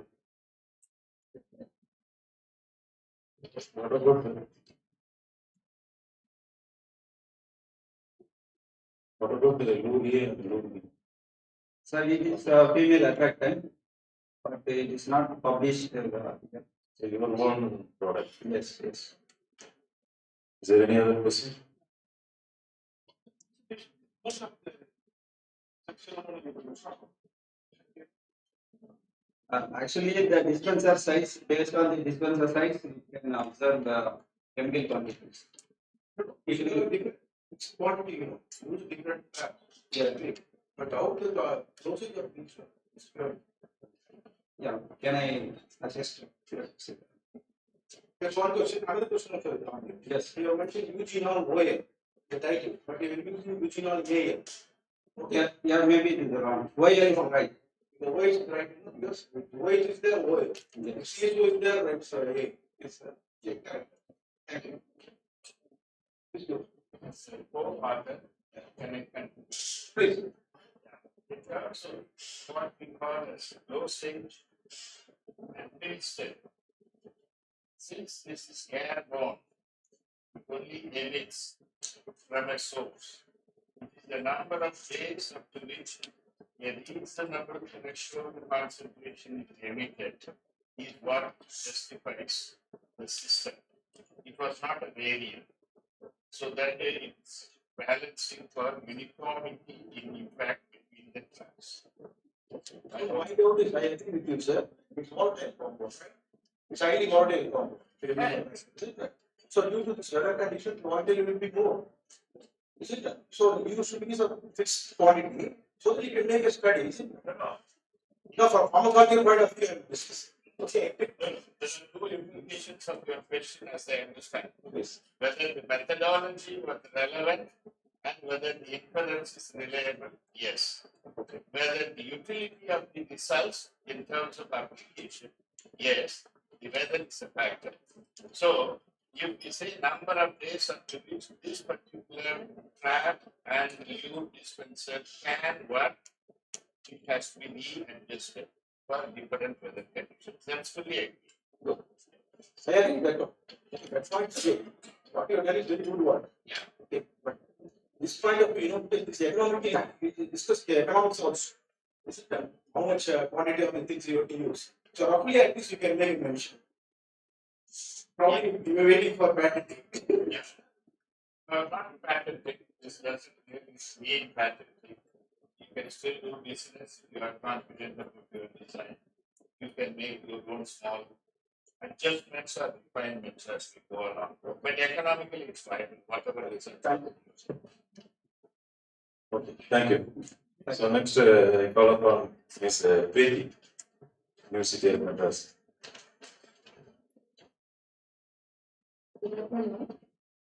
My presentation is about purification of cinnamon from the leaf extract of Asian minerals, prospecting potential values in application.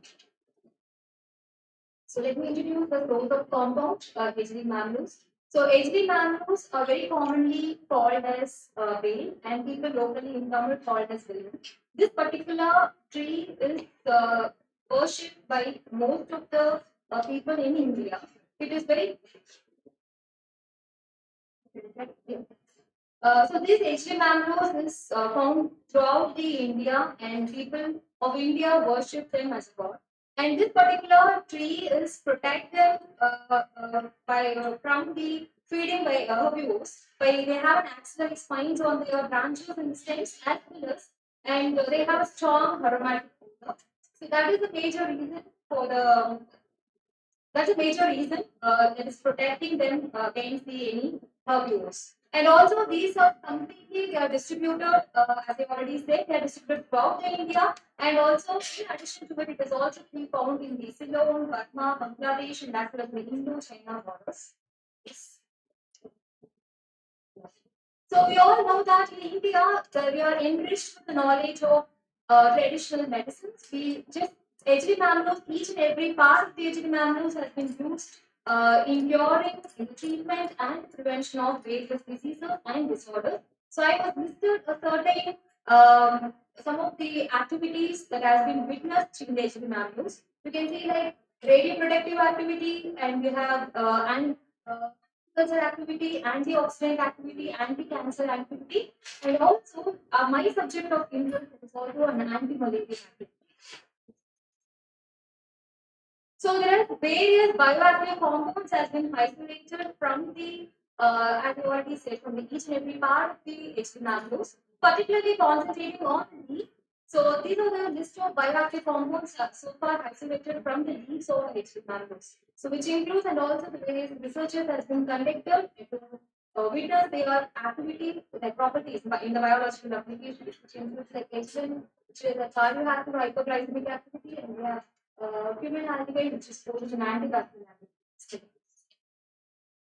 So in addition to it, this is also the list of bioactive compound has been isolated from the leaf extracts of HB mammals. So my subject of interest is cicillin, which has already been reported for an antiviral activity. Now these cicillins comes under the coumarin group of compounds. Generally, the coumarin group of compounds have the ability what is that? Like, it has a large property generally. It just targets or the reversibly or irreversibly inhibits the detoxification related enzymes. So,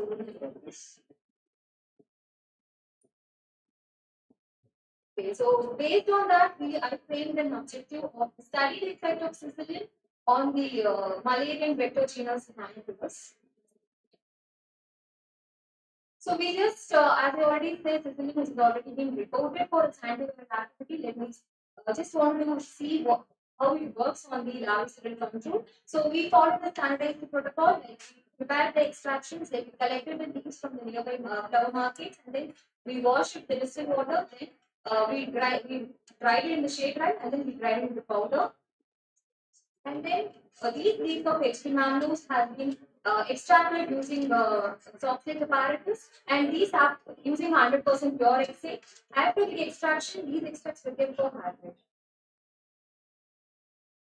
Yes. So next, this extract is used for the purification using silica gel column. So we use the mesh size of 234 to 400, and also we use the solvent grading system. We target on the low porous solvents. We started with the hexane. So these hexane, we started eluting with 100% hexane, and then followed by the decreased concentration of hexane and increased concentration of methyl acetate in the ratio of and this is the thin layer chromatography that is purified a particular fraction of 90:10, that is say 90% of hexane and 10% of methyl acetate, has shown a crystal-like structure which is in the shape of rice grain. So where these were subjected to thin layer chromatography using a mobile phase, hexane and methyl acetate in the ratio of 90:10, where you can get a clear spot and with the RF values you can use. Yes. So these cicillin, as I already said, with the coumarin group of compounds with the molecular weight C14, H12O3, and these particular cicillins are half white in color. So the picture which is there, it is a direct extract which has to be washed with hexane where we get out white in color. And then this is a monoclinic type of crystal, and the solubility is mainly on the methanol and DMSO, ethyl acetate, and hexane. So I was particularly was targeting on the Malarian vector genus Haemophilus because the World Malarian Report 2021 says that nearly 241 million malaria cases have been reported, and also it's like 627,000 of people lost their life because of. So as per the report, it is like comparing 2019 in 2020, it is about like 14 million more malaria cases, as well as 69,000 more death has been caused because of the malaria. So this is one of the major reasons for me to choose the particular target Haemophilus as my search as my target. And also these experts will add like even though India is as the role in declining the malaria in the country, but still we are facing. Go little past.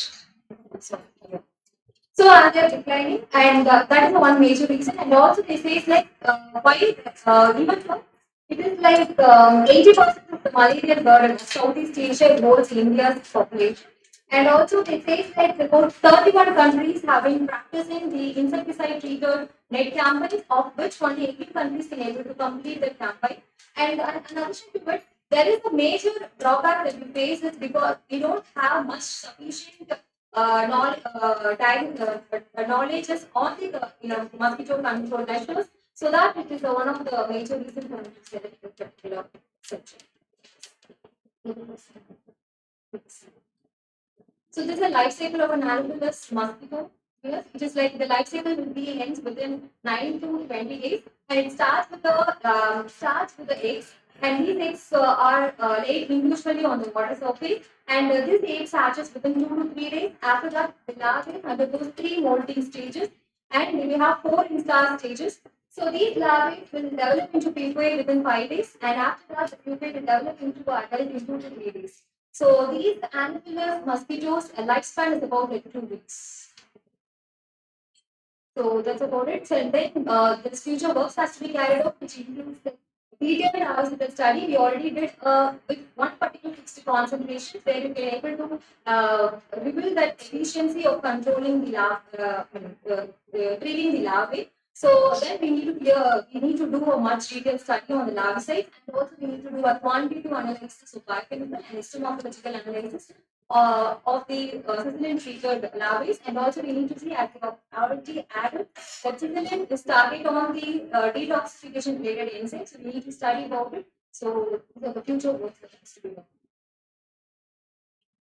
Okay. So what about the percentage of Sicilian and Sicilian?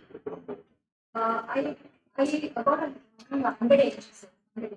What about the quantity you got it? It's like 100 grams. 100 grams? 100 grams. When you have followed the same method already published by SOMO 2018, same method, or you have No, so I followed the same standards protocol. okay, same method. Whether it is available commercially or No, it is not available. not available. Is there any other question?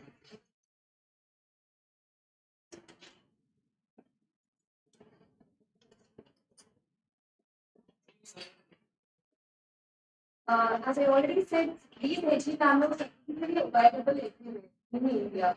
And particularly in Tamil Nadu, we can see most of the things we can able to see that it is easily available. So that's the major reason. And also, like through the literature, I can able to see like this is really effective. It has some potential that has to be explored. So that's a major reason. So this is standardized protocol. It's already been this particular system has been isolated. I just followed the standardized protocol to reveal its potential of larval cell activity.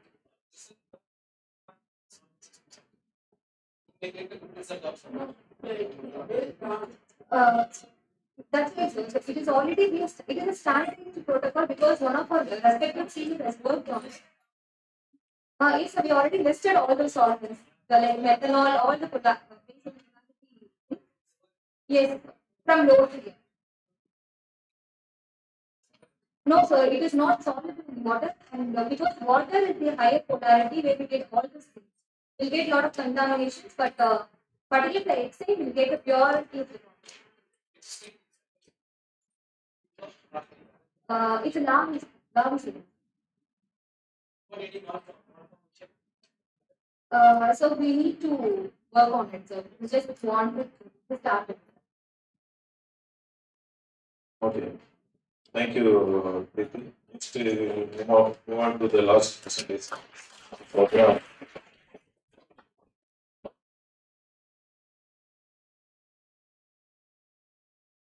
Good afternoon to one and all present on and off the dais. I'm Abhirami, a PG student from University of Madras. Here to present our study on larvicidal effects of the extracts of Erinanthera pamina and Sansevieria rostrobridgiana on the clarial vector Culex quinquefasciatus. The target organism of the study was mosquito. Mosquito belongs to which is a blood-sucking insect, and we have particularly concentrated on Culex quinquefasciatus because It is the vector of medical importance that contributes to a lot of diseases like equine encephalitis, Japanese encephalitis, and filariasis and avian malaria. We have the need of the R is an alternative to chemical pesticides, and it is very important because the chemical pesticides which we have been using for a longer period of time causes disruption in the ecological equilibrium. It also leads to the resistance in target organism, and it also affects the non-target organism, which affects the ecosystem. For the past 10 to 15 years, it is seen that there is an emerging trend towards the development of pesticides and botanical insecticide from natural sources. And the most important the most important prospect for this is it is from the natural source, and so that it is biologically degradable at a very faster rate. It is less toxic, less polluting, and easily recyclable. So we have also concentrated on botanical pesticide. So we have chosen the plants Echinacea pavonina, which belongs to Fabaceae or otherwise called Leguminaceae, and Sansevieria doxybutyriana, which belongs to Agaveaceae or Asparagus. Echinacea pavonina is a widely studied plant, and it is commonly called red sandalwood or red tea tree in India. It is found to have many important properties medically, and the most important property of that is it is aphrodisiac, and it is anthelmintic, anti-inflammatory, and anti-cancerous. Sansevieria roxburghiana is an invasive plant which is native to China and Taiwan. It is presently studied widely for its application in the textile industry, bleaching, and paper industry. It is also used as a contraceptive in traditional Chinese medicine. The objective of our study was to extract secondary and primary metabolites from the selected plants and to test them on various life stages of Culex mosquito. And we have followed the standard protocol where we had collected the green leaves, bark, and seeds of Echinacea pavonina from our university campus. We washed, shade dried, and ground it into a homogeneous powder from which we took about 100 grams and used it for soft lead extraction. For leaves and bark, we had used methanol, and for seeds, we had used NXA. It was evaporated, and the yield was as follows.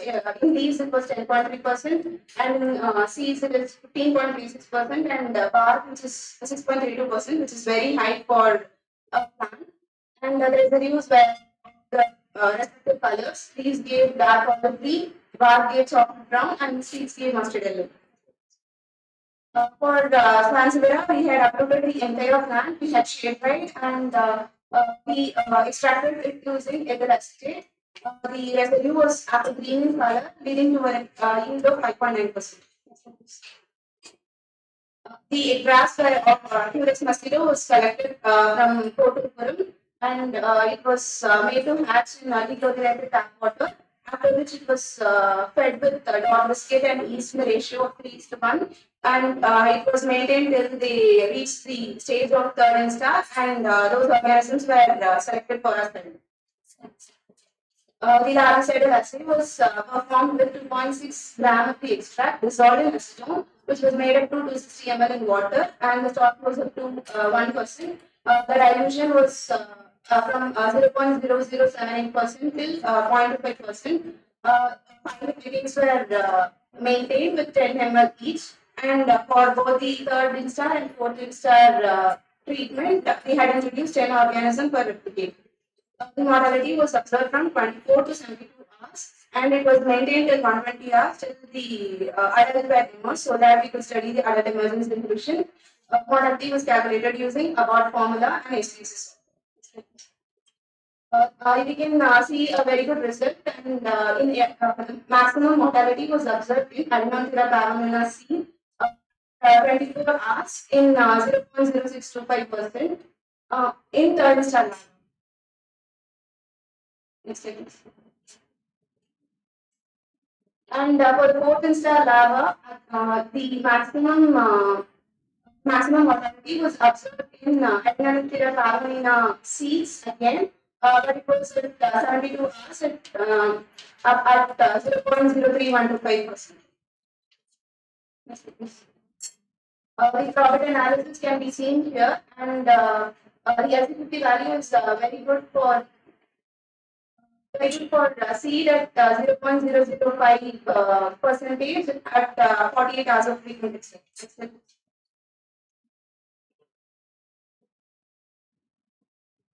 We had also seen the adult emergence inhibition assay from third instar and fourth instar. So we can observe from the table that adult emergence was nil in Adenylactida pavonina seed because the maximum mortality was observed in the larval stage itself.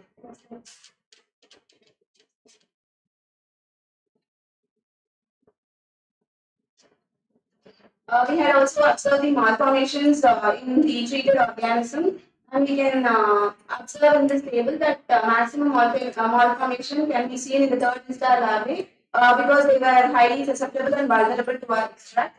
The most efficient of the extract is Adenylactida pavonina seed. From the graph, this is the comparative analysis graph from the LC50 values at 48 hours. And here we can see that the least LC50, least amount of concentration required for the mortality is observed in Adenylactida pavonina seed for the third instar larvae and Sansevieria whole plant extract for the fourth instar. Yes. For the adult emergence inhibition, the highest concentration was needed in Adenylactida pavonina leaf, whereas the lowest concentration was enough to inhibit the adult organism from emerging in Adenylactida seed again as the model. To conclude, we had extracted the metabolites from our selected plants. From the previous studies, it can be seen that the extract can be stored for about 12 months without any special requirement. The LC50 dosage against the Culex larvae was very efficient in Adenylactida pavonina seed and Adenylactida pavonina bar. In order to take about the insect growth regulator activity and adult emergence inhibition, Sansevieria extract and Adenylactida pavonina seed again works the best. Exposure to the submitted concentration makes the organism very vulnerable, such that they are exposed to life-threatening situation where their lifespan is reduced, the reproductive cycle is reduced, and ultimately leading to the reduced number of organisms entering into the next generation. Delay in the larval period is very important because delay in larval period is important because it helps us not to target on the adult but in the larval stage, so that the number of organisms that is going up to the subsequent generation is very low. And malformations were observed under microscopical study. And it can be seen that malformation is seen in muscle cuticle layer and wings, forelegs, hind leg, and antennae. It also led to a lot of moribund larvae and improper movement. I conclude that the organism Culex facilitators can be controlled using the proposed plans with further studies. Okay, very good question. Is there any questions? You're the only one person. Why you have chosen ethyl estate? We had used only a high polar compound, but in ethyl acetate it worked better. Check with the XA also. It is better. The yield was not that great. Only XA or any other solvent? This methanol, we used it, ethyl acetate, NXA, and we are about to do with the water. Okay. Thank you. Thanks.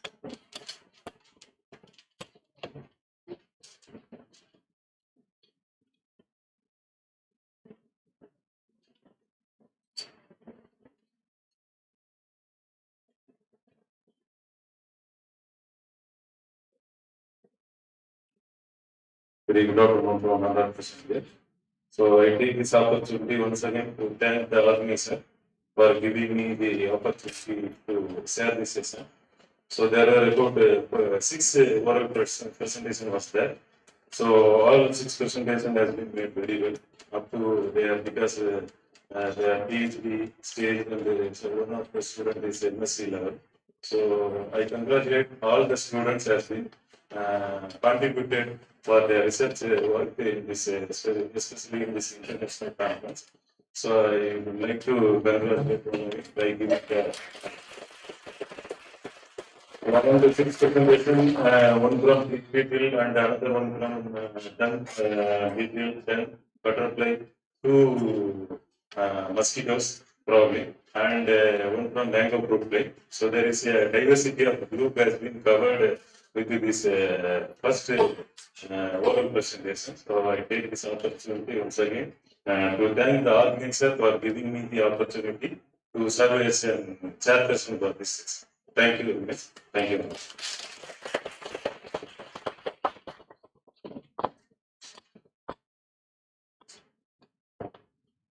I would like to extend my heartfelt thanks to the chairperson, Dr. Jaykumar, and co-chair, Dr. Glevi, for chairing the session.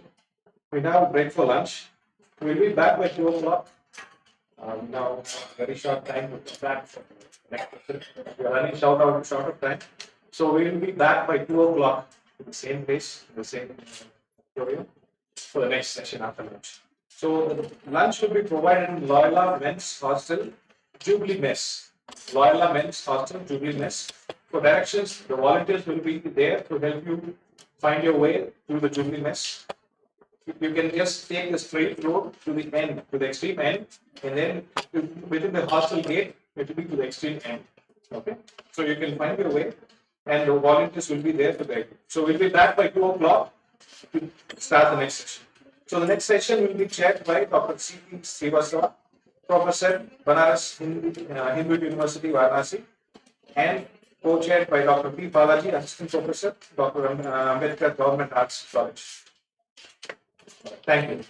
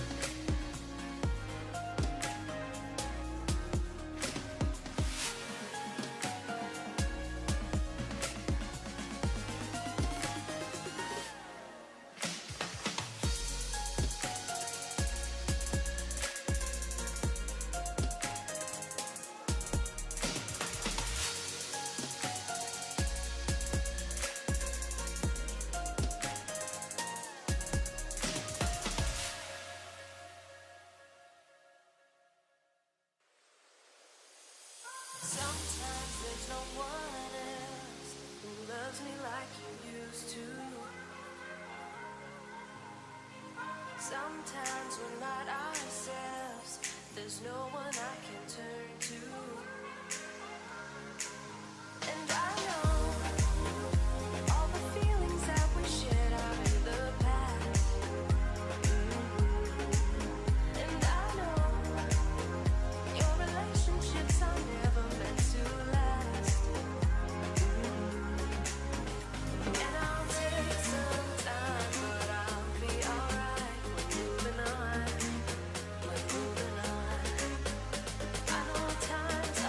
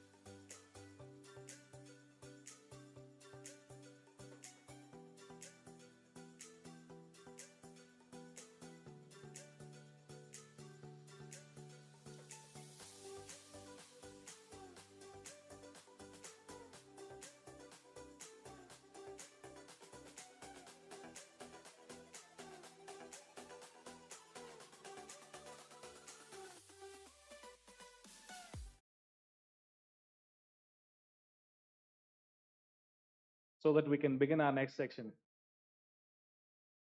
For those who are here, kindly call your friends or colleagues so that we can begin our next session.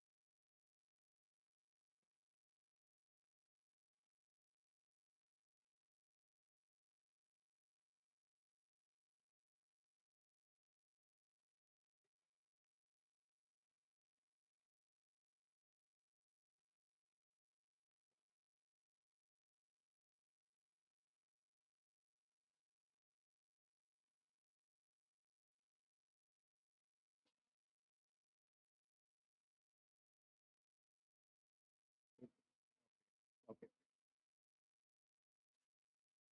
Okay. What's your name? Yeah. What's your name?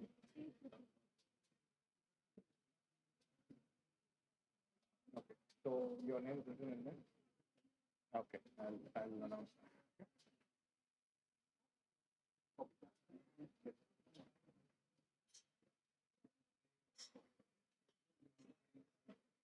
We'll begin the next session. We welcome you back. Hope you had a hearty meal. We now have among us Dr. K. Subaharan, Principal Scientist, ICAR NBAIR, Bangalore, Karnataka. And he'll be presenting on the topic Controlled Release Pheromone Driven Pest Control Systems. So Dr. Subaharan is a distinguished scientist. He has won several awards, including the ICAR Lal Bahadur Shastri National Young Scientist Award for contribution in crop protection in 2005. And he has also been a visiting scientist at the Max Planck Institute of Chemical Ecology, Germany, from March 2008 to 2009. And then he has been given several awards,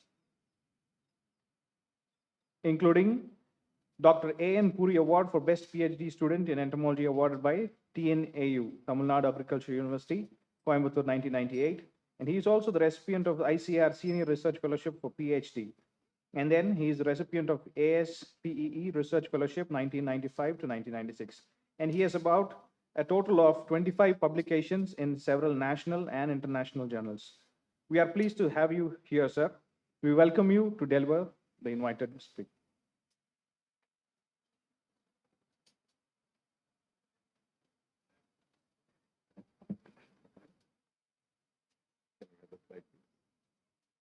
Yeah.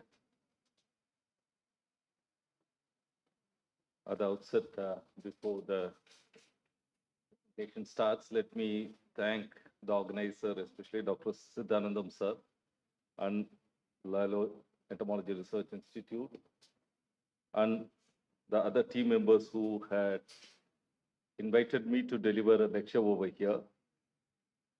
And I am here because of one reason, because the three keywords for me to stand over here was the year 1994, Lyolo Entomology Research Institute, Professor T.N. Ananthakrishnan, and another word, gallic acid. I visited this same place in 1994, and after that, I'm coming today. That was the time when I had a chance to meet Professor Ananthakrishnan in his laboratory. I was an MSc student then who came here on a study trip, and he introduced me to the topic of the chemical ecology. I'm sure that none of the labs down south had all the facilities that this institute had during those periods.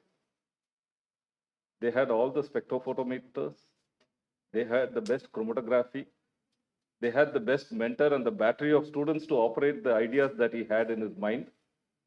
And the wonderful work that was churning out from there. And I'm sure that even the agriculture universities could not compete with the type of work that he has done. Let us be very honest. And that's what enthused me to select this topic in entomology. And because of that three keywords, which I very happily would like to remember over here at this particular point of time. And with that backdrop, I move into my presentations. A little bit of change in my topic. It was controlled release, but I thought it could be improved pheromone formulations for biointensive pest management. Next one, please.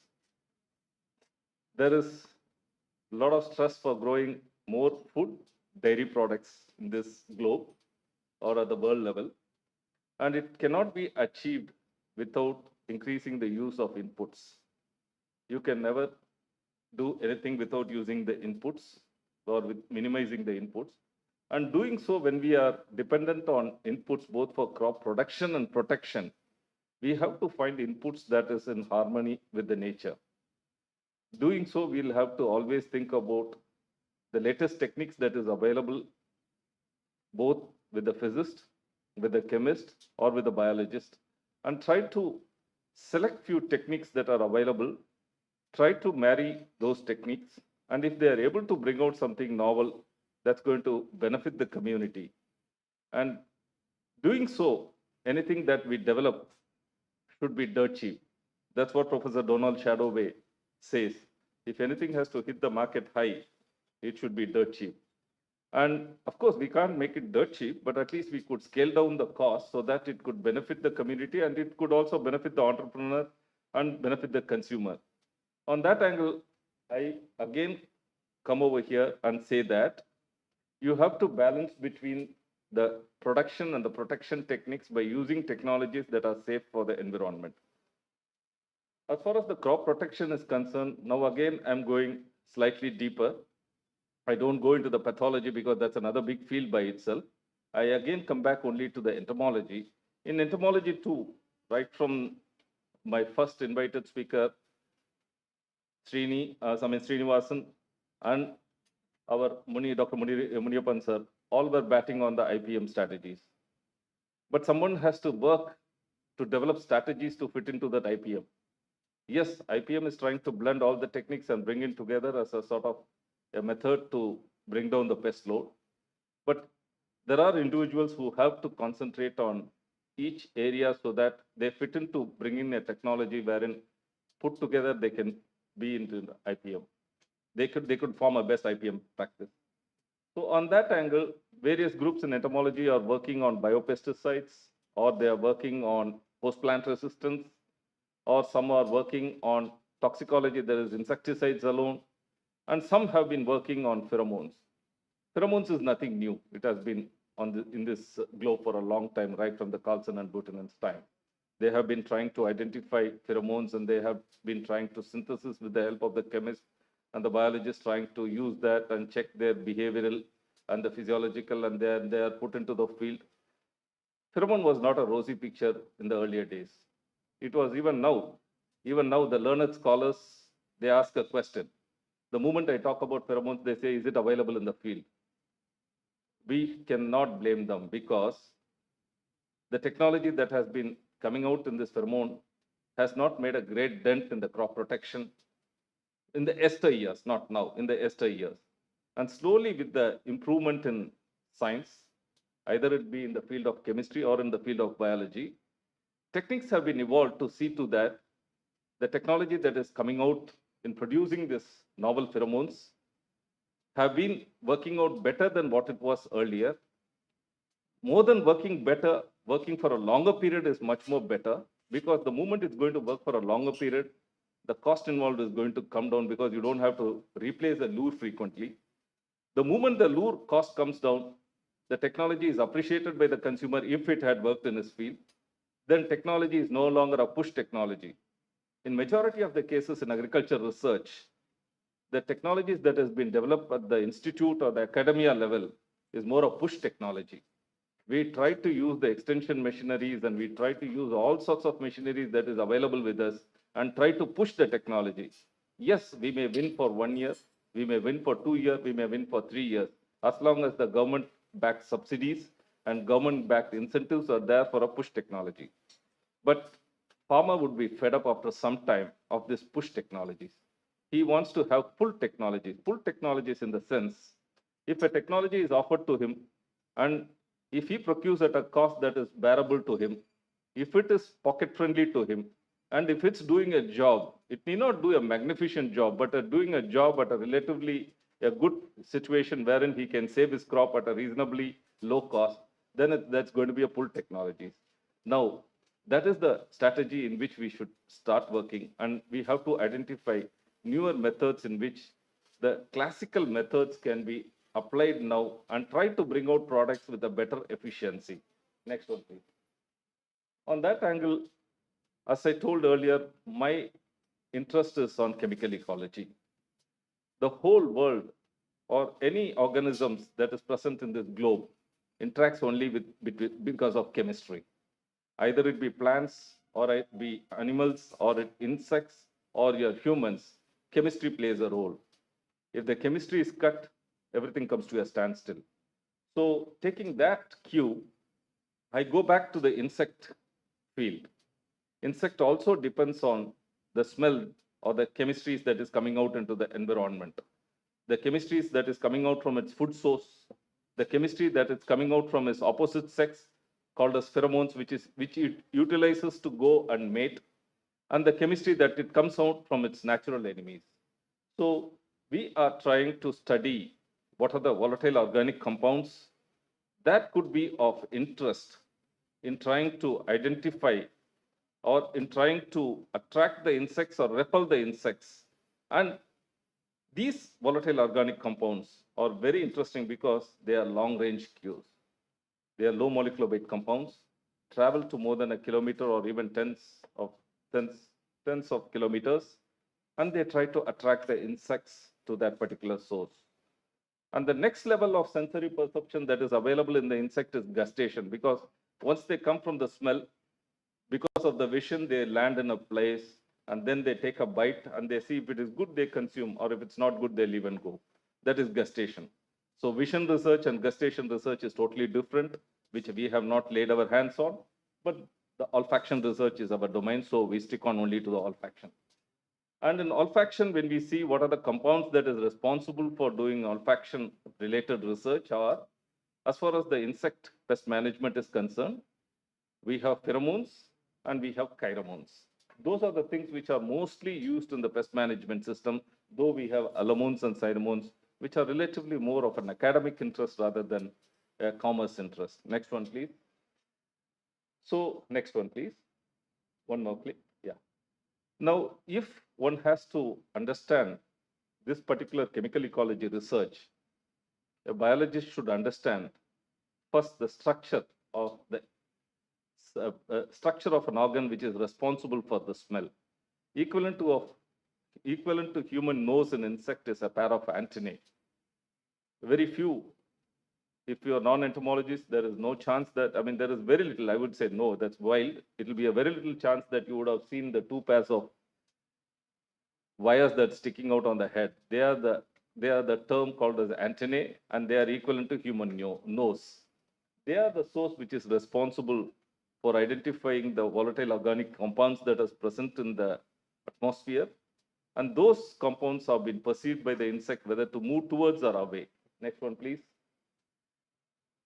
And this is a little bit of in depth, if it's going to be of academic interest, how the molecule moves from the environment into the sensillae of the antennae, and then they get bound to the neurons. And the moment that it gets bound to the neurons, it converts into an electrical signals, travels across the neurons to this electrical conductivity, goes to the higher center of the brain. Then it tells the motor action, whether to go or whether to move away. So there is another area of science that is involved over here. The biology was in the periphery. Then came the electricity, so you will have to link biophysics. And once you use the biophysical techniques, you understand the physiology of the neuron responding to a particular compound. Next one, please. Next one. Next one. Next. Yeah. No, please. Sorry, I was allowed.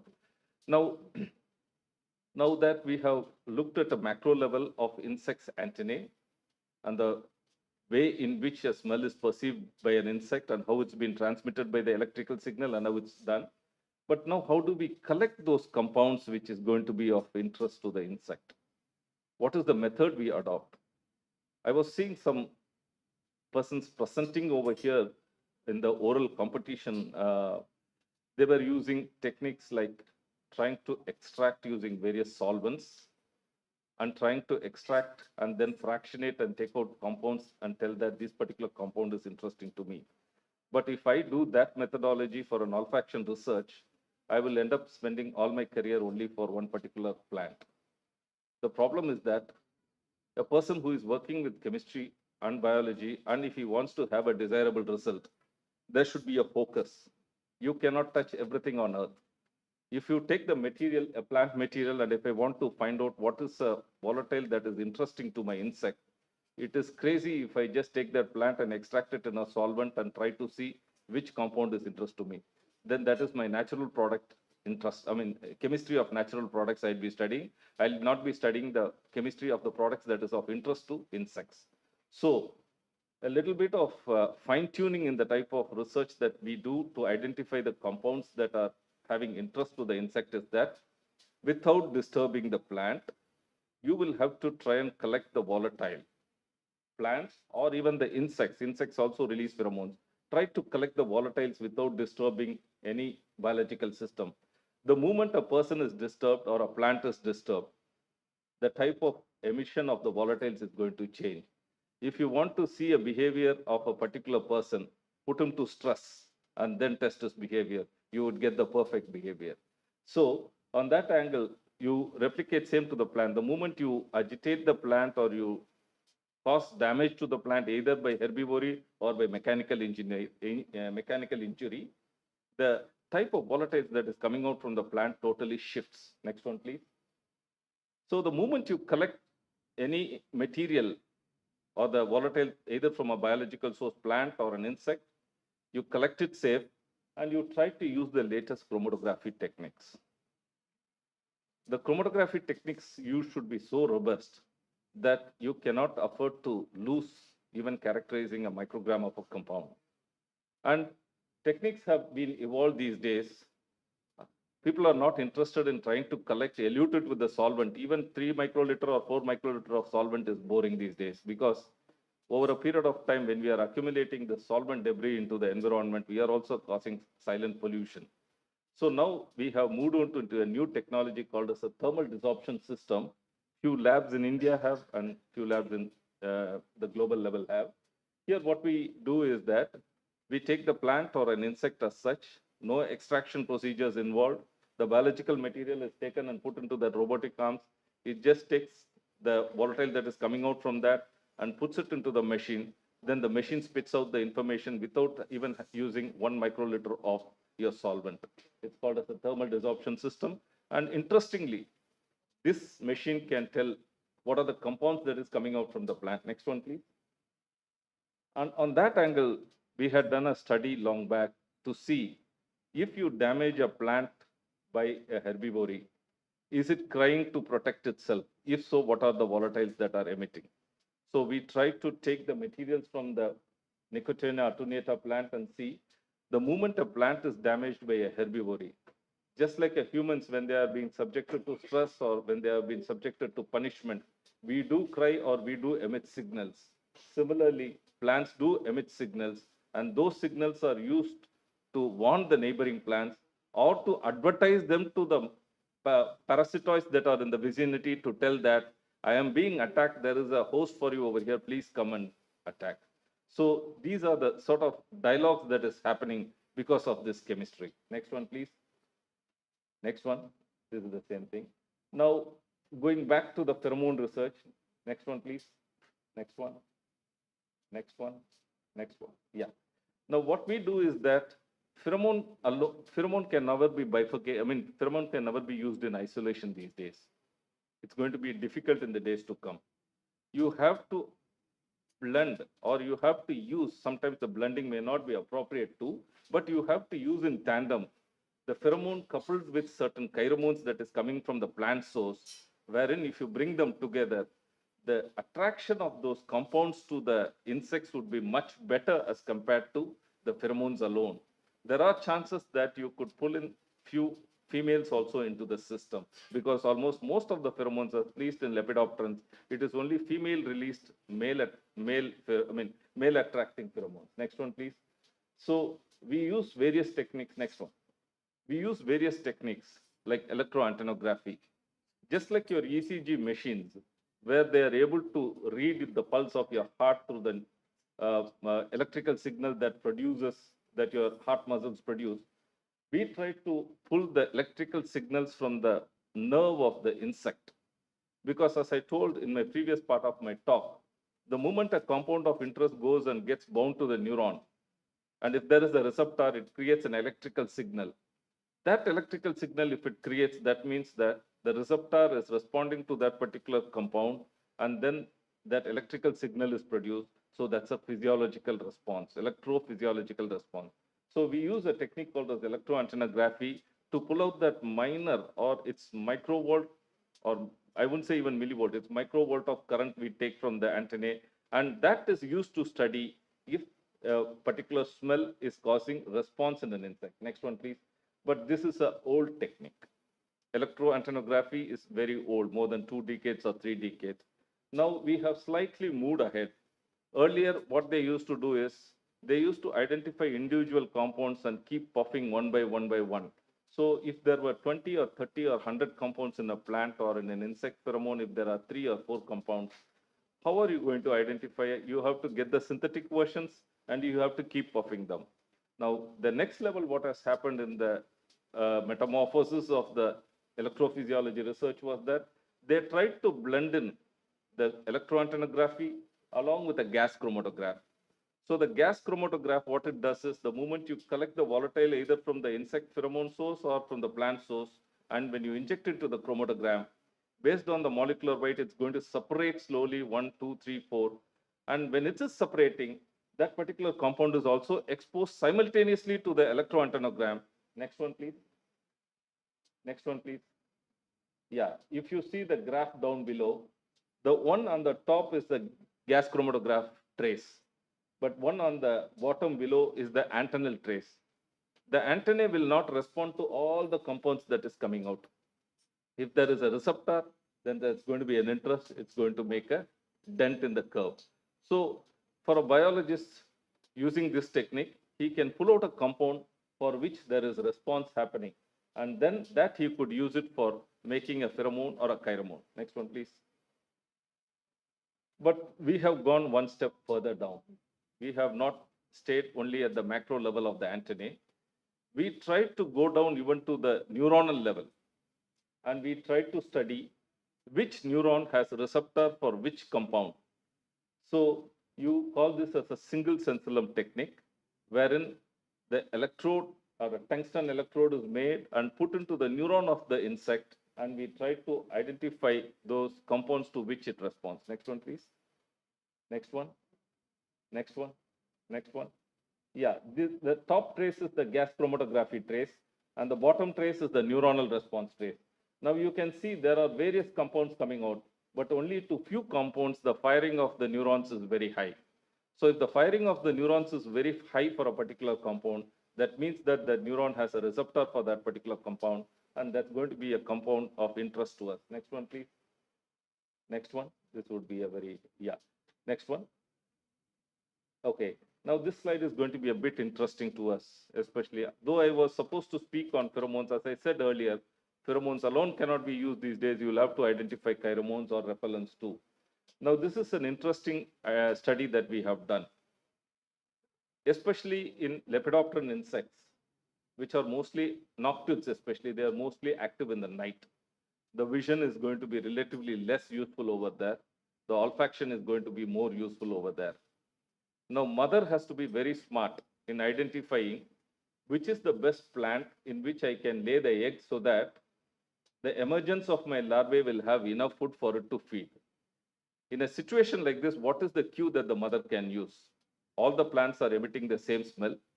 What is that I can differentiate? The nature is so beautiful, it has identified certain techniques wherein the mother can use. When the conspecific, when the younger one of that particular mother, if a mother had laid or if another conspecific has laid an egg And if the larvae of the same species is feeding on a plant, the larval feces is going to have a particular smell. So the moment the larval feces is going to have a particular smell, the smell that is coming out from that feces is going to be used by the mother to find out already a conspecific of mine is feeding over there. If I go and lay one more egg and ask them to compete, it's going to be dangerous. So let me avoid this plant and go to another plant. Now, as a greedy humans, how we can exploit this technique? Fine. The trace below shows that I had taken the extracts of a Manduca sexta larvae of the frass extracts. And when I isolated the compounds that is present in the frass, it is mostly acids. And the moment I take that acid and put it into a gas chromatography and put an electrode into the neuron starts firing heavily for those two particular compounds, hexadecanoic and heptadecanoic or pentadecanoic acids. So such a robust response is present in the mother's antennae, and she uses that to identify the particular acids which should be avoided. Now let us use it for our greed. Can't we have certain acids which we can develop to use as a repellent? So we spray over there, but mother is fooled that, okay, that is already damaged by my conspecific, let me avoid that. So this is another strategy which we could use. Next one, please. Yeah, this we had tried to mark various different types of sensilla which respond to which this one. This is more academic, so I would not. Next one, please. Next one. Yeah, the moment I find that the mother's antennae is responding to the acid, okay, physiologically I am fine, but how am I going to check behaviorally? So we did an experiment to keep certain plants with the larvae damaged, and there were certain plants which were treated with the acids that were present in the frass. The mother selectively avoided the plants that had the larvae and those insects which were sprayed with the frass volatiles that had come from the thing. Next one, please. Yeah, a clear indication to show the number of eggs laid between the damaged and undamaged. Okay, so never rely on only on one technique. Just concluding a research with the physiological, we get excited. We see that, oh, physiological response has come, and I'm going to have this, and this is the compound that's going to come out. No, after the physiology is done, confirm again with the behavior. Only when the behavioral tests are confirmed, you are sure that that's going to happen, whether positive or negative in the field. Next one, please. Okay, with this basic backdrop of electrophysiology, biophysics, and chemistry, I move into the real case studies where we have used this technology for field crops. Again, I'm telling you, pheromones are not new. We haven't done new research to identify us. Yes, novel pheromones are being identified and synthesized, but for the common insects, pheromones have been already there more than 2 decades or 3 decades. But the problem is that most of the pheromones were earlier imported into the country. And the problem again was that these pheromones were mostly used loaded into a rubber septa or a silicone septa. Now, the moment you load the chemistry into a rubber septa or a silicone septa, the amount that they release into the field is so fast or so much that the amount you load, maybe 5 milligrams or 2 milligrams or 10 milligrams, is lost in less than 30 days. And why do we need to release so much? In a real-time situation, an insect to attract its conspecific releases at pico. Even pico is too much, I would say. It releases at very, very low level. In such a situation, why do you have to release a compound at a milligram level per day? What is the way in which you can reduce to release it at microgram, leave alone the milligram, let us release it at micro or nano. So what we did was that, next one please. We tried to identify certain techniques wherein we can alter the method of releasing the pheromone. One such approach that we have used is a nanomaterial.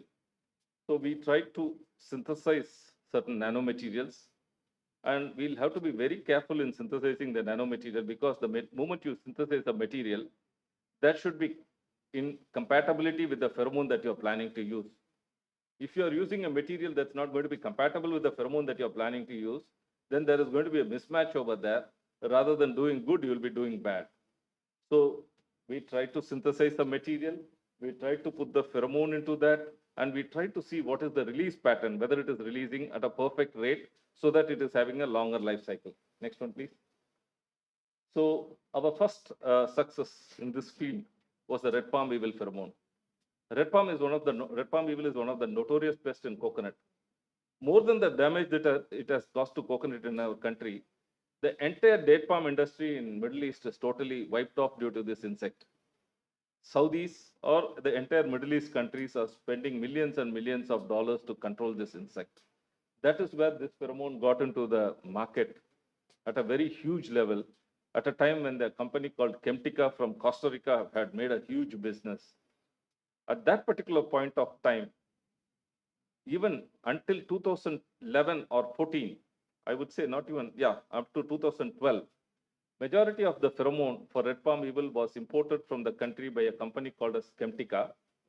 And the amount of pheromone that they had used is 700 to 1000 milligram, roughly 1 gram of the pheromone, which could be used for 3 months in 1 acre. And the cost of that in those days itself was 800 to 1000 rupees. It was an imported lure. What we had done is, next one please, using the nanomaterial that we had developed, we tried to put the pheromone, this rhinoceros beetle pheromone, red palm beetle pheromone, into the nanomaterial. Then the material that was coming out from this nanomaterial, the pheromone that was being released by the nanomaterial, we took it and we injected into the gas chromatograph. We had loaded in 2 compounds in 2 different ratios because they are the blends that is required for the red palm beetle to be attracted. And we had fixed the antennae of the red palm beetle. And the material to which we had loaded the pheromone released the pheromone faithfully at the correct ratio in which it should release. The ratio is also very important. If you don't release it at the correct ratio, the blend ratios would change and the insect will not respond to it. So this particular chromatogram and the electroantennogram clearly shows that the material that we had used had faithfully released the volatiles and the insect neurons faithfully responded to that volatiles. Next one, please. And this gave us a sort of a clue wherein we had reduced the pheromone requirement from 700 to 1000. 700 is an average, I'm telling, because there are certain times when you would have even 1000 loaded into the system. We have reduced it to 65 to 100 milligrams, almost 1/10, I would say, of what we have been using earlier. Next one, please. And we have done exhaustive field trials to check the dissipation pattern. If you had used the pheromone loaded into a polymer membrane, which was supplied by Chemtica, it did not stand in the field for more than 90 days, means 3 months. And interestingly, these insects are a long life cycle insect. They are on a perennial crop, that is a plantation crop. It's a coconut which is having food availability around the year. And the insect is active for more than 5 to 6 months. You need to have a pheromone that is active for at least 4 to 6 months. Otherwise, you'll have to change twice. So we have seen the dissipation. And in our case, we saw that we have even more than 20% of the pheromone that is being available in the lure that we have been using even after 180 days. And since we had used less amount of pheromone, 100 milligrams, and longer the duration, the cost was brought down from 700 or 800 rupees, even if I was normal. We have sold the lures to as low as 70 to 100 rupees. And this is not that what I'm saying, I have licensed the technology to more than 6 or 7 companies. They have participated in the government tenders, or they are even selling it today. They are available at as low as 65 to 70 rupees. Actually, the production cost is less, but I should not damage their entrepreneurial skills. Next one, please. So we have tested the products that we have developed across the country in various geographical locations because there was one query in the morning, what is the pheromone dose and how is the release rate? Very important because the release rate is going to be dependent on the climatic conditions and the temperature that is going to prevail in that particular period. It's not the temperature alone that's going to play a role. It's the wind velocity that's going to play a role. It's the humidity that's going to play a role. Various climatic factors are going to have a say on that. So how is the lure that we have developed performing across various geographical locations? And we have to do a laboratory studies and try to see in the field how it is interacting and how it's performing.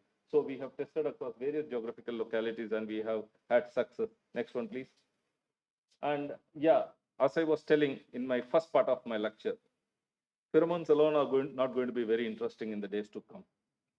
You have to blend it. Just like your any beverages, soft drink beverages. Earlier, Maaza or Fruity came only with fruit juice alone or mango drink alone.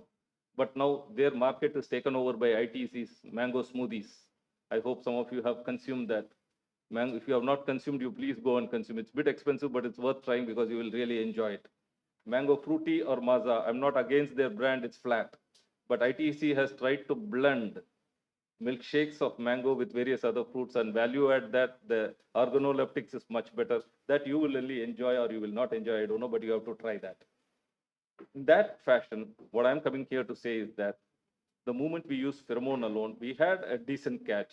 But if you are trying to identify the food source to which this insect attract, and if you try to blend it with the pheromone, you can increase the trap catches. It's going to be beneficial because they are attracted to certain food sources. Next one, please. So what we did was that we tried to isolate the volatiles coming from this food source and then put them into gas chromatography with EAD. Interestingly, the insect neurons responded to few compounds from this food source. Next one, please. So we took them and we did a behavioral assay when we found that few of the compounds, when you take it and make it as a blend and mix it with the pheromone, the trap catches at least increase by 10 to 20%, which is a great achievement for us because in a pest that is going to kill a palm, if you're catching even 3 or 4, it's a great number because both adults, male and female, are going to be dangerous to the palm. Next one, please. And we have replicated the success that we have had with the red palm beetle because whenever we develop technologies, especially for the youngsters, whenever you develop technologies, don't be myopic. Don't look at a problem as a single problem. Look at a problem that is being attached to it. You will have to draw the Venn diagram of the problems. Then only you can reach the union where you can find a solution. If you try to develop a single solution, I'm sorry, you will never be a successful commerce man. If you try to address a problem, looking into the peripheral problems which are foreseen to come with that, and if you try to address for all that also, you will be a successful technology developer. And on that angle, we have achieved a little bit of success wherein we found that whenever the coconut palm is first affected by rhinoceros beetle, which attracts the red palm beetle. So giving a problem for the second pest without giving the problem solution for the first pest doesn't make sense. Next one, please. So we did try to identify the correct blend of the compounds that is responsible for attraction of this rhinoceros beetle, which is a pest which comes before red palm beetle in palms. And we have tried to use a nanomaterial. And here again, the cost of this pheromone is very high. It's more than 1,500 per lure. And we have brought down the cost to as low as 220 to 300 per lure. Next one, please. Yeah, this, I'm sorry, this is more academic. Next one, please. Next one, please. Okay, that was the first success which we had of using the nanotechnology with the palms. But then I had moved down from Kasaragod in Kerala to Bangalore. The moment we came in, there was an invasive insect called as Tuta absoluta, which is called as a pinworm in tomato, which is one of the notorious pests. The tomato growing belts of the country are mostly Kolar, and maybe we have some parts in Salem area also, which are growing at a higher level. Of course, it's been grown throughout the state and country, but the concentrated areas which grow more amount is in these areas. So, as Srini, he was telling in the morning, of course, he was not telling for tomato. He was talking for the brinjal. In especially vegetable crops like brinjal and tomato, when the price is high, the farmer will not afford to lose even a single fruit. So the photo that I have put down below is from one of the farm in Kolar. A farmer sprays not less than a frequency of once in 2 days the insecticide. Even tomorrow, if it's going to be harvested, today also the spray is done. In a situation like this, I mean, a pest is going to be so devastating. I don't expect the farmers not to spray. That's unethical for me to tell don't do any spray of insecticide because he has invested his entire capital into that. And it is a crime if I say that don't spray and you leave it to nature, everything will take care. No, the farmer has to use insecticide, but he can use it judiciously. And is there any way in which we can bring down the frequency of application of this insecticide? One such technique is to use the pheromone. Next one, please. So there was the pheromone for this Tuta absoluta. We had not found out. It was already available in the literature. Only thing it was synthesized. Next one, please. And then we had used it in the nanomaterial.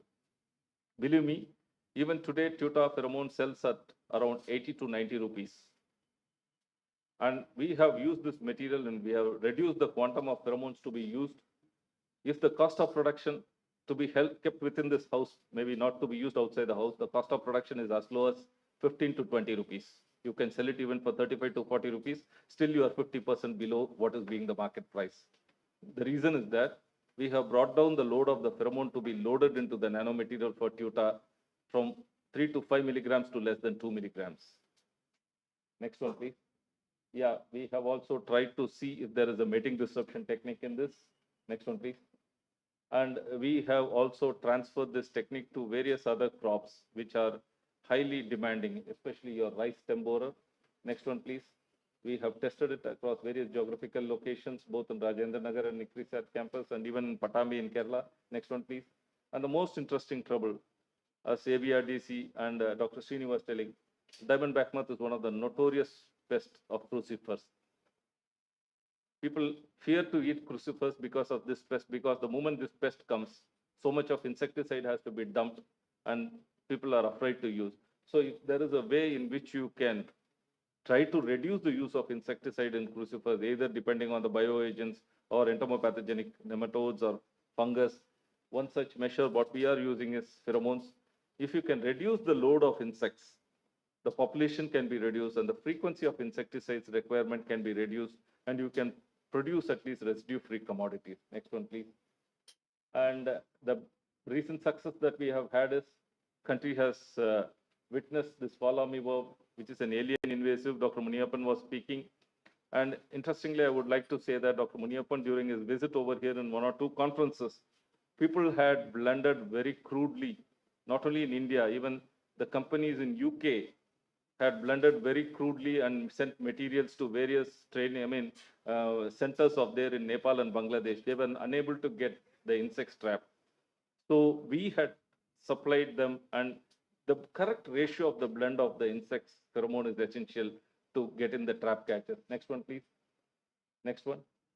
So we had tried to identify the blend ratio of this population that is existing in our geographical location, and we had tried to use that, and we have blended and we have commercialized the technology also to 2 or 3 forms. Next one, please. Yeah, the moment I say nanomaterials, there would be some maybe NGOs or the chemists themselves or the biologists themselves would say, okay, what is the safety of the material? Yes, it is ethically required to check the safety of the materials that we develop, subject them to animal models and to see what are the effect they have, and then report them what they are. Interestingly, the material that we have used was one which was available in nature, so we did not have much toxicity effect which we have reported. Next one, please. Now, going to the next level of research. This is what is existing in the field today. But the next level of research in chemical ecology of the pheromone technology is towards more of silencing the olfactory receptors. Now, if you try to silence an olfactory receptor, the insect will not be able to sense, and then it's not going to mate, it's not going to mate, it's not going to perpetuate. Yes, the gene editing technology is going to come to rescue, no doubt about that. In silico approaches are also going to help us in identifying the genes, but it should always be complemented with a wet lab experiments or wet lab technologies that are existing. One such technique is to study the channel physiology of the neuronal receptor or the neurons or the olfactory receptor neurons, how they respond to a particular compound. Next one, please. So for that, what we do is we are trying to raise the neuronal cultures of these olfactory receptor neurons. Next one, please. Next one. Next one. And we try to use a patch clamp technique to see what are the neurons having what sort of channel physiology opening and closing, and when they have been exposed to a particular odorant that is coming in, and when the odorant has been transmitted by an electrical signal to the higher centers of the brain, if there is any mechanism in which we can disrupt this channel physiology by using a particular drug, that's going to be a success in the days to come. Of course, gene editing will do its part, but the chemistry has to go on and on and on. This is one technique which we bank on. Next one, please. Of course, these are various methods in which we are trying to apply a drug and silence the channel physiology. Next one, please. Next one, this is more academic. So to sum up, what I have been telling is that in various sciences of entomology, chemical ecology also has a role to play, and studying the olfaction and identifying the compounds that is coming out either from the plant source or the insect source will help us to identify compounds that is of interest to us. Now, identifying compounds companies have done, or it could be done by the researchers in the days to come also. But delivery of the compounds that has been identified in the right platform at the right level is going to be a key challenge as far as the commerce is concerned. So when we do such technologies, when we try to increase the efficacy and reduce the cost, the companies would come forward to procure the techniques, mass multiply them, and make it available to the consumers at a very low cost, so the benefits can be passed to the consumers, and also the company can have more role of sales, and it becomes a robust win-win strategy for everybody. And we are trying to use various techniques, and we are also planning to move into artificial intelligence on this, in addition to using the nanotechnology in the days to come, to bring up this pheromone research onto a bigger platform. Next one, please. We have demonstrated the technologies at various levels just to show that we have done it across the states. Next one, please. And we have also commercialized to few companies, maybe 7 or 8 companies. And then we have also won 3 or 4 national awards for the technologies that we have developed exclusively for these techniques. Next one, please. This outset, I would like to thank my parent organization, Indian Council of Agriculture Research, for generously funding us and for permitting us to take up this sort of research. And for seeding the idea was my mentor, late Professor Obaid Siddiqui from National Center for Biological Sciences, Department of Science and Biotechnology, for generously funding the grants, projects that we have submitted. And of course, my alma mater, MacPack Institute for Chemical Ecology, which has been a constant support to me. And again, I take this opportunity to thank the organizers for giving me a platform to share the work that I have been doing, and the audience for the patient hearing. Thank you all.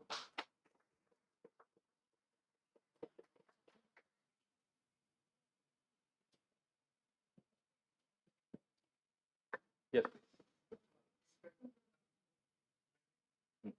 What is the longevity and stability of pheromones? Beg your pardon? In presence and absence of blending, what is the longevity?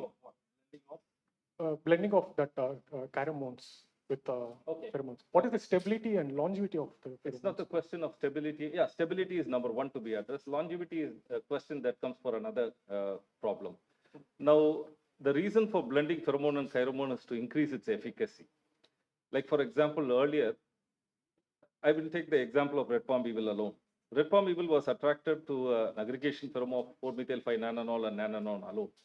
But in addition to that, people were just using, even before the pheromone coming, if you were tapping toddy, you would have a lot of red palm beetles falling into that. Now, why did the red palm beetle fall into that? There were some compounds attracting it for some activity. So if you could identify the compounds that it was attracting from the food source, use it in tandem. If you blend, sometimes there will be some chemical problems happening. So I would always carefully assess whether there is a problem that's happening due to this blending, or I could use it in a separate tubes, but use it together in tandem to see if my pheromone alone attracted 10 insects, and if this volatile that came from the food source attracted another 3, 10 plus 3, 13 is going to be beneficial to me rather than 10 alone. So I'm trying to exploit the strength of the pheromones along with the pheromones to blend. And of course, to your second question on longevity, that depends on the release platform that we are using. Earlier, I said they were using polymers, which were not really great because they have their limiting abilities. Their release rates are very high. So if you try to reduce the release rate, because insect doesn't need to smell in milligrams, insects needs in picograms. So why do you need to release so much in a day? So you have to identify a mechanism in which you can reduce the release rate. You have to identify materials to reduce the release rate. And that's where the efficacy or the longevity of the lure comes. I hope I have answered your question. Thank you. Thank you. Yeah.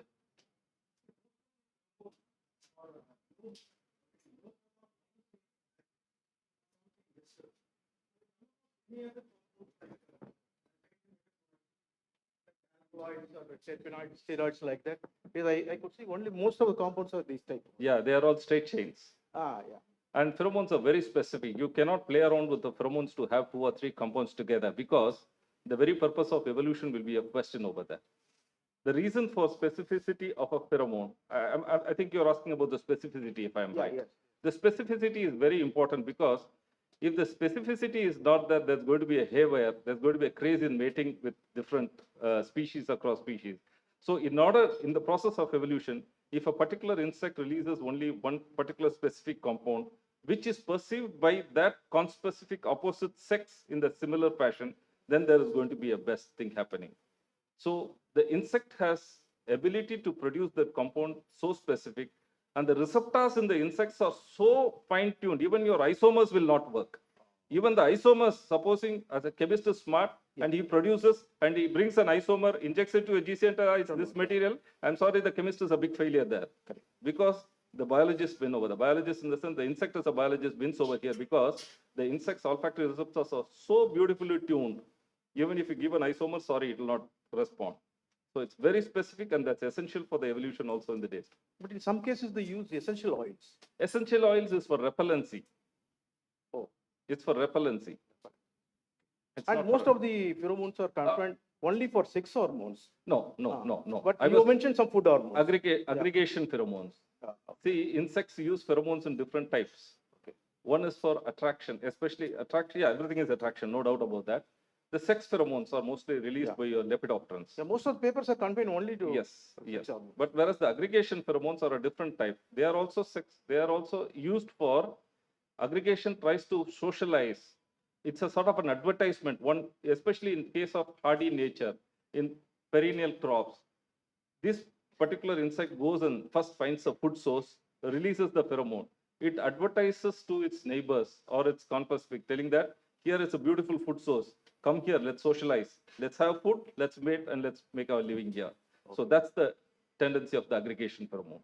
Are you going in for sustained release mechanisms? Sustained release, because you have shown some Yeah. methods, you know. Yeah. See, for I wouldn't say it is for a example, in pharmacy, you know, we have drug sustained release of drugs, Exactly. particularly for diabetic patients Yeah. like that. So if you have you tried how like that, you know, so that That's what I'm telling. Control release only we are working on. That's what my entire talk was on, control release, trying to reduce, because earlier everything was on a rubber silicone septa or a polymer membrane, which was really bad. And even now people are using rubber on silicone septa, which is to be changed over a period of time. That is why we are working to change that particular platform using nanomaterials so that you have the ability to release at a much lower rate and over a longer period of time. Spatio-temporal release is at a much higher level as compared to what we have been using now in the rubber septa. Okay. One small suggestion, don't mistake me. No. In one place you mentioned zinc nano oxide particle. Okay. So it should be zinc oxide nanoparticle. That was from my chemist friend who had given. Please I tell will him, pass down because the nano information. oxide means oxygen should be 9. Fine. Okay, so make it zinc oxide Thank you for nanoparticle. your Okay. academic suggestion. Okay, so thank you very much. You are doing wonderful work. Thank you. Because you know, I have been interested in pheromones for a long time. Fine. I wrote some articles in the newspapers also a long time, some 20 years back, 30 years back. So very interesting. Really, I wish to collaborate with you. I'm instantly, you know, I'm emeritus scientist in ERI here, L.S College. Fantastic. Thank you, sir. Very nice talk. Bye.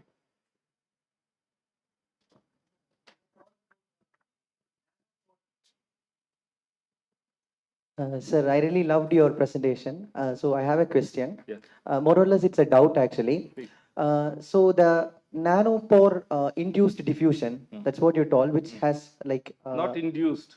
so Nanopore as a yeah, matrix for nanopore release. diffusion. So sir, I have read a paper recently in which this graphene oxide Yes. is being sandwiched with pheromones so that to enhance their diffusion activity. Maybe you read my paper only. Recently, ACS in applied materials interfaces. Yeah, exactly. You find That that's one my paper only. Okay, sir. So, sir, but so it has already been like noted down before that there is a you know, the risk for occupational exposure, right? Exactly. Like graphene oxide has been already noted down for this their minimal toxicity even has been already noted down. Yes. So how you guys are overcoming the occupational exposure, like when you work on graphene oxide and all? Fine. That was a paper which was recently published. And of course, graphene per se is toxic material, but you have to read it in depth again. Maybe you revisit the paper again. The quantum that we have used is only 2 milligram per lure. And moreover, the graphene loaded with the pheromone that we have used is not exposed to the external environment. We have housed it in a membrane. So that 2 milligram of the lure, which we are using, is never exposed to the outside world. It's exposed in an enclosed capsule. So it is not just exposed to the outside world. The reason why we had sandwiched that in the graphene is that it has got a better ability to hold and release a molecule. The compound cost was terribly high. So we need a better attraction or a better tendency to capture and release. And that was the reason why we had to, sometimes you may have to trade off between the risk and the benefit. Stent is essential for life saving, but it has its own problem. Do we not use stent? But you'll have to trade off the benefits and the risk. And there again, we were very careful. It's not that we just expose the graphene out to the external world. We had housed it into a membrane and then we have used. Thank you so much. Welcome.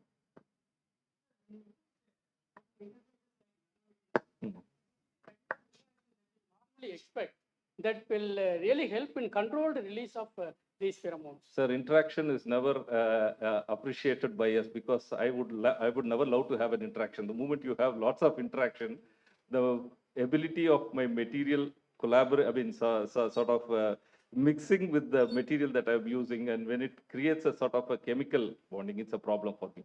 Now, if you see the materials that we have used, we have only banked on one aspect: adsorption.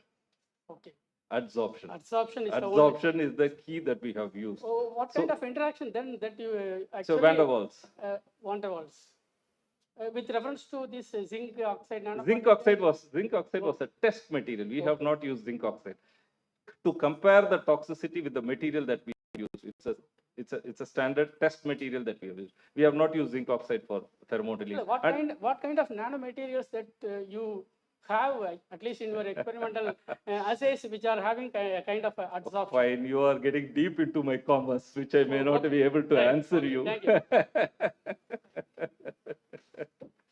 But certainly, one thing, it's unfair if I don't answer your question. But what I would like to tell you is that try to select a material that is almost, in my talk, if you had listened, you would have listened, I don't say that. I always said try to select a material that is almost available in nature, material that is available in nature, and try to use it in the nano form. So try that when you select a material that is available in the nature to be made as a nano form, the skipping of the regulatory issues, though the guidelines are not available in our country for the time being, is much easier as compared to using the metals. So we never use zinc oxide or your silver for.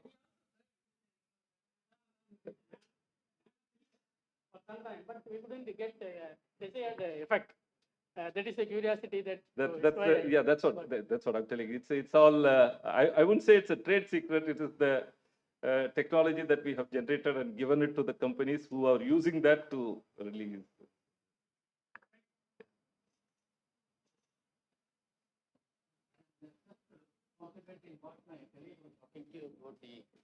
I'm a chemist, so I'm interested in that. Yes, sir. When you're talking about the pheromone interaction with this, and you are able to identify the structure, maybe you said long chain acid, etc.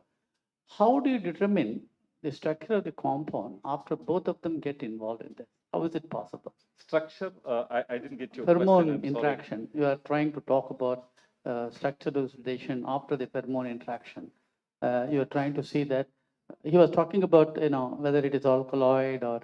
Okay, fine. So then again, that's what I'm telling. To identify which is the compound that's of interest to me amongst the various compounds that is coming out from the insect source. Now, I first use the electrophysiological techniques. Like when the insect is in the process of mating, I identify the time and I try to elute the pheromones that is present in the environment, that is in that edge space, and try to pull out only those compounds into an absorbent, and then try to elute them, and then use them simultaneously for electrophysiology plus chromatography. And in tandem, what is coming out, that will be picked out, and that is interesting for me.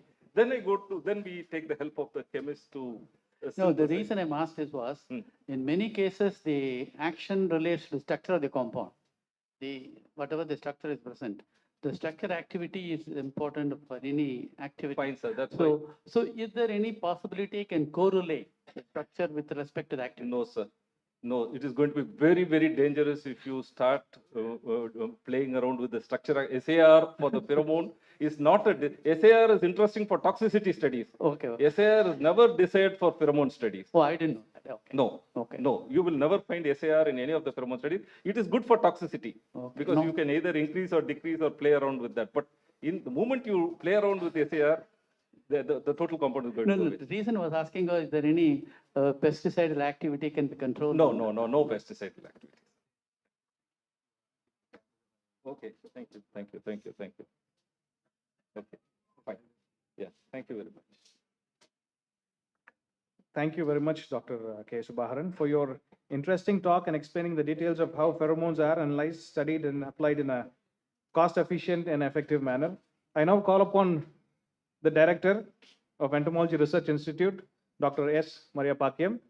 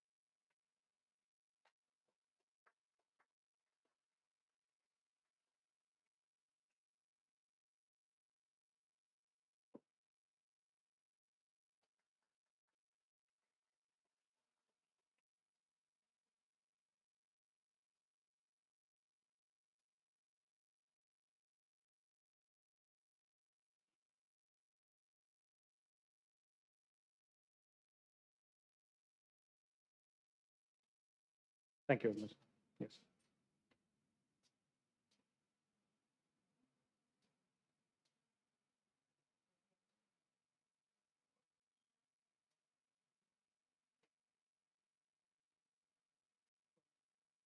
Yes. I'd like to invite Dr. S. Siddhanandam for his invited talk on emerging collaborative R&D models in eco-friendly pest management technologies. He is the director of SABRC Chennai, Tamil Nadu, India. We invite you, sir.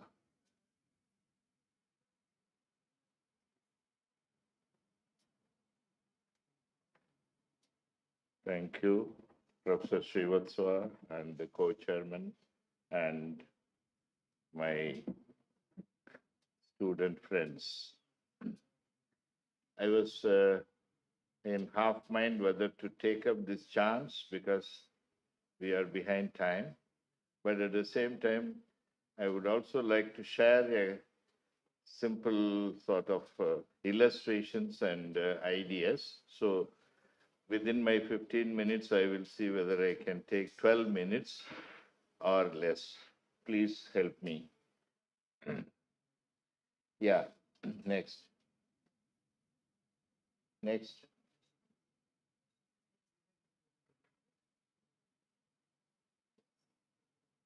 Are we ready?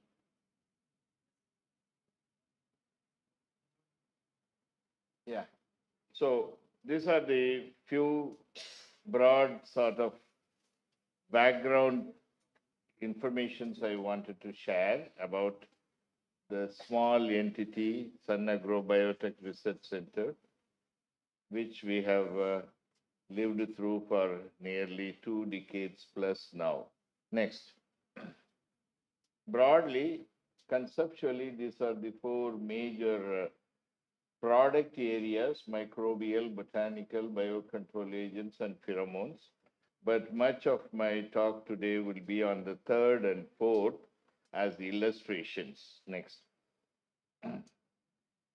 I would like to also share very often, particularly in the developing world, more importantly in countries like India, where I have also worked, the problem of collaboration is more of lack of trust. I want to keep what I know, but I still want somebody else to share. But I'm not sure whether I should share the honor and glory and benefit equally is very often the discouraging factor in our collaboration. We have tried to set an example, and these are the few features of that R&D. I think part of it is based on my training an institute where I work along with Dr. Srivatsava. It's an international institute in Hyderabad, ICRISAT. So when you work in such institutions, you get fine tuning to being open, being forthcoming to shake hands. But when you shake hands, make sure you share both failure and glory together. So that's all what I want to say. Next. Again, in R&D for commercialization of technologies, whether it is biopesticides, pheromones, or a whole range of related products, some of these features we imbibed and kept. So I would like to share, particularly start with concept development, walk through with your collaborator and entrepreneur from A to Z. You have got better chances rather than picking from the middle and leaving them away when you are traveling further. So whatever ails success of collaboration, we have tried to minimize, and so involve the stakeholders so that the chances of your product becoming more viable, the stakeholders will keep telling you as you progress. So consult, involve the stakeholders. Stakeholders means the likely people in the chain. Next. I'll take, as I told you, one example is a biocontrol agent. It's a very tiny wasp, globally used in about 30 to 40 countries.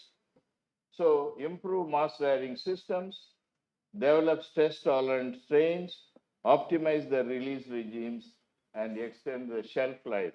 The last point I will illustrate with a small project which we did recently with NBARICR through DBT funding. Next. A whole range of beneficial insects. Some of them can be moss red. Number one. Next.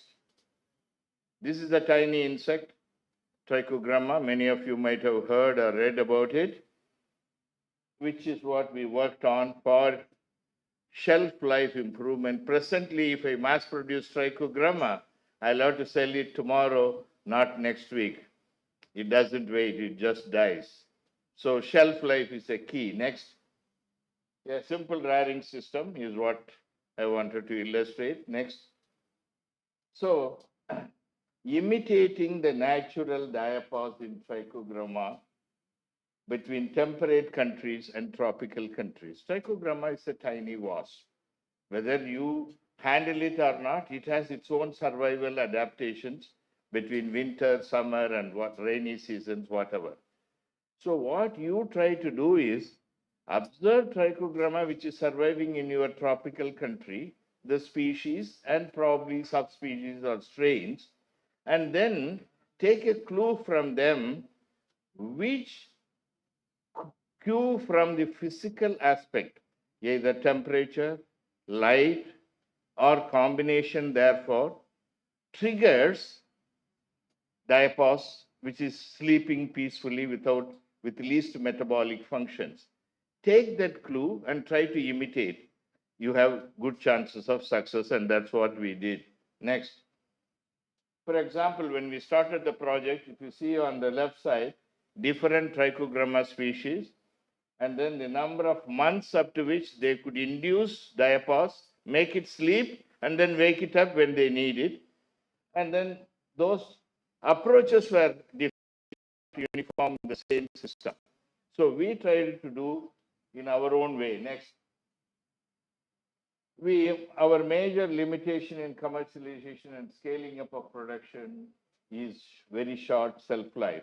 So our recent DBT project, we have successfully demonstrated for the first time in science, our species, which is Trichogramma chylonis, can be subject to diapause induction successfully because it was not sure till then. It may go either way.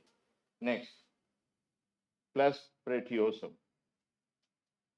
Series of dissections have to be done because the lifespan itself is very short. The developmental stages keep changing. The whole life cycle is about 8 to 10 days only. So keep dissecting it inside the host egg because it is an endoparasitoid. Next.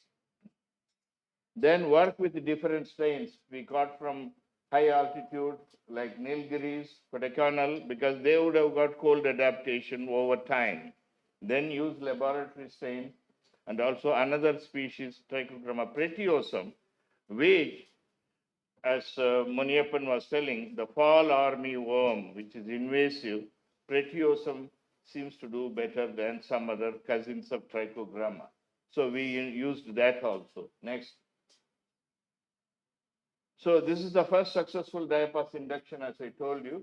We used a low light regime, 8 lights and 16 dot, and then also subjected to 8 to 12 degrees diapause adaptation and induction regime with photoperiod combination spread over a span of 10 to 40 days, and then selected what suits them. And once you have gone through that, you put them in 3 to 4 degrees, they sleep, they don't die. And then you wake them up. Next.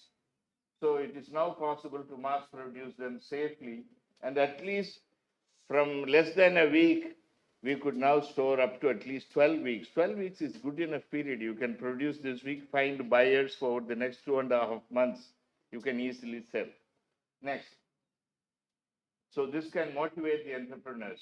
We have also published a mini review. People can use it. It was not patented deliberately because it should go to the users rather than remaining with commercial hands. Next. Next, please. Got stuck.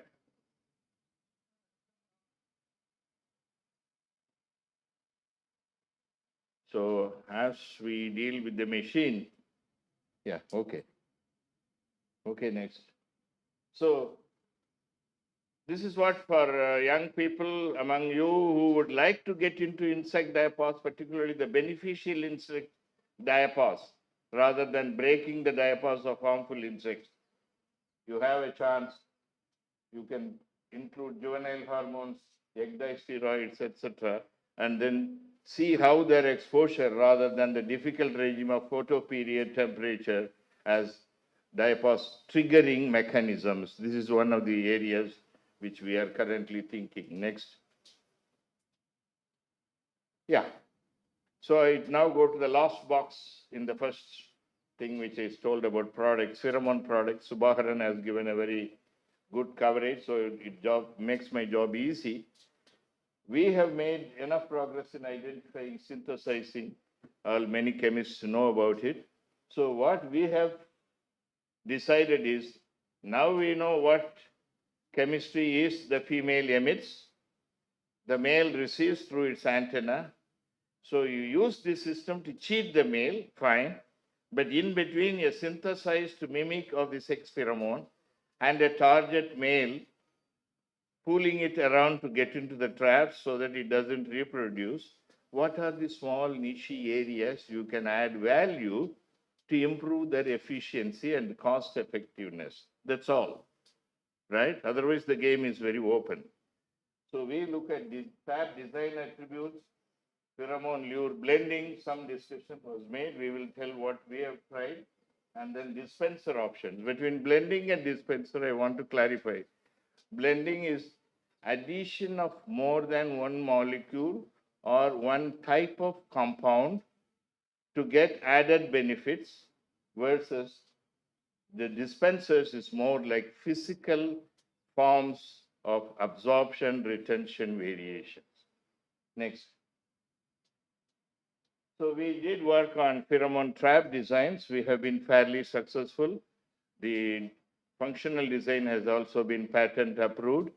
And then we could substitute this for very cumbersome trap systems like water basin traps, which is not user friendly, versus funnel traps, which is not efficient. Next. These are the range of traps we have tested. Next. One of the targets was the early shoot borer, which attacks the sugarcane in the young stage, the moth, the damage, etc. Next. We compared this, what you find at the top left, the water basin traps versus what you find on the right. The close-ups will be also shown. They are the delta traps, which are innovations. Next. We did it with a large number of collaborators, which is one of the keys. They are stakeholders as well. Next. So now you will find the close-up of the trap, which we have succeeded in. It is at the left bottom. You have a triangular shape, which is textbook design, whereas we put holes in it on the sides, which is what our patent is about, which has improved the catches. So delta trap versus water trap, more catches. Next. Presence of the access windows or holes, they have got more exit points for the chemical to be dispersed in the air, as well as entry points for the moths are added on the side. So that has given an extra benefit with zero cost addition. Next. So to summarize, for those of you who are interested, you could see a water basin trap, which was the traditional or hitherto recommended, versus the one which we have improved. The attributes are listed here. I won't want to spend time on it. Next. Again, interesting thing is the male moths come all the way from a distance, led by the response of those molecules which attracted to the source. But once the nose has misled them, the eyes take over. The eyes tell, oh, you have been cheated, ran away. So when they are within or into the trap, a lot of moths wake up and then try to. So male escape is a very important phenomenon, which the trap design has to take care to minimize the escapes. This is what we have also been incorporating based on night vision studies. Next. So for example, here, this is a sticky arena. You see in the middle, the black bullet, which is the rubber septa, which is emitting the smell. And if you capture the moths, the positions of the moths, the head directed towards the lure source, the head going opposite, backwards, and also on the sides. So only 1/3 finally end up not using their head and eyes. They go still towards the source, but 2/3 run away. This we have done with several samples and reconfirmed this phenomenon. Next. So again, we have used similar delta traps for another insect, which is yellow stem borer, which is a different genus, Syrpophaga nivella. Next.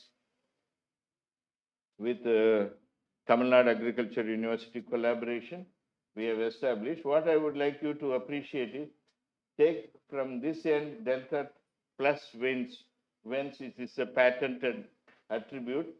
Take to the last the funnel trap, which has been hitherto sold to the farmers by many companies, between 3 moths versus 17 moths, the same lure, the same amount of pheromone, but per day or per week, you can improve it 5 to 6 times.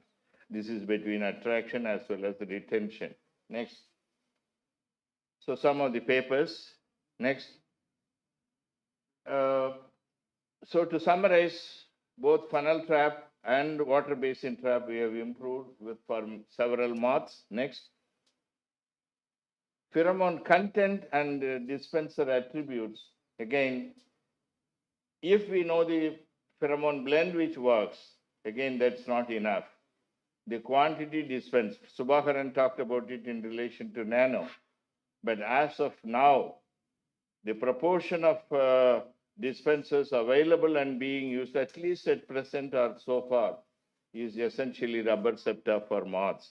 And assuming that this will go on at least for the next few years, if not more, a lot of changes can be made with them. Next. Next. We have done also large area trapping. I would like to emphasize here for those who are interested in the applied aspects of pheromone traps for moths. The concept has been use pheromone traps for moths, keep 1 or 2 traps in an acre of any crop, try to know when the numbers peak. When the numbers peak, you know that there is maximum egg laying going to happen in a few days or a week. Time your control. That is as an indicator or as a monitoring tool. But that has very limited significance today. Instead of one trap, you keep 10 traps or 15 traps in an acre. Instead of monitoring, moss trap them, curb their buildup, and then you can either reduce or even avoid chemical sprays depending on how successful you are. So moss trapping is the game now with moth pheromone traps at least. So large plot validation we have done. Next, these are some of the, see, one example is, first I started with trichogramma, then I talked about pheromone traps. Here is a very interesting synergy experiment in which you release trichogramma as well as keep the traps. Now, more traps, less eggs per unit habitat, because that is attracting the males and so no reproduction. So instead of 200 eggs, if you crash it to 20 eggs per cubic meter, then the parasitoids which you release, if they are of the same quantity, then percentage parasitism or energy spent in searching is saved. So this is what the results say. Next. Now I come to the same in today's morning inaugural function, ecosystem safety. Whether it is pheromones or trichogramma, whenever you maximize your interference in the ecosystem or imposing what you think you know, fine. But just don't stop with recording the pest numbers.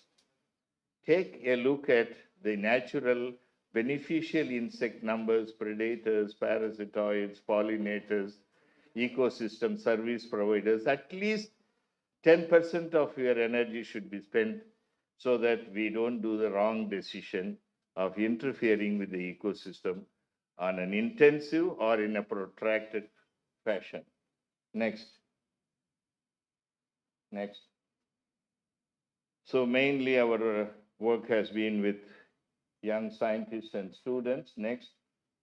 So for those who would like Dr. Maria Pakiam, myself and Janardhan may also get involved in some of them with our MOUs, particularly internship programs besides the research and short and long-term projects costing. We have interests and facilities in these two areas, at least which I mentioned now. Next. Some of these thrust areas where topics can be taken by students. Next. So carry home message. We can create more of win-win models of R&D just by more transparent and fully knowledge sharing with our R&D partners. In collaboration, I may know more or less, but unless my collaborating partner is raised to my level of knowledge and understanding, I can't reach the peak. So that I must keep in mind. Then scope for more success by tuning our R&D to be more holistically science-based, but equally realistically business-focused models. Ask the question 10 times before you start a project. Will this sell at all, at all? If I am doubtful, let me wait and then rethink before doing a project. Because unlike in advanced countries, young brains in countries like India are much more a rare resource than money itself. So don't dissipate, don't dilute your energies, focus, keep steady, but be sure the goal which you want to reach has less pitfalls through and at the end, you will succeed. Next. Thank you.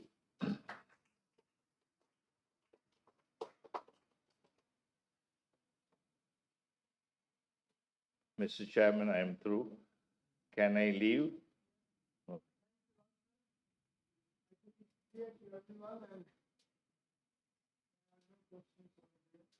Thank you, sir. Thank you very much. I would like to invite Dr.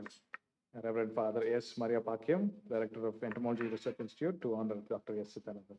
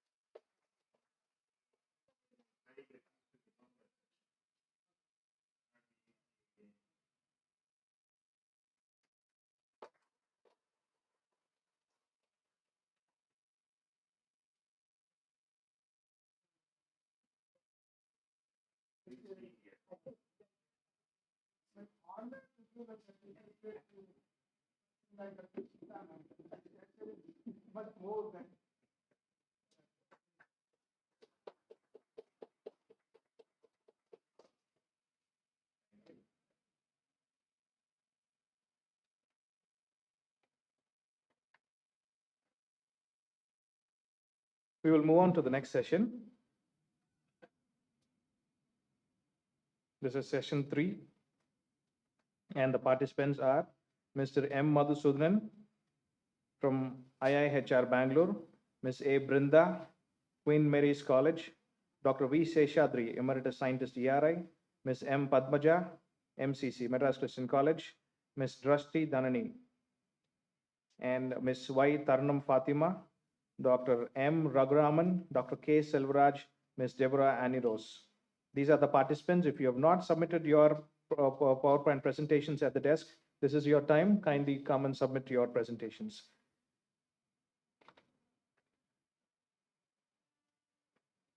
I'd like to introduce the chair and the co-chair of this session.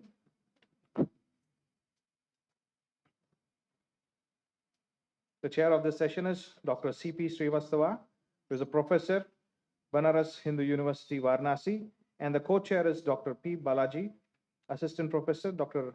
Ambedkar Government Art College.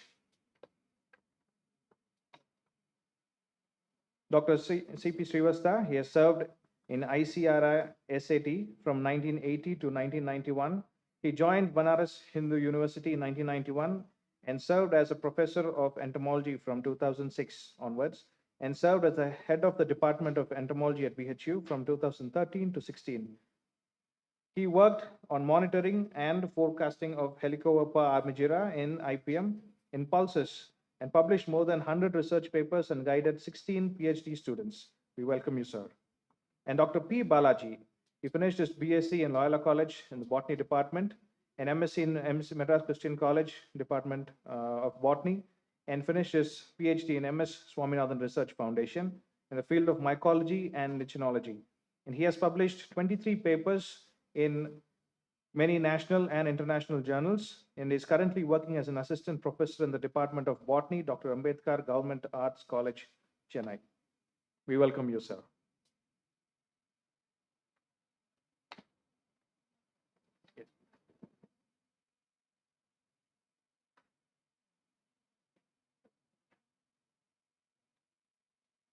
So good afternoon, ladies and gentlemen. I'm thankful to the organizers and especially to Dr. Sitanandam, a very senior colleague of mine with whom I have worked for about 10 years at ICRISAT. And this is my first travel after the COVID endemic in March 2020. March 2020, and it is Dr. Sitanandam who has encouraged me to come out of the, what I should say, diapause or, so this is my, and friends, I must say, the young students to work and take the guidance of Dr. Sitanandam.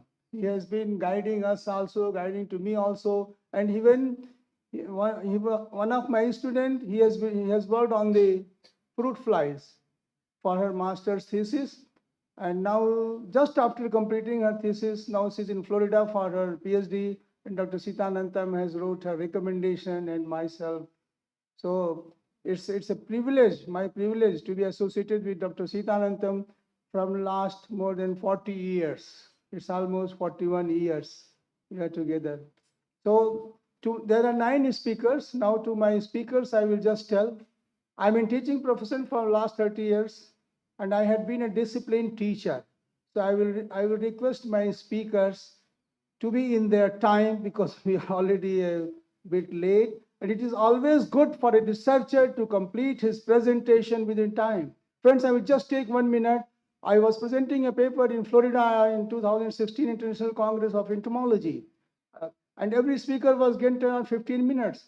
So if it is 10 minutes, after 11 minutes, slide will automatically change. I mean, you don't have any option to stand over there, whether you have presented or not. So it's always good to my young students and researchers to be in the time. Thank you very much. So now the first speaker I invite is Mr. Madhusudan.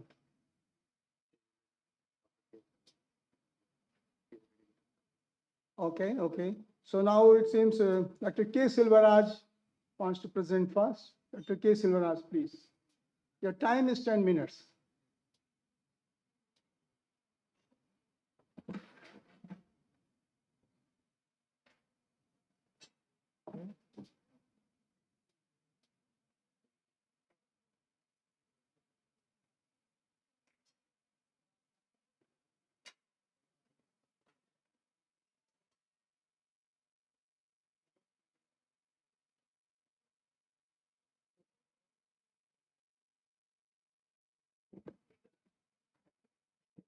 Shall I start, sir? Very good evening, everybody. Since morning, we are talking about several notorious space. Now I'm going to talk about yet another invasive notorious space, which was introduced in 2016. That is invasive Rugo spiraling whitefly. And this is a very serious pest on many economically important crop plants, especially the palm plants. Next, please. This pest, as I said, is 2016. We have recorded in Coimbatore district, Pollachi, in 2016. And this pest believed to be native of Central America and well distributed in Central and North America.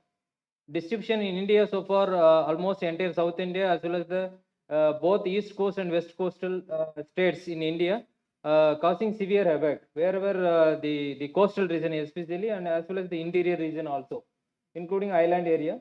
And symptom, as a common name indicate, this make the spiraling, the typical concentric waxy spiral egg laying is a typical pattern of particular symptom of the particular pest.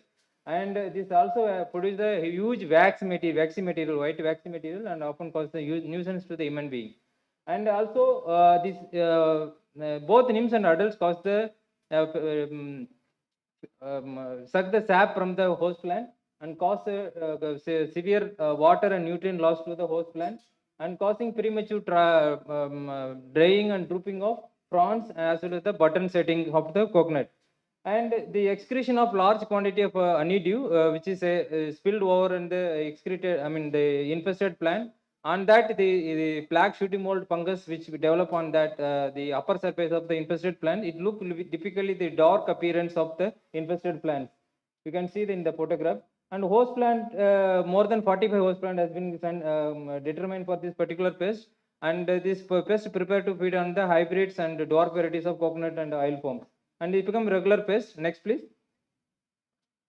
Since this pest is invasive pest, immediately after the invasion, and some of the farmers started growing some of the growers started spraying the chemical pesticide, and its chemical has given only the immediate relief. However, the sudden outbreak of the particular pest has experienced, as you know, the nature of the sucking pest is the resurgence is a major issue. And pest population also increased phenomenally in the sprayed garden than the unsprayed garden. And as well as the parasitoid activities also increased in the unsprayed garden than the sprayed garden. The biological control is the major important to regulate any pest population, especially the invasive pests. So what we are, and moreover, the coconut and oil palm is the major cropping system where the biocontrol is the major scope because it's not much disturbed ecosystem.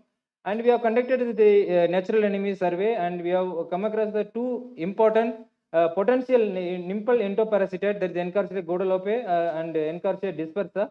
This both the parasite introduced in 90s along with the spiraling whitefly, which was also invasive in 90s. It came to India. It's also a very highly polyphagous pest. And we have also come across another entomopathogenic fungus, Eisseria pimastosa. It's very effective against this whitefly and killing all the life stages. Next, please. Next, please. These are all the natural enemies on this rugose spiraling whitefly and different darker stages. Among that, the potential parasite is Encarsia guadeloupe, which is natural parasitism up to the 82% and target the nymphal stage. Next, please. And as we know, biocontrol, there is two more major component. One is augmentation, augmentative biocontrol, and the conservation biocontrol. We have taken both the option for this tackle this phase. The augmentative biocontrol, here we have the two important steps: the redistribution or inoculatory release. Because you know this parasite, when they are moving from one place to another place, they are moving during the adult stage. So they are detached from the parasite. So we need to artificially we have to introduce the parasite to the wherever the parasite occurrence is more, from there to we have to reintroduce this parasite or reintroduce or redistribution of this parasite is important.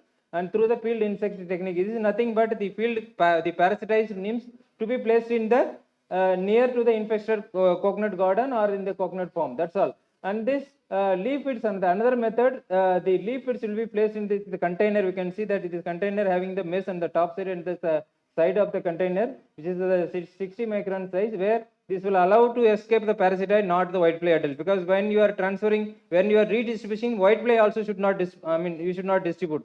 So in order to avoid the distribution of whitefly, we have taken this standardized this container, and inundative release. This is the repeated release we need, because we have this mass production technology for this parasite is standardized, and we have releasing the frequent release through the infested leaflet will be stapled in the lower surface of the infested garden. Next, please. This is the mass production technique, the in situ mass production technique. We have also standardized the high-tech high-tech polyhouse pest mass production as well. And this parasitized nymphs, we are recommending 600 nymphs. And 5 leaflets, the parasitized nymphs to be placed in the each coconut palm to for the inundative as well as the inoculative release. And this the released cotton, we could see this parasite rapidly increasing even up to the 82% within the 3 months. Next, please. And this is the parasitism, this parasitized development inside the whitefly. From this prepare to parasitize in the second instar and emerge during the fourth instar of this whitefly. Next, please. Conservation. This is the most important in the conservation is the almost equal than the augmentative control, because here nothing but we are not we are only following the any control measure or any the activity which should not affect the development of the parasite, and we have to favor the production of this parasite by growing the banker plant, because it is supporting plant for their food and what is that pollen and nectar. This is we call it as a banker plant. Here among the two plant we have standardized. One is banana, another one is canna indica. These both plant favor for the natural buildup of this particular parasite in the coconut garden. It can be this will be planted in between the garden or in the border of the garden. Next, please. And we have also taken the very extensive extension step. We have published the several extension bulletin, several meeting awareness program. Almost every entire wherever the pest distributed, we have carried out this particular program. Next, please. And this is all awareness program. Next, please. The overall activity. Next, please. Next, please. These are all the different regional languages we have given about the biocontrol of particular important pests. Next, please. And with this, we have also come across one entomopathogenic fungus, which is very effective against this whitefly, and including the 2 spray, we are recommending 5 gram per liter. Next, please. Yes, sir. Yes, sir. That's sir. This is all the infection of particular this entomopathogenic fungus on the different life stages of RSW. Next, please. Next.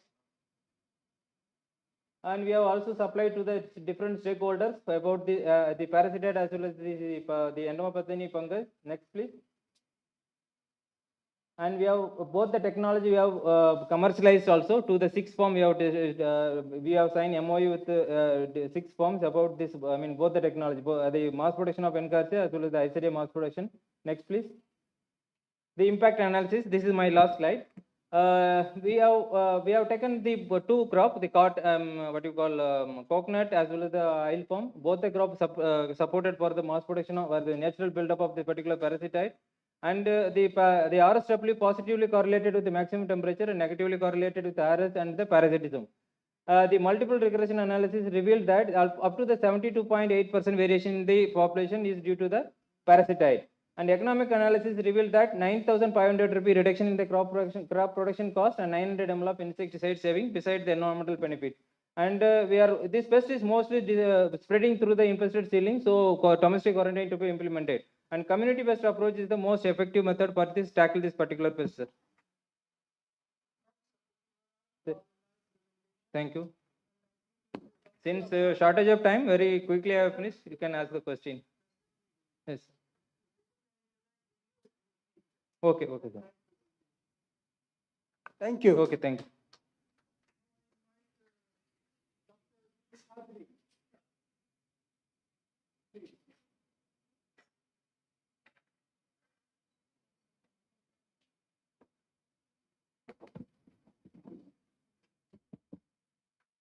The respected people who are assembled at dignitaries, it's a great pleasure to stand in front of you to give a brief presentation because already they have told me the time is only 7 minutes. But I have taken up a topic which is very much to my heart is biopesticide because I am a natural product chemist. So I'm not going into the entomological aspect of it. Just to briefly, what exactly biopesticide can do. Go ahead. Now, as you see in the introduction, biopesticides are certain types of pesticides derived from natural materials such as animals and plants. Biochemical pesticides are naturally occurring substances that control pests by non-ionic mechanism. And they have got classifications of pesticides. Microbial pesticides, come active ingredient, microbial can control many different kinds of pests due to the microbes. And then, of course, we have plant corporated protectant, that is PIPS we call. They are pesticidal substances that plants produce from genetic material that has been added to the plant. This is about the broad classification. But I'm also going to look into what the chemistry can do. Chemist can explain to it. Next one. Since I have got very little time, I'm just going through. I'm sorry for this, because I always keep in time. Now, introductions, biopesticides are less toxic, as usual, generally affect only the target pest. And of course, biopesticides are often effective in very small quantities. Naturally, that is a very important point. Of course, when you talk about biopesticides, many people talked about it. I thought as a researcher, why not you go into the recent advances which are being happening here.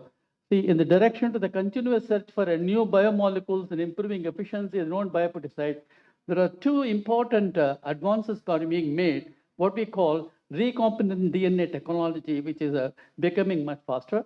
There are also another one which we can novel infusion proteins. This is also another two areas, emerging areas, because many of you in the morning have talked about it. I thought I will touch upon the recent advances because those things have been talked about. This next one. What is actually the biopesticides? There are, as a chemist, I was looking into why not it get into essential oils. That also forms a very important source for biopesticides. Actually, it is also grown as green biopesticides, also grown as green pesticide, are known to be alternative to synthetic. I'm going to tell you the last minute. And now a report has been made. The essential oils are known to be used as a bioinsecticide for IPM, essential oil, because many of you have not touched on this. And naturally, what is important is insecticidal, fumigant, antifatant, attractive, and repellent activities. That is why it is being chosen.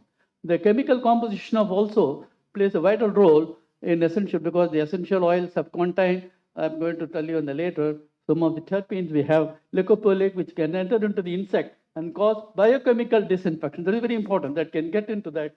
And the point of entry of the toxin, molecular weights, and the mechanism of action or factors of very important role for essential oils can play. Next one.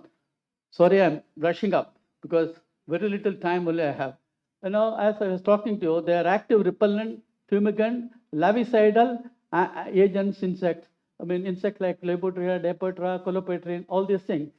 What are the compounds which are, as chemists, I was just looking into, what are the compounds which are being, essential oils can play a role, which I will tell you in the next 1 or 2 slides. Next slide, I'm even showing what are the known compounds that we have. No, next, previous one, previous. So the U2-zone, iso2-zone accounted for 80% to 90, that's why I've taken it up. 80 to 90% of the essential leaf or the plant have anti-infective activity. That's very important because the chemists play a role, vital role. That is the natural pesticide. That is why today, most of the, in fact, I will tell you on the last slide, the scope of this also. Now, I will tell you about the compound later. Next one. So these are the what are called target insects, which are present in this. I have shown you in this what are the target insects which are working on that, and then we have got the bacteria, endoprinting bacteria, endoprinting fungi. That is already given in the literature about this action fungi insects. The next one. So these are, as I was telling, as a chemist, I was variously interested. These are the what are called non-terpene, monoterpene compound. Terpene compound. As a chemist, I am very much interested. These are so many varieties of compound, which I was telling you, the essential oils play a vital role. So these are the compounds which actually play into it. Many people might have talked about biopesticide. I am going into the actual compound which is responsible for it, which I have told you in the previous one. Next one. So if it is there, I was just looking into so many work is. It is very difficult for me to get to this 7 minutes kind, but still I thought I can just get into what are called recent trends. In the morning also we have seen IPM. What are the trends now happening? What is the recent trend? So I thought it is better we just focus on this. Agriculture cow has to pay the destructive activities of numerous pest living. Biopesticide as a potential, very important, considered to be the best alternative to synthetic pesticide. Today it is happening here. I will tell you at the end also how it is happening here. Or target specific environmental illustration. See, very important is nowadays environmental conditions are very important. In that only a biopesticides play a vital role because there is no environmental risk. As soon I vouch for chemistry. I'm a chemist man, so I vouch for it. So I will say biopesticide is the best one you can think of. And then biopesticide become integral part of the program. Now IPM, integrated pest management, the biopesticide has become an integral part because now I can totally say there is no IPM without biopesticides. That has become the significance of the importance of this. Next one.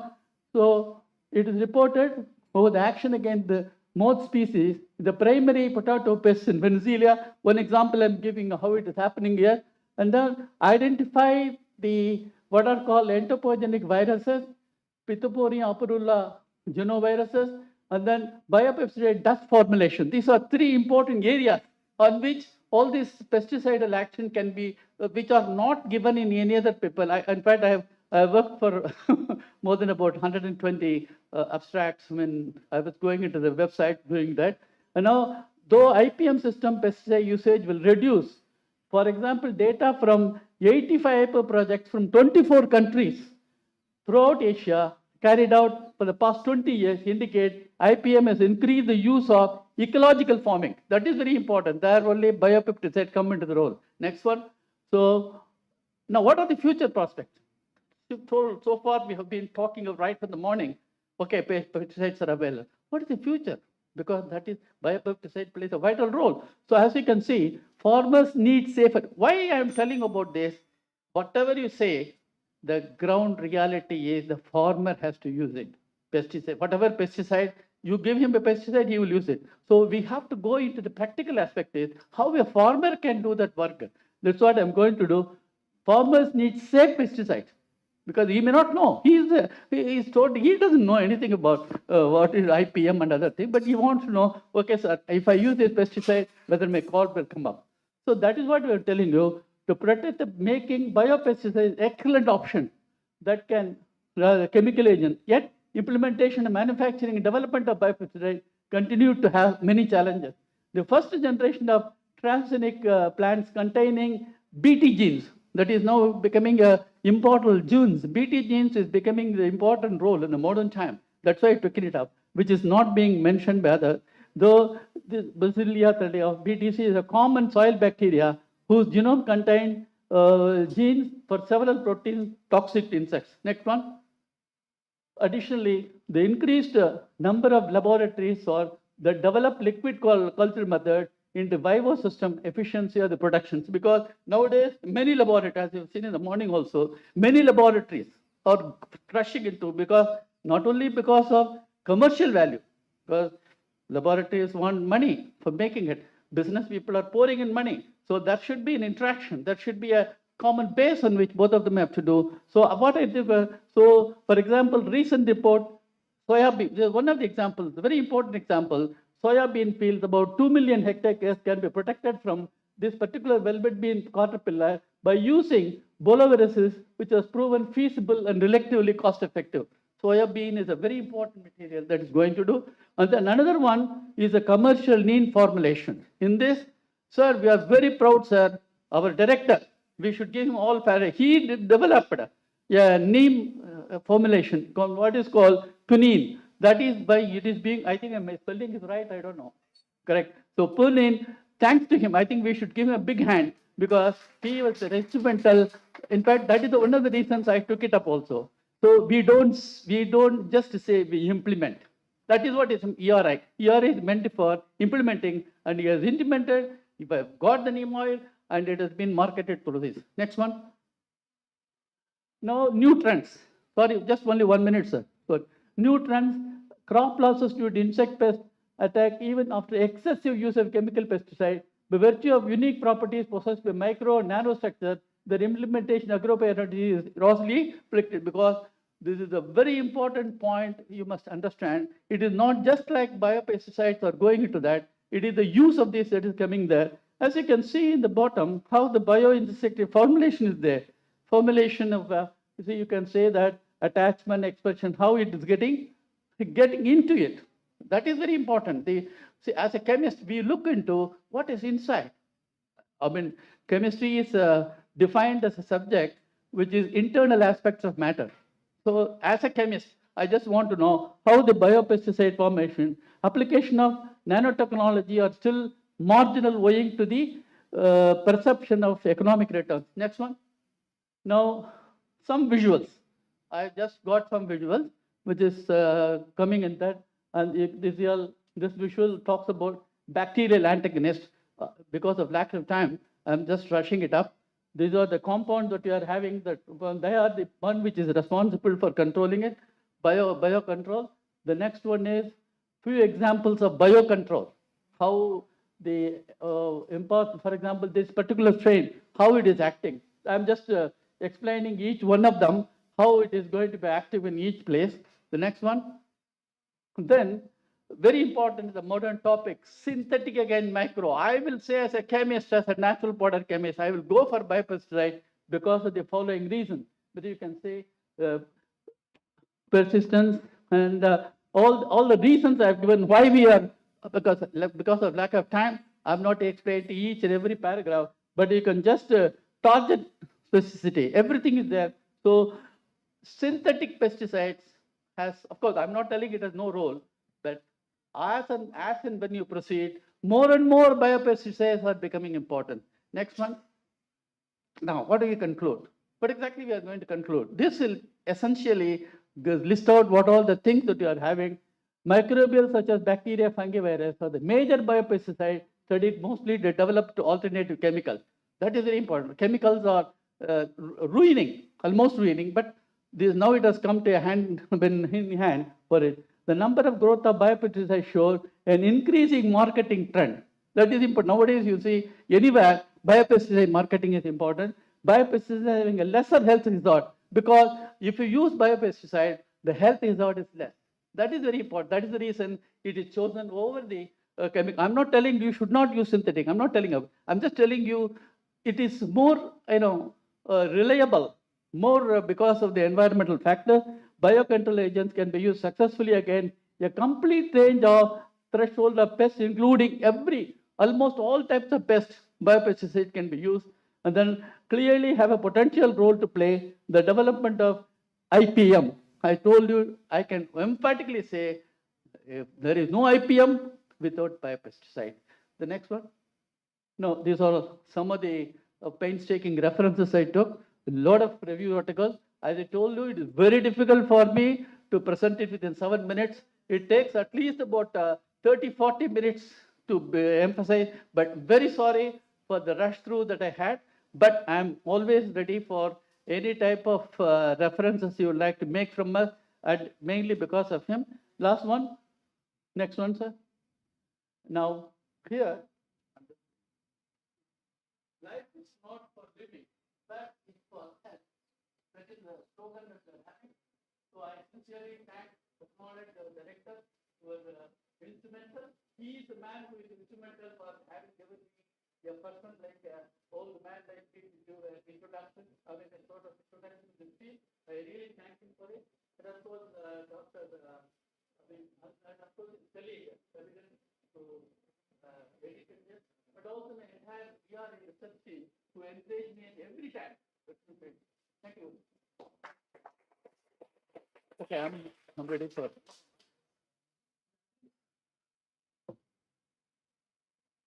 In fact, he is also corresponding author for this.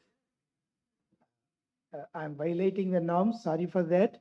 And I want to acknowledge Dr. Seshatri, Dr. Suma, Dr. Balakrishna. They are here emeritus scientists. They worked somewhere as a top scientist in the field of phytochemistry, biopesticide, and biochemistry. And now they do their service free of cost in Loyola campus. They come here and kindly give them thunder of applause. And they come here, stay with us, guide us, connecting with the industries and funding agency, guiding the scholars, and they're doing a wonderful service. Dr. Seshatri is here, Dr. Sumar is here, Dr. Balakrishna also is a top phytochemist in India, and they do free of service. I'm much inspired. Particularly Dr. Seshatri always goes through the literature and writes a paper, comes and shows to me a source of inspiration. Even the dress code that we introduced, he comes with the perfect dress, which means he's the model what he is. His life and deeds are showing the same. So I may invite, sir, honor him with a shawl, special shawl with Loyola. Please come over the stage for his wonderful presentation and encouragement and being with us in Loyola campus. Please come on the stage. Please come on the stage. At the last month, we wrote one book chapter. It is published in USA, one of the top editor publishers. Handbook of Cosmetics of Technology is a reference book. It's been published here to press. Only eminent people are asked to write. For 1 year, we have been writing about it. So thank you, sir. We'll have a, yes, sir. Thank you. Thank you. God bless you. So it is for me an honor to honor a great man in front of you. Thank you. Thank you. Thank you, sir. Sorry for taking a few minutes.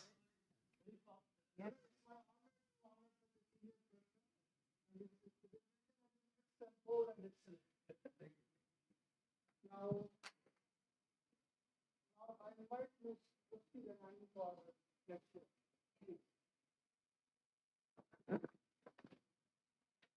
Hello everyone. My name is Drashti Danani. I'm PhD student from Zoology Department of KJ Somaya College of Science and Commerce, Mumbai University. My research guide is Dr. Amol Patwardhan. And today I'll be talking about a study that is family composition of Coleoptera from Sanjay Gandhi National Park. Okay, so we all know about Coleoptera, so I'm not going to talk more about it, just giving you the numbers that more than 350,000 species have been already described all over the world, and in India, more than 17,455 species has already been recorded under 114 families, of which I should say that 3,100 are endemic to India. We all know the characteristics, so just next slide. Okay, now this is something very important. We know the variation in color, shape, and size, but I especially wanted to put this slide because here you can see all the Coccylidae family members, what we reported from Sanjay Gandhi National Park, showing the color variation. This collage depicts that. You can see the species of Acanthophorus from the genus Acanthophorus that we found from Sanjay Gandhi National Park. To relate the size, I have put an internet picture. It can be that large and it can be as small as the tiny pinhead that is from the Tilidae family. Next one. Okay, type of habitats. Here I just wanted to depict that each species can be found in multiple habitats. I've highlighted in the table, for example, Carabide, you can see 3 different habitats it's occupying. Nothing much in that. Yes, these are some eco services that beetles provide us, especially the pollination, nutrient recycling, secondary seed dispersal, then parasitic control. Yes, they can be prey, predator. We have heard from morning. I think everybody knows about it in detail, so nothing much here also. Yes, this is my study area. I would like to describe this in a little depth. So my study area was Sanjay Gandhi National Park. It is in the center or heart of Mumbai city, entirely surrounded by city. It is divided into 2 unequal parts by Basin Creek or Vasai Creek. You can see right there. Due to the leopard activity, our sampling stations were restricted. So we extensively sampled Yeur, Nagla, Manpada, Mulund Cypress, and BNHS CEC Goregaon area. This forest is, it has moderate rainfall and the climatic conditions are hot and humid in summer and winters are quite very cool. Yes, it has 5 different types of forest, which I would like to highlight, majorly the deciduous type of forest, because that is something I'm going to relate later to my study. Next. Okay, significance. Why should we conduct diversity study? We know, just like in the previous slides I had explained, they are the most species group and in the entire animal kingdom, and talking about many more species yet to be discovered. I'm sure studies like this will provide a baseline data through which we'll understand what is there and what more could be found. They occupy almost all the niches. I just displayed the habitats they occupy. So multiple habitats indicate multiple niches multiple habitats basically have multiple niches, and within the multiple niches, multiple roles they have. Multiple roles means multiple eco services they provide us. So yes, that is one more reason to understand and the beetle diversity from any area. Then talking, they can be pests, predators, biocontrol, they can be prey, they can be prey, they themselves can be prey, many insectivorous plants. In fact, they form the base of, they coming into the group of insecta form the base for a lot of animals, like the insectivorous birds, for example. Yes, all these study in detail will actually help in planning or managing the forest. Yes, they can also be used as bioindicators. So such studies would actually help in understanding the health of the national parks or forests, which in turn basically when I was talking about Sanjay Gandhi National Park, it is highly under the stress of anthropological activities, completely surrounded by a city, a lot of encroachment, a lot of things. So such studies would actually help in maintaining the health of the forest. Yes, the duration was 3 years. It was from September 2013 to September 2015. Collection methods, majorly all-out search were performed. Light traps were set up, pitfall traps for the ground-dwelling species, and photo documentation was given high importance. I would click or I would take it from somebody else also if I find some new species. Identification was basically done using the AIMS, that is a standard key, and the family group classification, family group names were done according to Bucha's 2011 paper. Yeah, so results in discussion, this is the important part. Results, all the data collected was analyzed on 4 aspects: family composition, seasonal variation, feeding yield, and activity. From this present study, around 223 species were identified from 39 families.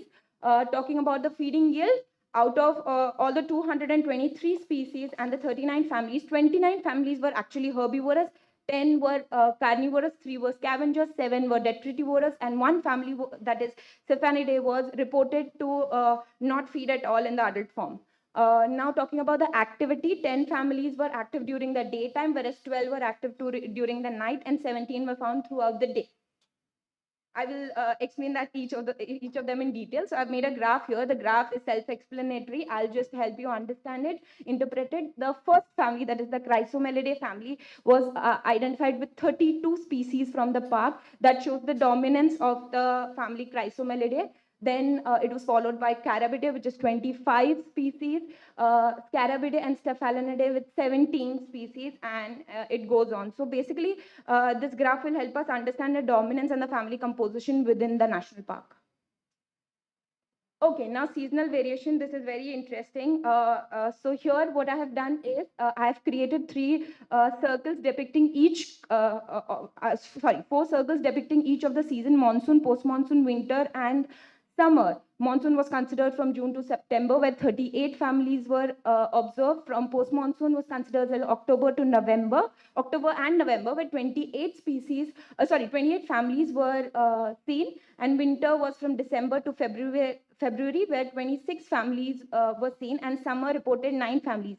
These 9 families were actually seen throughout the year, and they were very dominant. Now, if you see the diagram, you can clearly see 11 families were seen only in monsoon.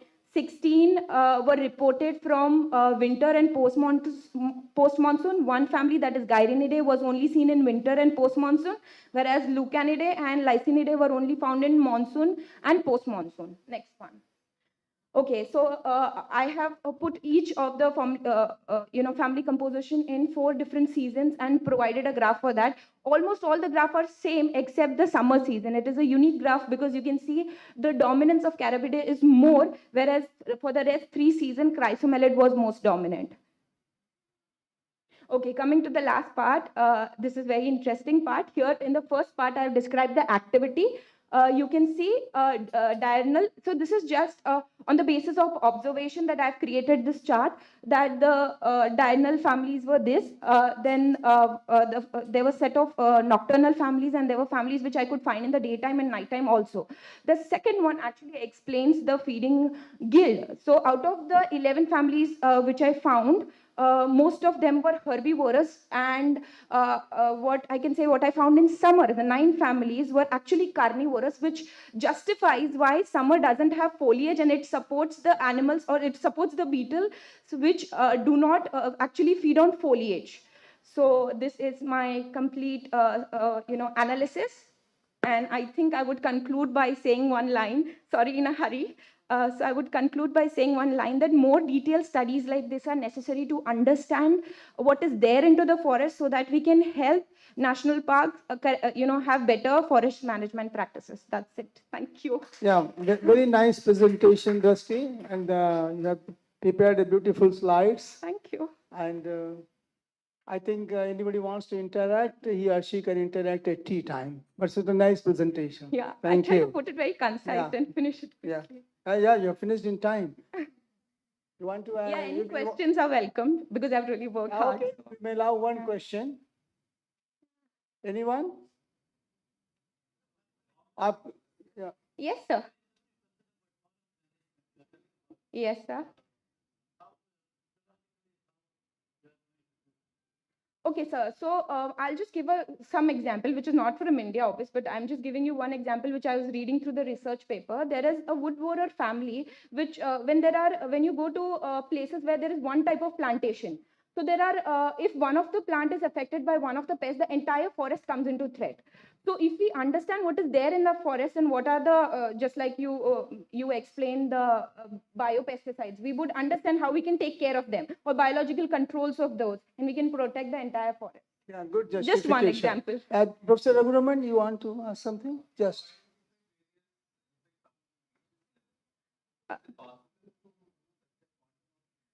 No, sir, I have done, yeah, I'll just justify that. Correct. Yeah, so this was preliminary study. You can see from 3 years, I could just get a less amount of data. So we did it up to the family level. And for whatever species it was possible, we did it to the species level. Excellent, Dusty. Get it published. That's good. Yeah. Yes, thank you. Yeah, thank So you. just one thing I wanted to share. Sorry, I just wanted to thank my guide, because I was never into insects. It is because of him that I came here. So I would like everybody to clap for all the guides who support their, students. Thank you so much. Convey our regards to your guide. Okay, now I invite Professor Raghu Raman, who is a professor at Banaras Hindu University and my colleague also. So, Professor Raghu Raman. Thank you so much, sir. First of all, I would like to thank the organizing committee for making me to be here with you. Very good evening to one and all. I'll be talking on the effect of certain pest management practices on the abundance of the organisms which are occurring in the soil, which have not yet been touched by the other people. So next one. See, we were talking about all the insects above the soil, some of the pests below the soil, but if we go into the insects which are below the soil, there are large number of insects which are providing the ecosystem services free of cost, for which we have to spend crores and crores of rupees if we are removing these organisms. These organisms, they convert the organic material which is dumped into the soil and they make them to an available form which is available to the plants, or these are the friends of farmers. So this is the thing which is given by Baloch, that these organisms which are in the soil, they are 20 times more than the mass of the human beings. You can estimate the quantum of the organisms, and they are complex, they are in a complex environment, and they afford protection, food supply, and ultimately they are the organisms which are responsible for the food security which we are talking today. Next one, please. So you can see the soil food web, your food chain, everything, it is an ecosystem wherein the living material and non-living material, they will continuously interact for the flow of energy. Even if you are removing one part of the ecosystem or one part of the food web, then there will be a collapse or a disaster or a debacle, and ultimately the system will collapse. So these insects which are in the soil, which are beneficial to us, they are in various food chains as well as the various food webs, and these are the insects which are more important, and we have to give the importance to these insects. Next one. So these are the insects, which is a comprehensive diagram which we published from our lab. Even today it is being used by various authors. Next one. So these are some of the organisms which are rendering the ecosystem services. Next one. So coming to the insects, you can see the insects at various levels which are responsible for the soil fertility, the supply of nutrients to the plants. Next one. So here you can see the nematodes, then followed by acarines, these are the arthropods, then the columbola, which are the springtails, which are the beautiful organisms. These are the most important organisms on which the European country, they do a lot of research and they put quantum of funds. But unfortunately, in our country, no other lab other than the lab at the Banaras Hindu University and the Zoological Survey of India, they are doing some work on this particular group of insects. Next one, please. So these are the effects of these beneficial organisms in the soil. They break down the organic matter. They are responsible for the nutrients, and they improve the soil aeration. They are responsible for better drainage, and they are friendly to the farmers, for which we are talking from the morning. So we were talking about the IPM, the biointensive integrated pest management. IPM, insecticides are the integral component of IPM, without which we cannot do the IPM. So while doing the IPM, these insecticides which are indiscriminately, unilaterally and lopsidedly, which are applied to the environment, they are two-sided weapons. On the one hand, they give protection to the farmers by killing the insects, but on the other hand, we are talking about the benefit risk ratio. For getting 1 rupee benefit of the farmers, we are destroying 10 rupees or 20 rupees of the environment. So this is the most important thing we have to keep into consideration, based on which we did a small part of the research work. Next one, please. So we wanted to check the impact or the impetus of various insecticides which are being used by the farmers in various vegetable ecosystems, for which we have taken the brinjal ecosystems, and we sprayed various conventionally as well as the safer insecticides which are being used by the farmers. Next one. So these are the insects, the soil fauna which were extracted from the brinjal soils. Next one. So we were able to collect a total of 66,245 specimens, out of which we segregated them into 9 genera, and some of the predominant were the Cryptophagus, Isotomilla, and these were followed by some other species. Basically, there are two types of insects, some are globose and some are linear. Next one. So these are some of the insects. Next one. Next one. Isotomerus. Next one. Some of the insects we have already published, and many of the new species we are yet to publish. Next one. Next one, please. Next one. These are some of the globose insects. Next one, please. Next one. So these are the insects we reported for the first time from the Uttar Pradesh. Very few records are there in the other part of the country. Next one, please. So this is the result which the experiment which conducted in the vegetable, that is the brinjal, you can see various insecticides like the fipronil, imidacloprid, spinosad, nimbicidine, cypermethrin, thiamethoxam. These insecticides, some they work on the nervous system, some they work on the axon, some they work on the muscular system. So when we are dumping the insecticide in the crop, yes, definitely they go to the ground and they definitely have an ill effect on the soil organisms which are responsible for the nutrient recycling. So with our experiments, we could be able to see that some of the insecticides, they were totally detrimental to these type of organisms, for which we have to make an awareness in the farmers that frequently they should not use these insecticides which are detrimental to these organisms. You can see in some of the cases, their buildup is more after the application of insecticides. We were taking the data after frequent period, like first day, 7th day, and 21st day, in which you can see there is a tremendous population buildup in some of the insecticides, that is the nimbicidine, which is a naturally used insecticide. I would like to congratulate the director, Dr. Maria Pakim, that he has developed a neem formulation which can be definitely recommended in the vegetable crops which we consume, and they are definitely friendly with these type of organisms. And you can see some of the systemic insecticides like imidacloprid, and you can see the thiamethoxam, which do not go into the plant system or which do not go into the soil, and then they do not go into the insect system. They were somewhat safe to these insecticides. So these type of insecticides can be recommended to the farmers as an integral component of the pest management system. So some of the insecticides like fipronil, the cypermethrin is a pyrethroid, definitely arrests the nervous system of the insects.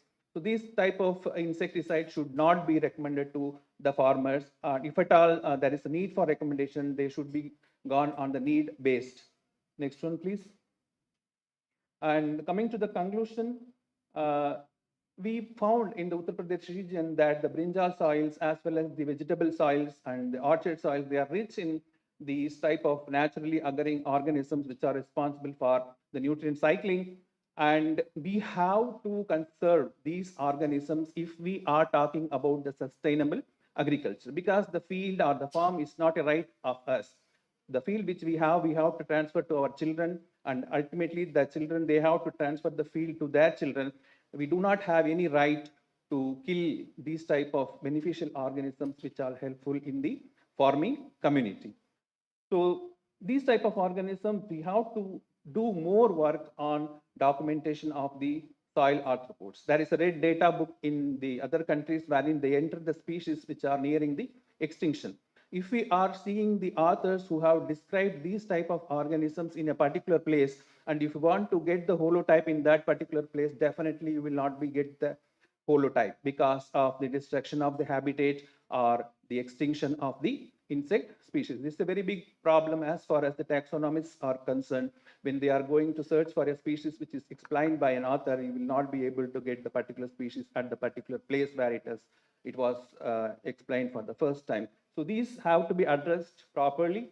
Then we have to make awareness in the farmers that what are all the insecticides which are soft insecticides, which have to be used in the integrated pest management, like the biopesticides and some of the soft pesticides which will decompose within 1 day or 2 days. Nowadays, we are having the anthranilic diamides, which will decompose within 1 day. If you spray the crop today, tomorrow you can consume the crop. So such type of insecticides are there. They have to be recommended to the farmers.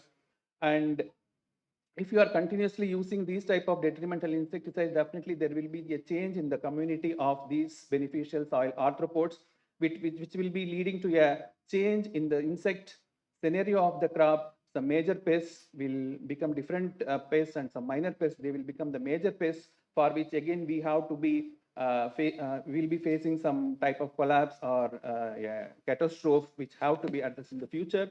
And we have to generate baseline data of these insects, which is not at all present in our country. Then including these species in natural conservation programs. Nowadays, this Ministry of Environment and Forestry, they are giving more impetus on such type of activities. First, we have to document these insects and what are all the how best possible way we can conserve these insects. And ultimately, by conserving these insects, we can enhance the soil biological activity And if we conserve the soil biological activity, we can go for the good crop production. And if we go for the good crop production, we can talk about the sustainable agriculture. And if we talk about the sustainable agriculture, we can have the food security, which is the need of the hour. With these words, I would like to thank again the organizing committee. Thank you, one and all. Thanks a lot, Professor Raghuman, for a very nice pictorial presentation and finishing within time. Thanks a lot. Thank you. Now, before I invite the next speaker, there is an announcement for the registration. Those who have not registered, they are requested to go and register at the registration desk. Otherwise, they may not get the certificate. So this is just for information, and it's an important part of it. Now, the next speaker is Ms. Deborah Anne Rose. Please.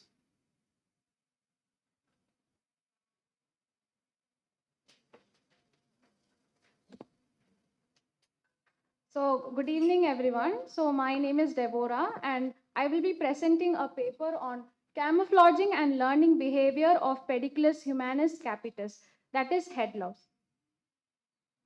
So head louse, I'll give a brief introduction.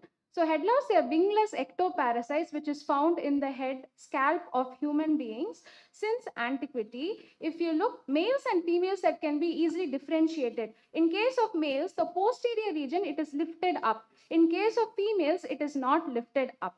So the life cycle is about 3 to 4 weeks. And getting to business, that is two main aspects. That is my aim of this entire paper. So one is camouflaging behavior. So camouflage behavior is a cryptic coloration behavior where the animal, it tries to match its background by changing its color, movement, or lightedness. Second one was learning behavior. So this insect, when a conditioned stimuli was given, it tried to learn that stimuli and respond to that particular stimuli. So we look at the experiment which was done. Next slide. So what are the materials and methods which was required? So a transparent plastic box was needed, and then thin colored paper strips was taken. So it consists of about 5 colors: black, white, green, and red color. So then what, next slide. Yeah, so you can look at the setup here. So that is the transparent box, and these color papers, they were inserted, attached with help of adherent glue. So the study which was done was head louse. So the duration was about 2 months, and about 10 batches was taken. In each batch, 5 head louse was introduced. So previous one. So the experimental setup was, the head louse was first released into the particular box, and a conditioned stimuli was given. The stimuli was tapping. A gentle tap was made for about 5 to 10 seconds, and then this head louse was released. So what happened? We will look at the results. So first, as soon as this head louse was released, they started moving towards darker shade of colors. The color was black and brown. As you can see in the image, there's a head louse in black and there is a head louse in brown color. So they started moving towards darker shades. So this is a form of camouflage, that is background matching. So I will explain that in the result part. Next slide. So here you can clearly see in black, the head louse is present, and in the second slide, the brown color, the head louse is present. So coming to the learning part, latent learning. So what I observed was, as soon as this head louse was released, it did not immediately go towards the color. It was roaming around for a while. So it was learning about the environment, the different colors which were present. And then they started moving towards the color. So this is called as latent learning, where the animal learns the about the environment, what and all is present, what are the different colors which are present, and they start moving towards a particular color so that this information can be used later in their life. So behavior towards conditioned stimulus. So this is where the head louse used that particular information. So as I said, the conditioned stimulus was in the form of tapping. So as soon as tapping was done, the head louse considered this tapping as a threat. So something is irritating that. So it considered it as a threat and started moving towards the darker shade of colors. So this is its response to a particular condition stimuli. So it used the information later in its life when that condition stimulus was given. So what was it I found out? According to camouflage behavior, it showed background matching. So background matching is a type where the insect, it tries to match to the background. So as you see, this insect moved towards black and brown color. So it was trying to match towards darker shades of colors, like in sense of color as well as movement as well as the lightness of the color. The second one was latent learning. So latent learning, as I said, they stored the information about the different colors and then they moved towards the particular color. So condition stimulus, tapping in the form of tapping, as soon as tapping was given, they moved towards darker colors, where tapping was considered as a form of threat. So they moved towards the particular color. From the result, it was found that about 72% they moved towards black color, 43% they moved towards brown color, and about 7% moved towards yellow color. So the reason why they moved towards yellow color, because some insects, they might go under stress or some disease that have attacked those lives. So I would like to, what and all we saw was camouflage behavior, latent learning, and response to a conditioned stimuli. So I would like to conclude by saying that usually we consider head louse as a pest, but head louse can also be used for research in a useful manner. Thank you. Yes, thanks for the presentation. We will, if any questions, we will discuss in the tea break. The next person, Y. Taranam Fatima, from Madras Christian College.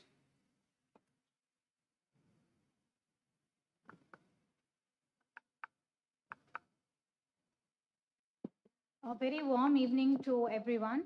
I am Taranum Fatima. I am a final year postgraduate from Department of Zoology, Madras Christian College. My topic is role of ants, termites, and beetles in arid soil.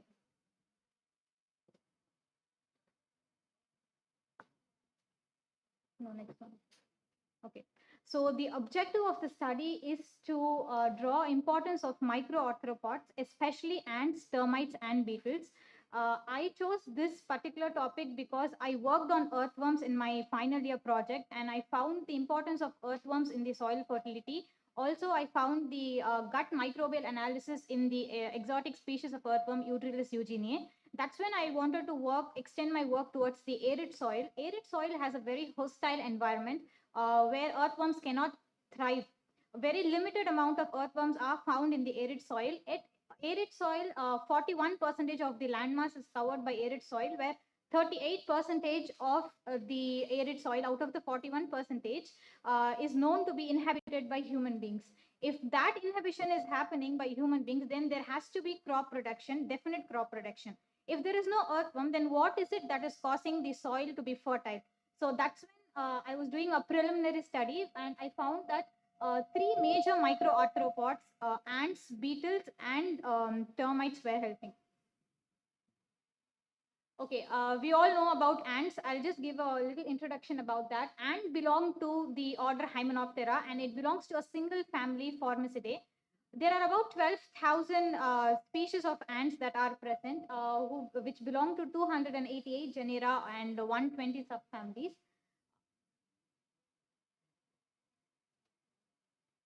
Okay, so there are four regulatory services which I'm going to talk about now, which I found in papers. And the first one is seed dispersal, the pollination, regulation of animal community structure, use of ants as biological agents.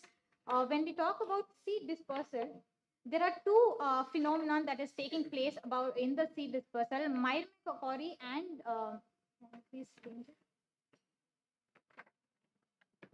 No, after myrmecochory there's a slide. Okay, there are two phenomena, that is myrmecochory and myrmecophily. When we talk about myrmecochory, it is a co-evolutionary aspect that has been taken up by ants with the plants. what ants does is that it requires a lipid component called elaiosome, and that elaiosome is provided by the seeds to the ants. Now, it takes up the elaiosome, which is the lipid component that is present in the seeds. In return, what ant does is that it has a very mutualistic behavior towards the seeds, because the outer layer of elaiosome has been taken up by the ants. It becomes very easy for the seeds to sprout out. So in arid conditions, it is very important that the lipid structure is being removed. Because of the Myrmecophore, the elaiosome is removed and the seeds sprout out, and that is how the crop production, ants is helping in crop production. The second one, in sub-Saharan Africa, in one of the studies in sub-Saharan Africa, almost 11,000 species of plants are depending on this particular phenomenon, because the earthworms there are not that efficient, because the arid conditions are very hostile for the earthworm species. Second one is the Myrmecophily. When we talk about Myrmecophily, it is a phenomenon where, please change the slide. Okay, it's okay. Myrmecophily. Myrmecophily is a phenomenon where ants are being provided by shelter. The plants provide the shelter for the ants to create their houses to live there. Instead of that, what ants does to the plant is that it helps the plant, it protects the plant from the herbivore animals. It infects the beetle, it infects the aphids, and these are some of the herbivore insects that feed on the plant and suck the plant. For example, if we talk about aphids, aphids have a very piercing and sucking type of mouth parts. In the arid soil, it sucks the sap out of the plants. So what this ants does is that instead of it follows the Myrmecophily, this is the Myrmecophily, it kills the aphids. So that is how ants are helping the plants. Pollination by seed dispersal is the major phenomenon that is carried out by ants, but pollination is not seen much, but it is very much successful in Orchisidae family of plants. And one of the very important group of ants that helps in this particular pollination is the baby bull ant. One of the studies conducted by Mohsen and group, they found out that the ants create a biogenic structures where in the tunnels that ants create, they store all these organic matter, and that helps in the water exchange.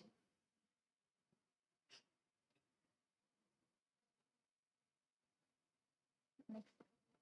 Okay. Next organism is termite. In this picture, this is a picture which I took from my college. We can see down it is very dry, but upper it looks like a very fertile soil. This is actually dug by the termites. It takes the soil down from the deeper layers of the earth and it brings up. By this, it helps in the soil rotation, which is usually done by earthworm, but in arid soil, the termites are more prevalent, hence termites carry out that.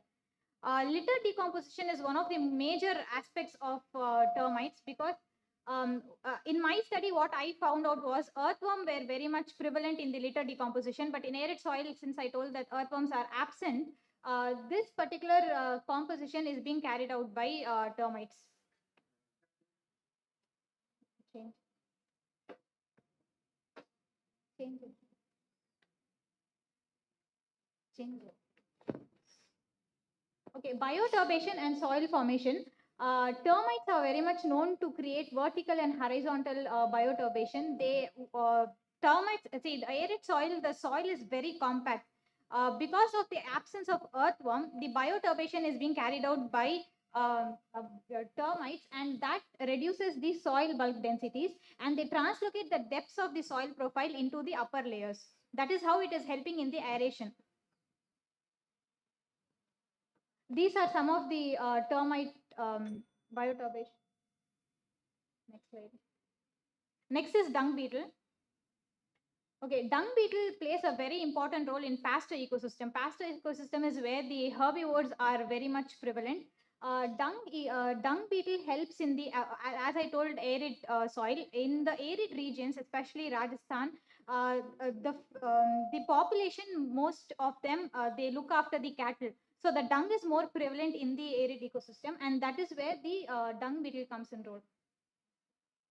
Dung beetle's contribution in the soil comes from the nutrient cycle, ecosystem productivity, bioturbation, primary and secondary seed disposal, plant growth, control of flies and parasites, and litter decomposition. I'll talk about control of flies and parasites. Please change. Please change. Yeah, yeah. Oh no, that picture. Okay, so this is a picture of dung beetle where the big dung pads are there, and the dung beetle is making small rounds, and they roll the dung and they keep it inside their tunnels. So by this, it attracts the microorganisms, and that is how it is helping in the fertility of the soil. Keep changing. Yeah. Keep changing. Change.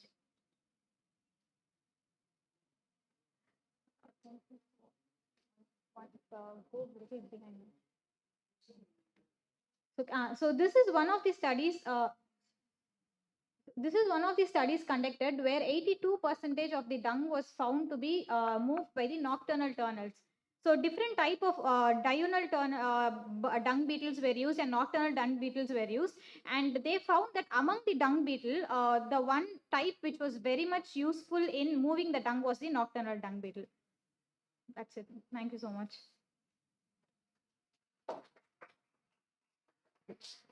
Thanks, nice presentation. Next, I call upon Batmaja from Metropolitan College.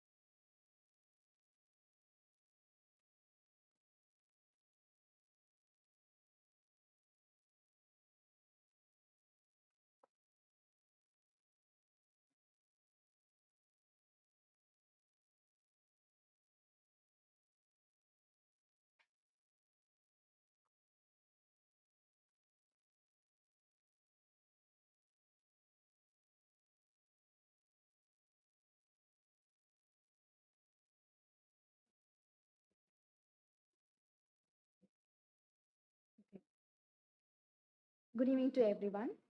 Myself Patmaja. I'm studying second MSc Zoology in Madras Christian College. So my topic is about contribution of arthropods, earthworms, and microorganisms in enhancing the soil fertility. Next. So this is the overall view of my presentation. Next. Yeah. So we all know that the soil is full of diverse living organisms, which includes the arthropods, earthworms, and microorganisms. Arthropods are the major, it's a diverse thing in kingdom Animalia.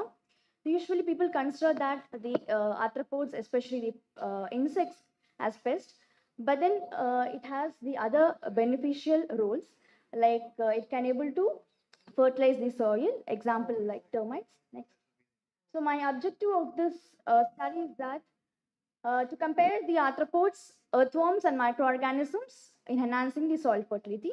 Next. Microarthropods. Next. Here we have the two categories, Acaria. So this Acaria, it is distributed in the grassland, And the feeding habitat is that it feeds the plant materials and microflora and also the fecal matter. Columbola, that is dominant in the coniferous forest, and the feeding habitat is same as the acaria. Next. So these are the images. Next. Yeah. So the contribution of microarthropod is that the fecus of that Pognonathus longicornis, that is viable, has a viable fungal spores, and so that the gazing of that the columbiolin on the fungi, so that increases the mobility of the nitrogen and calcium in the soil, and also the amount of nitrate is being increased. So the agglomerization of the fecal pellets that forms the water stable aggregates in the soil. Next. Moving on to the macroarthropods. Here we have 4 categories. The first one is the myriapod. So the species of Diplopoda that is very much dominant in the deciduous forest, and the feeding habitat is that it feeds on the dead and decay matter and also the fungal myceliae.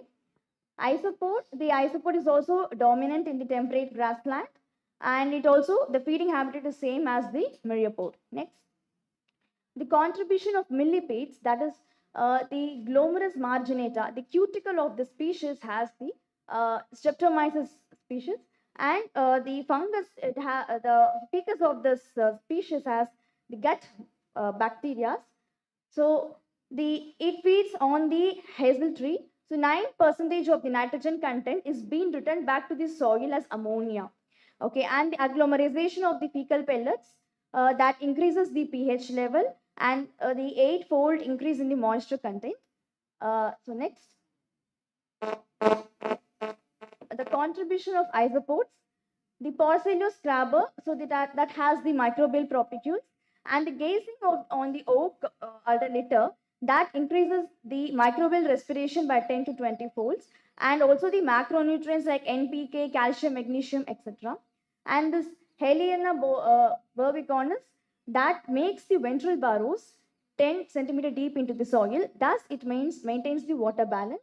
Next, termites. So termites, we all know about it. So it is present in the dry tropic and dry temperate region. It feeds on the humus, wood, and litter. And the ants, here it is dominant in everywhere, and it is the major scavenger and predator. The feeding habitat is same. The contribution of it is termites are the white rot termitomyces fungi that has been cultivated in the macrotermitine termites. So the termite modified soil that has the higher organic matter and increase in the macronutrients like the NPK, calcium, magnesium, and also the anions. The termite derived materials, that is the saliva or excreta, that is being used for the construction of the nest galleries and chambers, etc. So the materials eroded from the termites that increases the soil fertility. Okay, yeah. Next, yeah. Ants. So the leaf cutting attain ants, that is they can able to culture the fungi for food, and the ant modified soil is the same as the termite. So ant derived materials. So yeah. So here the ant makes the pores into the soil. So it makes the soil porous. That increases the aeration in the soil, and therefore it increases the water holding capacity. Therefore, see, actually ant and termite activities that influences the distribution of the soil particles. So it adds texture to the soil. Next, please. So this is the representation. Like in annually, in 1 year, all these arthropods contribute to the litter degrading thing, out of which the 60% is being contributed by the termites. Next, please. Next. Moving on to earthworm. Yeah. So earthworm, it does all these functions. Okay. So it makes the soil porous, increase in aeration, increase in water holding capacity by its coelomic fluid. Okay. And adds texture to the soil. So actually earthworm is being a natural plowers. It facilitates the mobility of the nutrients, and it regulates the pH cycle.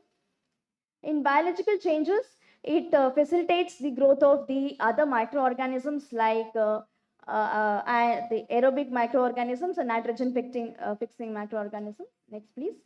So here we'll see the relation. So in soil transfer, the ants are significantly higher than that of the earthworms. Okay. So ants can able to transfer the soil very quickly than the earthworms because the ants are very small. The size is very tiny and they can able to move fast than the earthworms.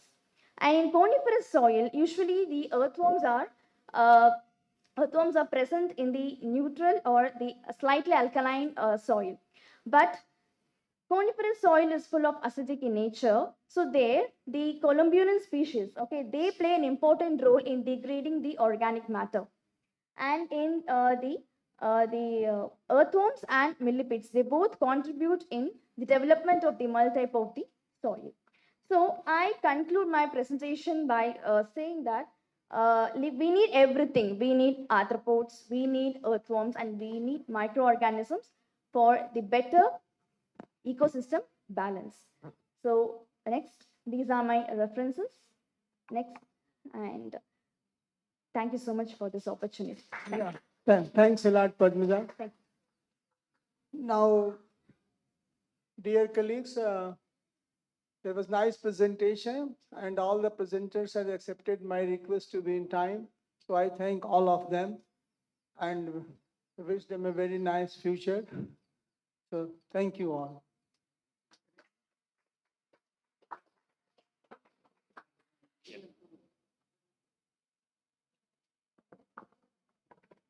Thank you very much, presenters. Yes. So kindly hold on for 10 more minutes. We'll go on to the next session. And thank you, sir, the chairperson and the co-chairperson for chairing this session. Thank you thank you to all the participants who participated and presented their topics. So we'll hold on for 10 more minutes for the next session.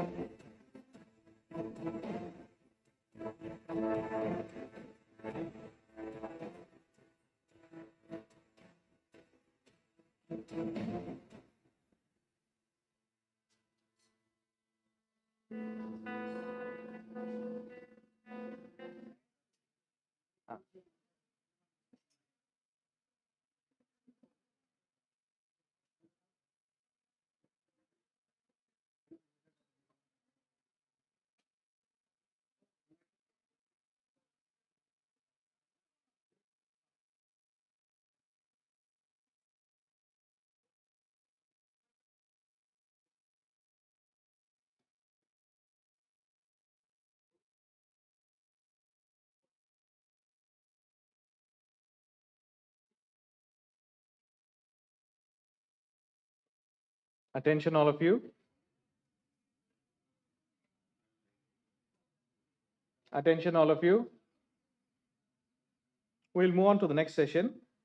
We'll move on to the annual general body meeting of the Entomology Academy of India. We invite the members to the dais.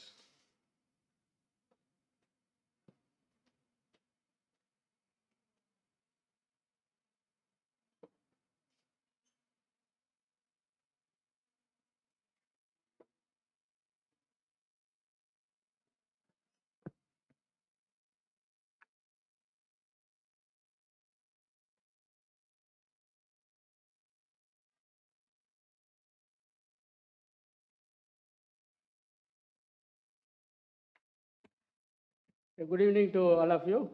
And it is a time for the Entomology Academy of India, which is at present is running at the Department of Zoology, University of Madras. He is also one of the collaborators for this 2 days international conference. So we thought of conducting a kind of a annual general body meeting, which is really very much essential. Every year we used to conduct a executive committee meeting, about 2 or 3 meetings, as well as one annual general body meeting. We always choose a kind of this national or international conference where people of interest in the field of entomology will gather, so that it will be very easy for us to discuss about the various activities of the Entomology Academy of India. That is the idea which really based today to have a kind of AGM here in this international conference, which really is needed for us to continue further with the activities of the academy. And in this sense, we are now gathered here. I now request Dr. Siddhanandam to briefly tell about the activities as well as the objectives of this academy. Thank you.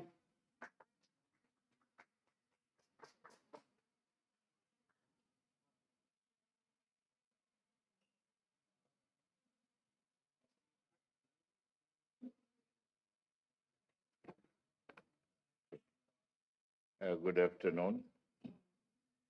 We are extremely grateful for Dr. Maria Pakyam and his team in Loyola to allow us to hold this society meeting in their premises and provide all the facilities. So thank you very much, sir.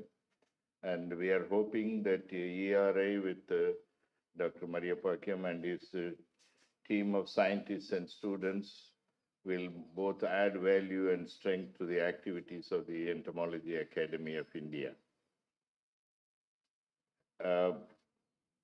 We released today morning the latest volume, which is 2021 volume of a journal called Hexapoda.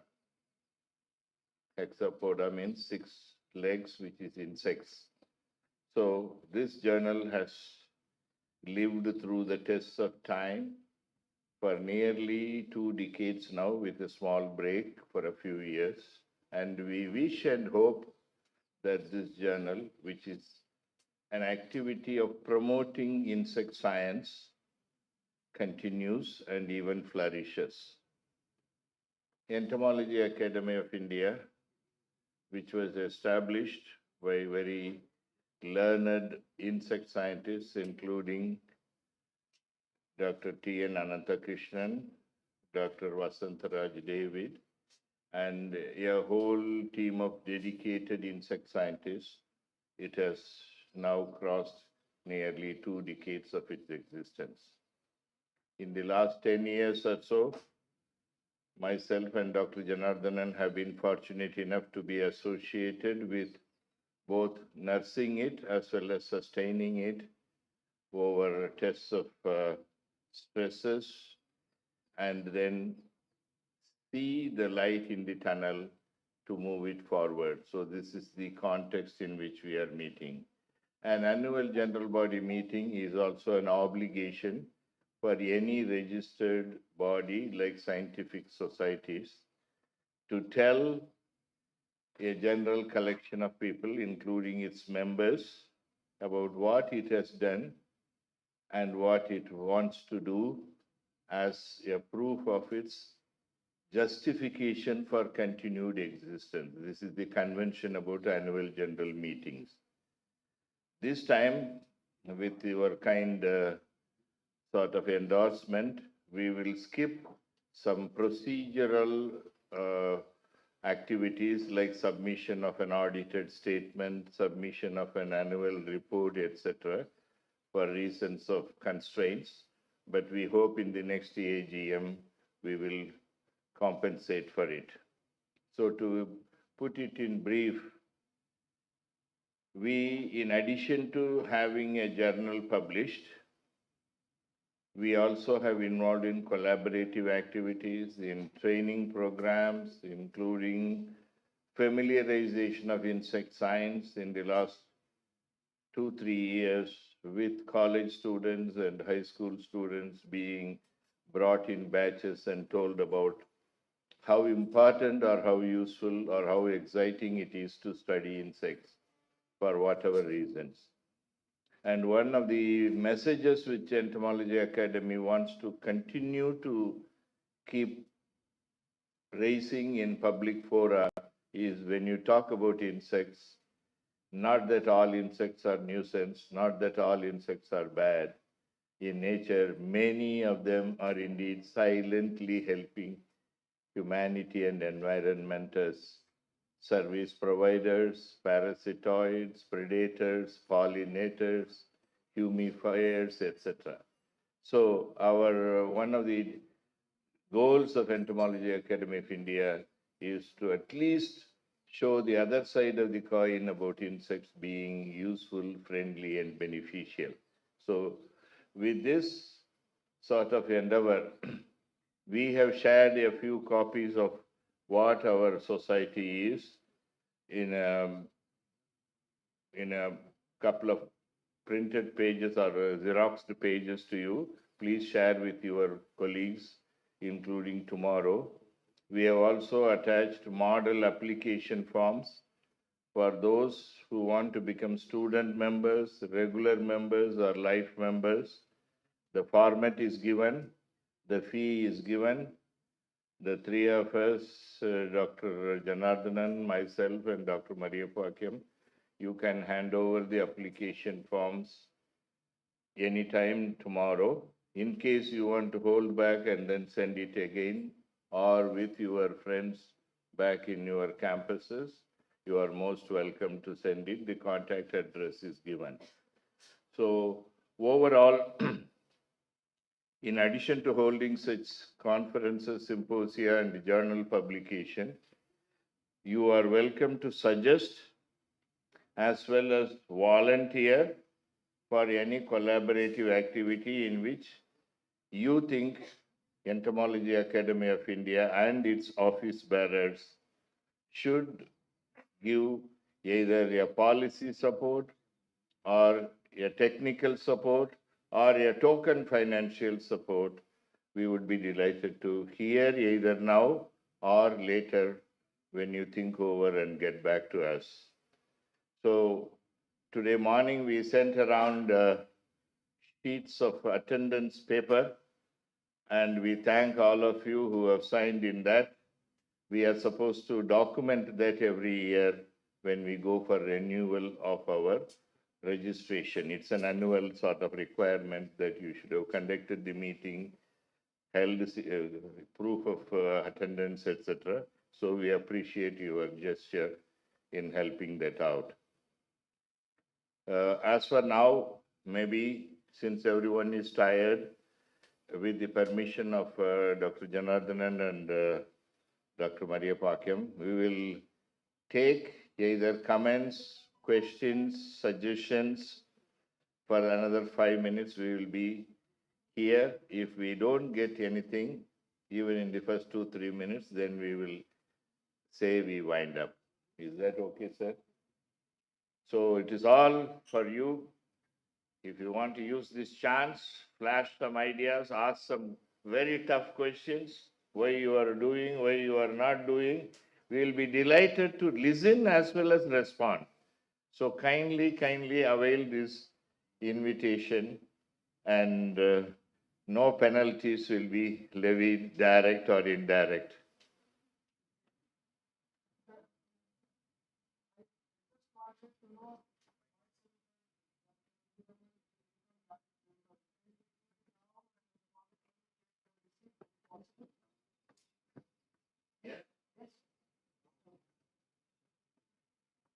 The question asked by Professor Srivatsava and Dr. Raghuraman, they are the senior faculty from Banaras Hindu University Entomology Department. The question asked is, among the different types of membership, there is one which is life membership. That means you pay one time and you are done with it. And it's 5,000. So he asked whether he can enter it directly and then pay and get a receipt. Yes, with pleasure and appreciation.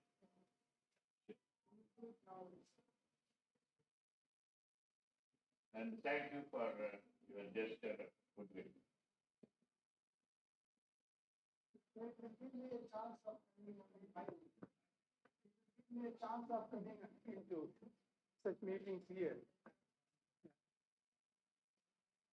He is asking a very clever, not exactly tricky, but tough question. Will Entomology Academy of India hope to invite us again to Chennai? Yes. Yes. When I have Dr. Janardhanan and Maria Pakyam saying yes, for me it's fine. So it will be done, sir, in all hope and fairness. Okay? Thank you very much. Please, unless 5 questions, comments come, we don't want to close the function. Please, at least 5 comments or questions. It can be tough, but please ask and make it lively.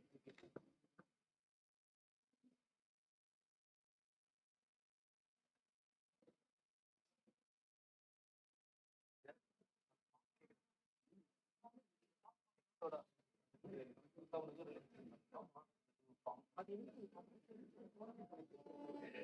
this side wants to become member? Since you need ask questions, we are going to ask. No? At least one person in this side, just 1 year membership. Tomorrow, at least one of you will come out, please. This side, can one raise your hand in support? It will be just one dinner box in a hotel. Who can afford? Okay, tomorrow. Right. Anybody that side? So one of you will help us with the membership tomorrow, if possible. Okay.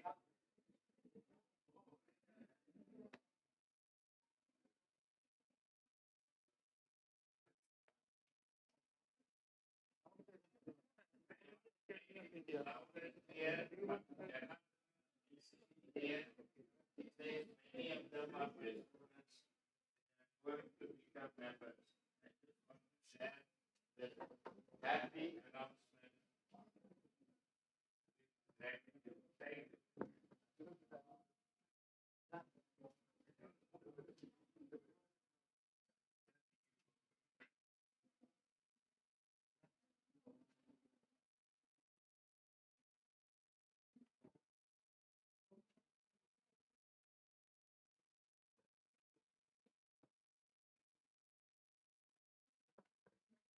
So dear participants, Entomology Research Institute was founded by Dr. T. N. Anandakrishnan, and in his time, the Entomology Academy of India was started, and it was the Entomology Academy of India or in different name.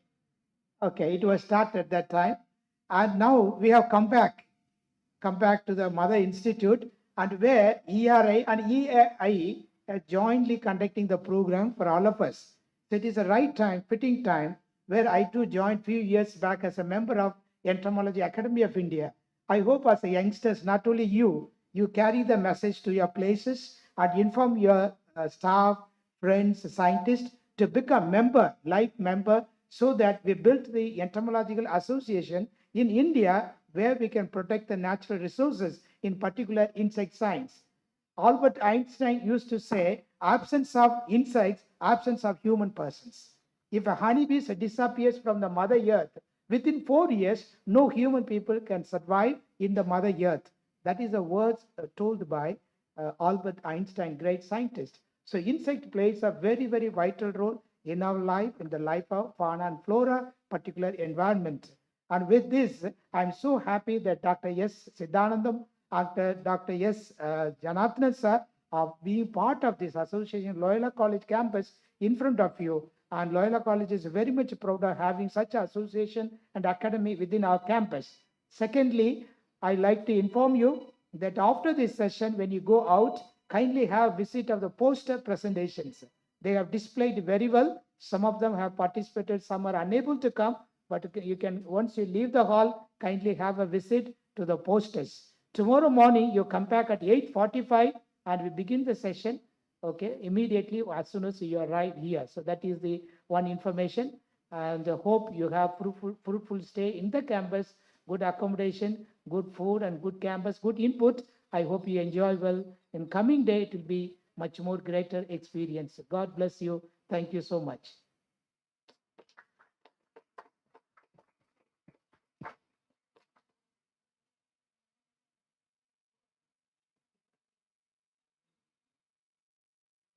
So we can leave the hall. Thank you.